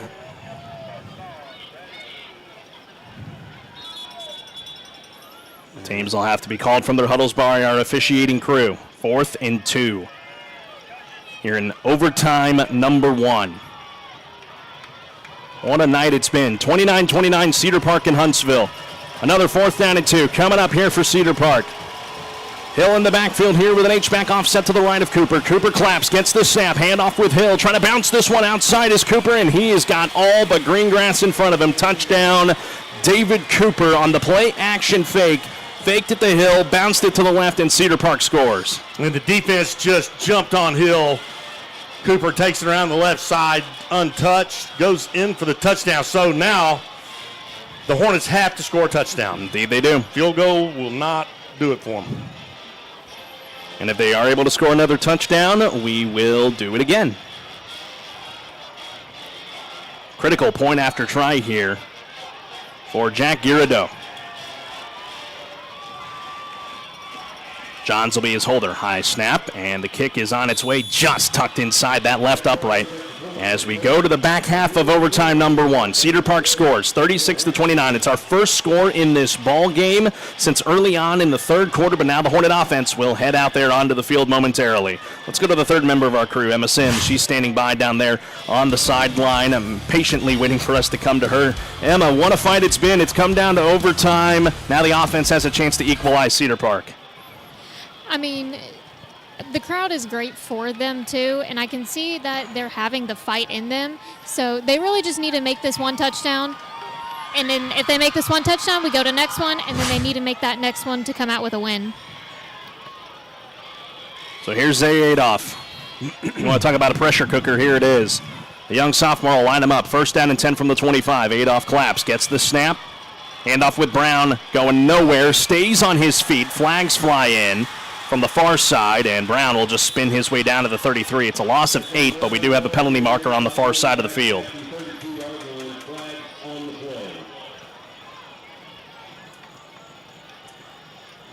This one, personal foul, face mask. Wow. Number 99. 15-yard penalty. Oh, man. Half the distance to the goal from the 25, automatic. That's on Brooks Bufford, the senior D lineman for Cedar Park, called for a face mask. Michael Quintero is incensed on that far side. Half the distance to the goal from the 25. It's up to the 12-yard line now, 1st and 10. That was a huge break for the Hornet offense. They were about to lose about 6 to 7 yards on that play. Penalty helped them out. So 1st and 10 from the 12. Adolph got Cedar Park to jump. Flags fly in. Free play. Adolph to the end zone. Looking for Lewis. Incomplete. Back in coverage there was David Garcia, but Cedar Park did jump, drawing the penalty. Offside. Defense. 5-yard penalty. Previous spot. Replay. First down. So it'll be 1st and 5 now for Huntsville, up to the Cedar Park 7. The Hornets have had 2 back-to-back breaks from the referees. Wow. Just what a back-to-back ones right there for Huntsville, and that has set them up for a prime position to try and tie this game back up. It's 1st and 5 from the 7-yard line. Make that, the 7-yard line as Adolph tries to draw them offsides again. This time they don't bite. Now another flag flies in, and I think that's going to negate the offsides penalty. Prior to the snap, false start, offense 77. Back it up 5 yards, still first down. That's going to be on Jamarian James, who's called for the false start. So right back where we were, 1st and 10 at the 12. 1st and 10 at the 12, making Damien back here work overtime. Well, some of these penalties really cost the Hornets tonight. That was another big one right there. So right back where we were after the face mask penalty on Cedar Park. Ball officially spotted now at the 13-yard line.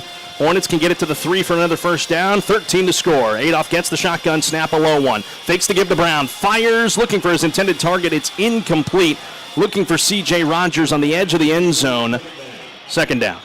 Well, that was good coverage there by Cedar Park. They were in a cover 2, so you had your cornerback and your weak safety in on the coverage. Double coverage. Whew. Tough to throw the ball into that. Bennett Patton was the one back in coverage for Cedar Park after the incompletion. Again, these are untimed overtimes. 36-29 Cedar Park. Hornets do have 1 timeout remaining for this overtime period. But Adolph in the offense will talk things over, get the calls here from the sideline. Trying to find a way to the end zone, then an extra point, then let's try it again. Adolph will have Brown in the backfield with him. Rogers and Fisher to the far side. Lewis is going to be one-on-one with David Garcia here on the near side. 2nd and 10 from the 13. Adolph from the gun. 4-man rush coming for Cedar Park. Now they'll pull one back as he gets the snap. Stumbled a little bit and lost the football. Cedar Park comes up with it, and that's your ball game. Ball game.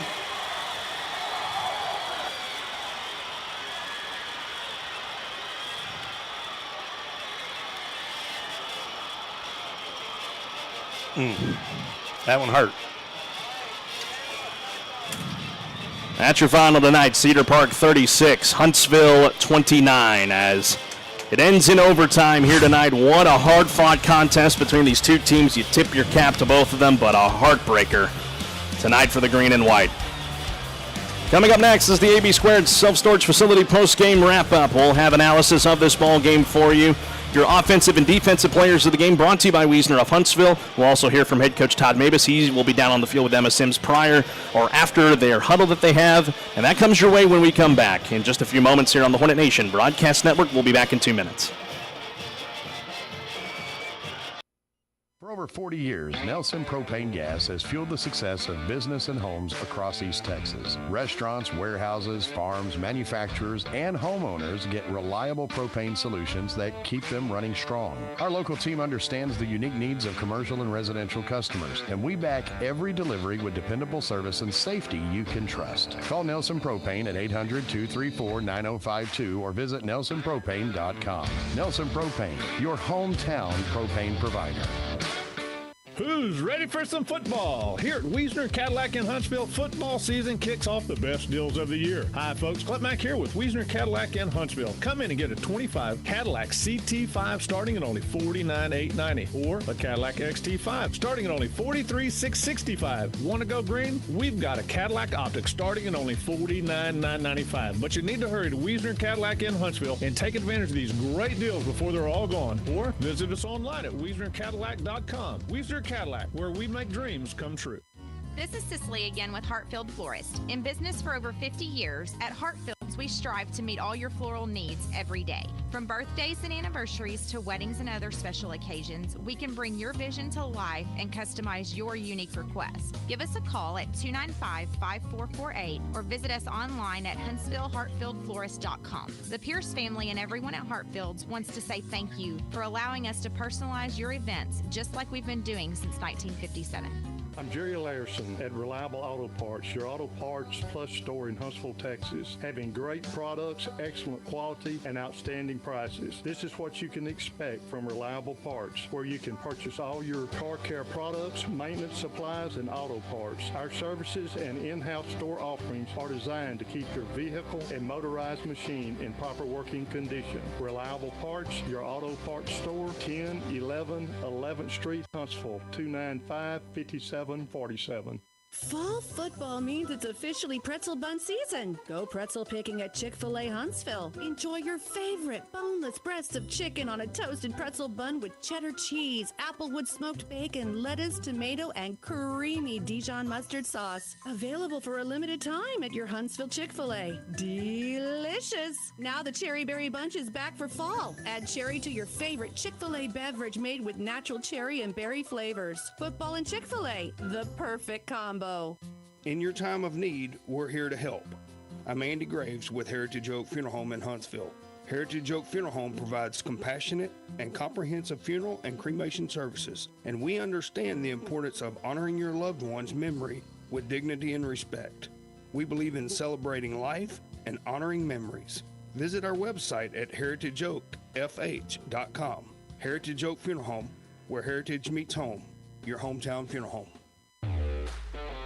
Welcome to the Huntsville Hornets High School Football Postgame Show. Sponsored by AB Squared Self-Storage.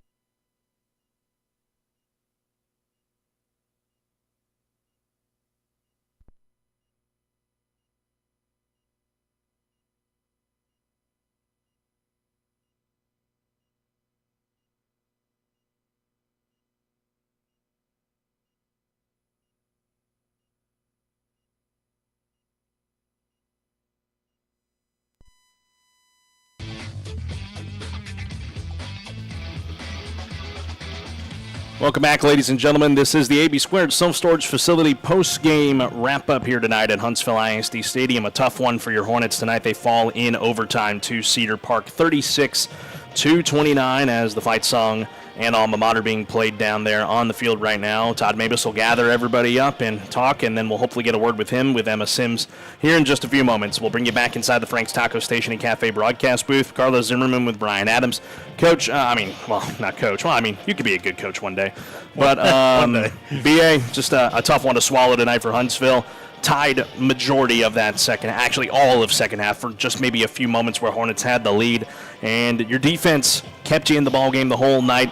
And then you get into overtime. Just a tough play there at the end for Zay Adolph losing the football. But If there's one thing I know about this Hornet team and a lot of these guys out there on the field, they're going to bounce right back, and they have the bye week coming up, West Fork in 2 weeks, a chance for them to bounce back. I mean, one you would have loved to get going into district play, but some thoughts from this one. Well, disappointment, and I know the kids feel that as well. They played a good ball game. I think the one takeaway I can think of to improve on is the discipline. I think there was just one too many penalties out there that either negated the score or it made it third and that much longer. It put them in a hole. And if they can clean that up, this is a very talented football team. Getting yourselves ready for what's to come in the future as an adult. And that's exactly what these coaches are doing. That's what's being said down there on the field. Yeah, are they feeling pretty low right now after a tough loss like that? But they're going to get back in the lab tomorrow and get ready for the bye week. And then they're going to have West Fork here in 2 weeks. They're going to be ready for that ball game. You can guarantee it. And that's just from my interactions with the coaching staff, with these players. They are not going to let this loss define them. And at the end of the day, it was a hard-fought ball game. You tip your cap to Cedar Park. 100%. They played an absolutely incredible game tonight, toe-to-toe with Huntsville this entire ball game, and just unfortunate that Huntsville did not come out on the winning end of this one. Let's take a break for 30 seconds, and we'll hopefully have Todd Mabus with Emma Sims when we come back in Self-Storage Facility post-game wrap-up here in Huntsville on the Hornet Nation Broadcast Network. AB Squared Self-Storage is your local go-to self-storage facility that can help give you the extra space you need, big or small. From non-climate and climate-controlled storage to parking spaces for your car, boat, trailer, and RV, they have it all. AB Squared Self-Storage has 24-hour computerized gate access, around-the-clock security camera monitoring, no long-term lease commitment, and convenient payment option. Give them a call today at 936-755-5000. Reserve your space online at www.ab2selfstorage.com. Hometown proud, Hornet strong. KSAM is your hometown radio station.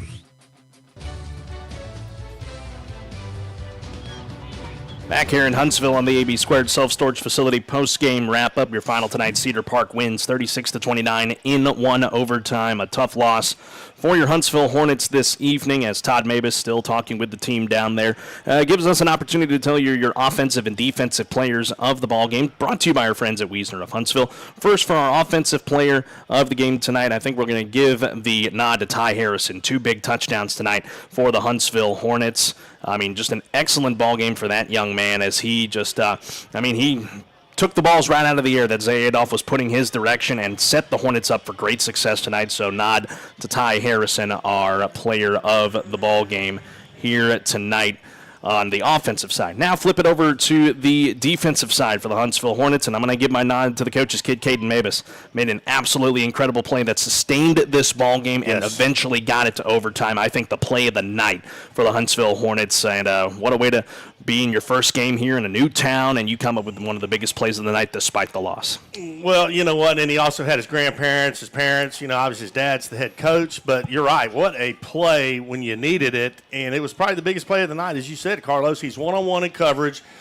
He turns his head right as the ball is getting there so he can see where it is. He's able to bat it down, and what a huge break and play there for the Hornets to allow them to have an opportunity to win this ball game. Just came up a little bit short, but I tell you, just in the little bit I've known Coach Mabus and some of his staff, I hadn't met all of his staff, but the coaches I have met, I can tell you this, super impressed. It's all about these kids. As you said it a while ago, Carlos, you said it perfectly. They'll learn from this, but not only are these coaches teaching these kids football, they're teaching them to be men. And these athletes spend more time with coaches than they really do with their families. So this is, again, it's part of their family. And these coaches are going to have these boys ready for next week, or the following week, and it's going to be great. Absolutely it is. 2 weeks away as the Hornets will take on West Fork. So while we're still waiting on Coach Mabus, Emma Sims is standing by patiently as he continues to talk with the team. Let's look at our Heritage Oak Funeral Home Hornets schedule report as we take a look at that here for the Hornets. What's on deck for them? Brought to you by Heritage Oak Funeral Home. Homecoming coming up in 2 weeks, as it'll be September the 26th.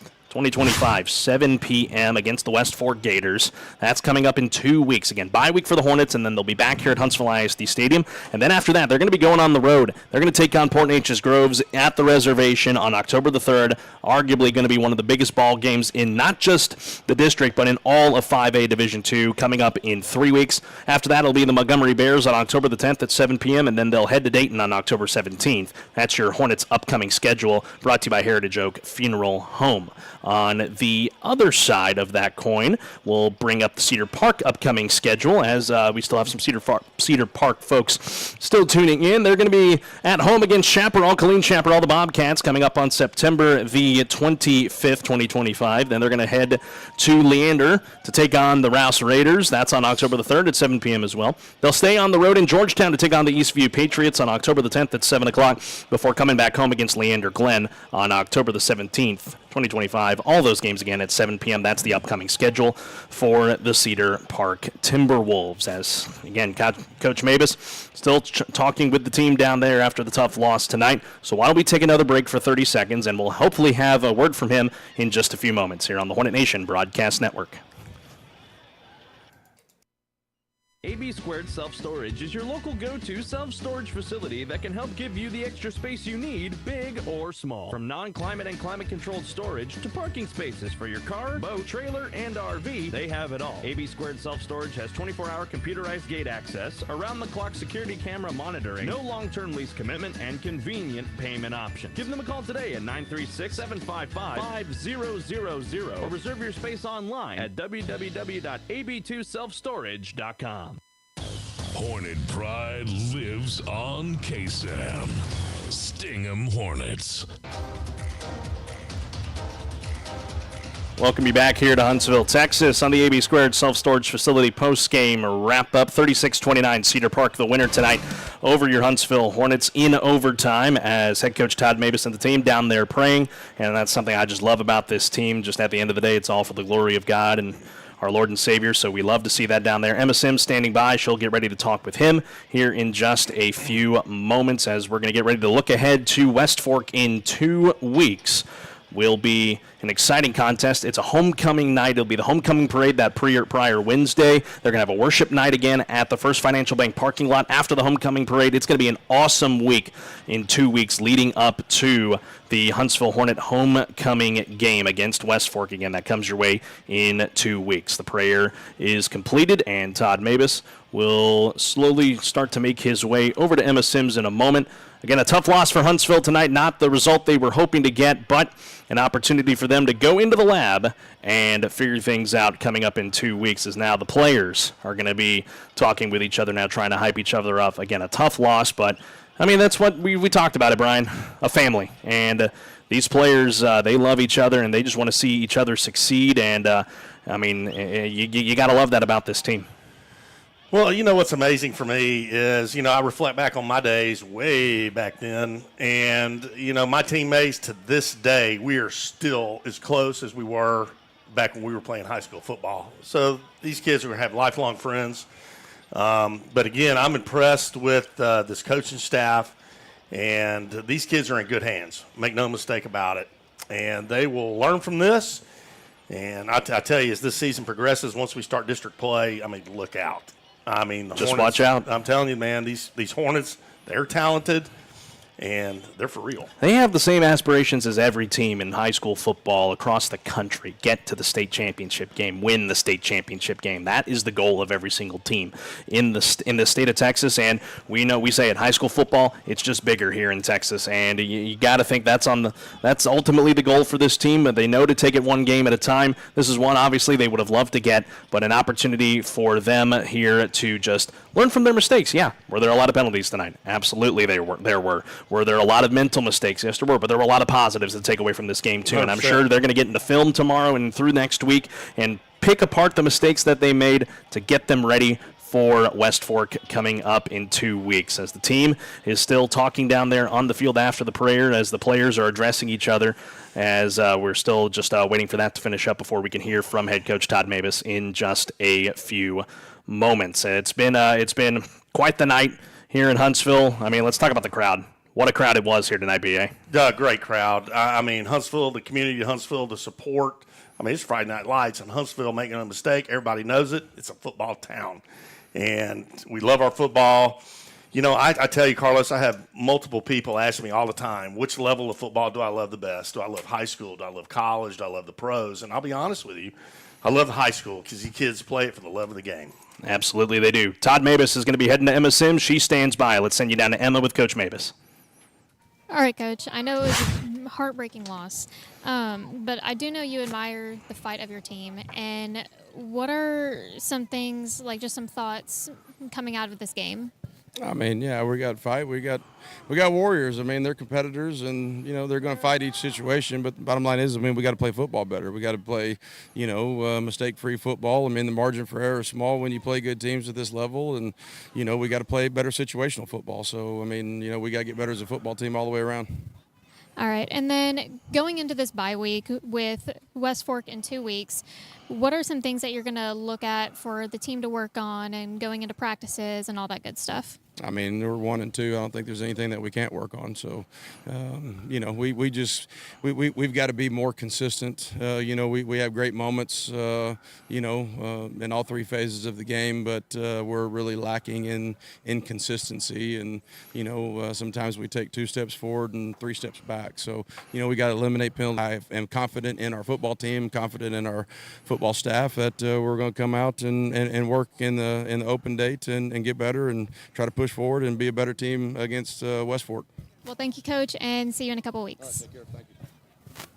Thank you, Emma, down there on the sidelines with Todd Mabus here tonight, as that's going to do it for us tonight from Huntsville ISD Stadium. Again, your final Cedar Park is the winner, 36-29 in one overtime period. I want to remind you that this broadcast of Huntsville Hornet football on the Hornet Nation Broadcast Network is copyrighted for the private use of our audience. Any other use of this broadcast or any other transmission or accounts of the game without the express written consent of 101.7 KSAM and Huntsville High School Athletics is strictly prohibited. Big thank you to our operations manager in Brian Reeder, and a big thank you to Tim Johnson, our general manager. This is going to be his final game as our GM, as he's going to be heading back home up to the Midwest to take care of family. This is his last game that he is our general manager for, so we appreciate him and all the hard work he's done for us for the last 4 years he's been here in Huntsville. Big thank you to my broadcast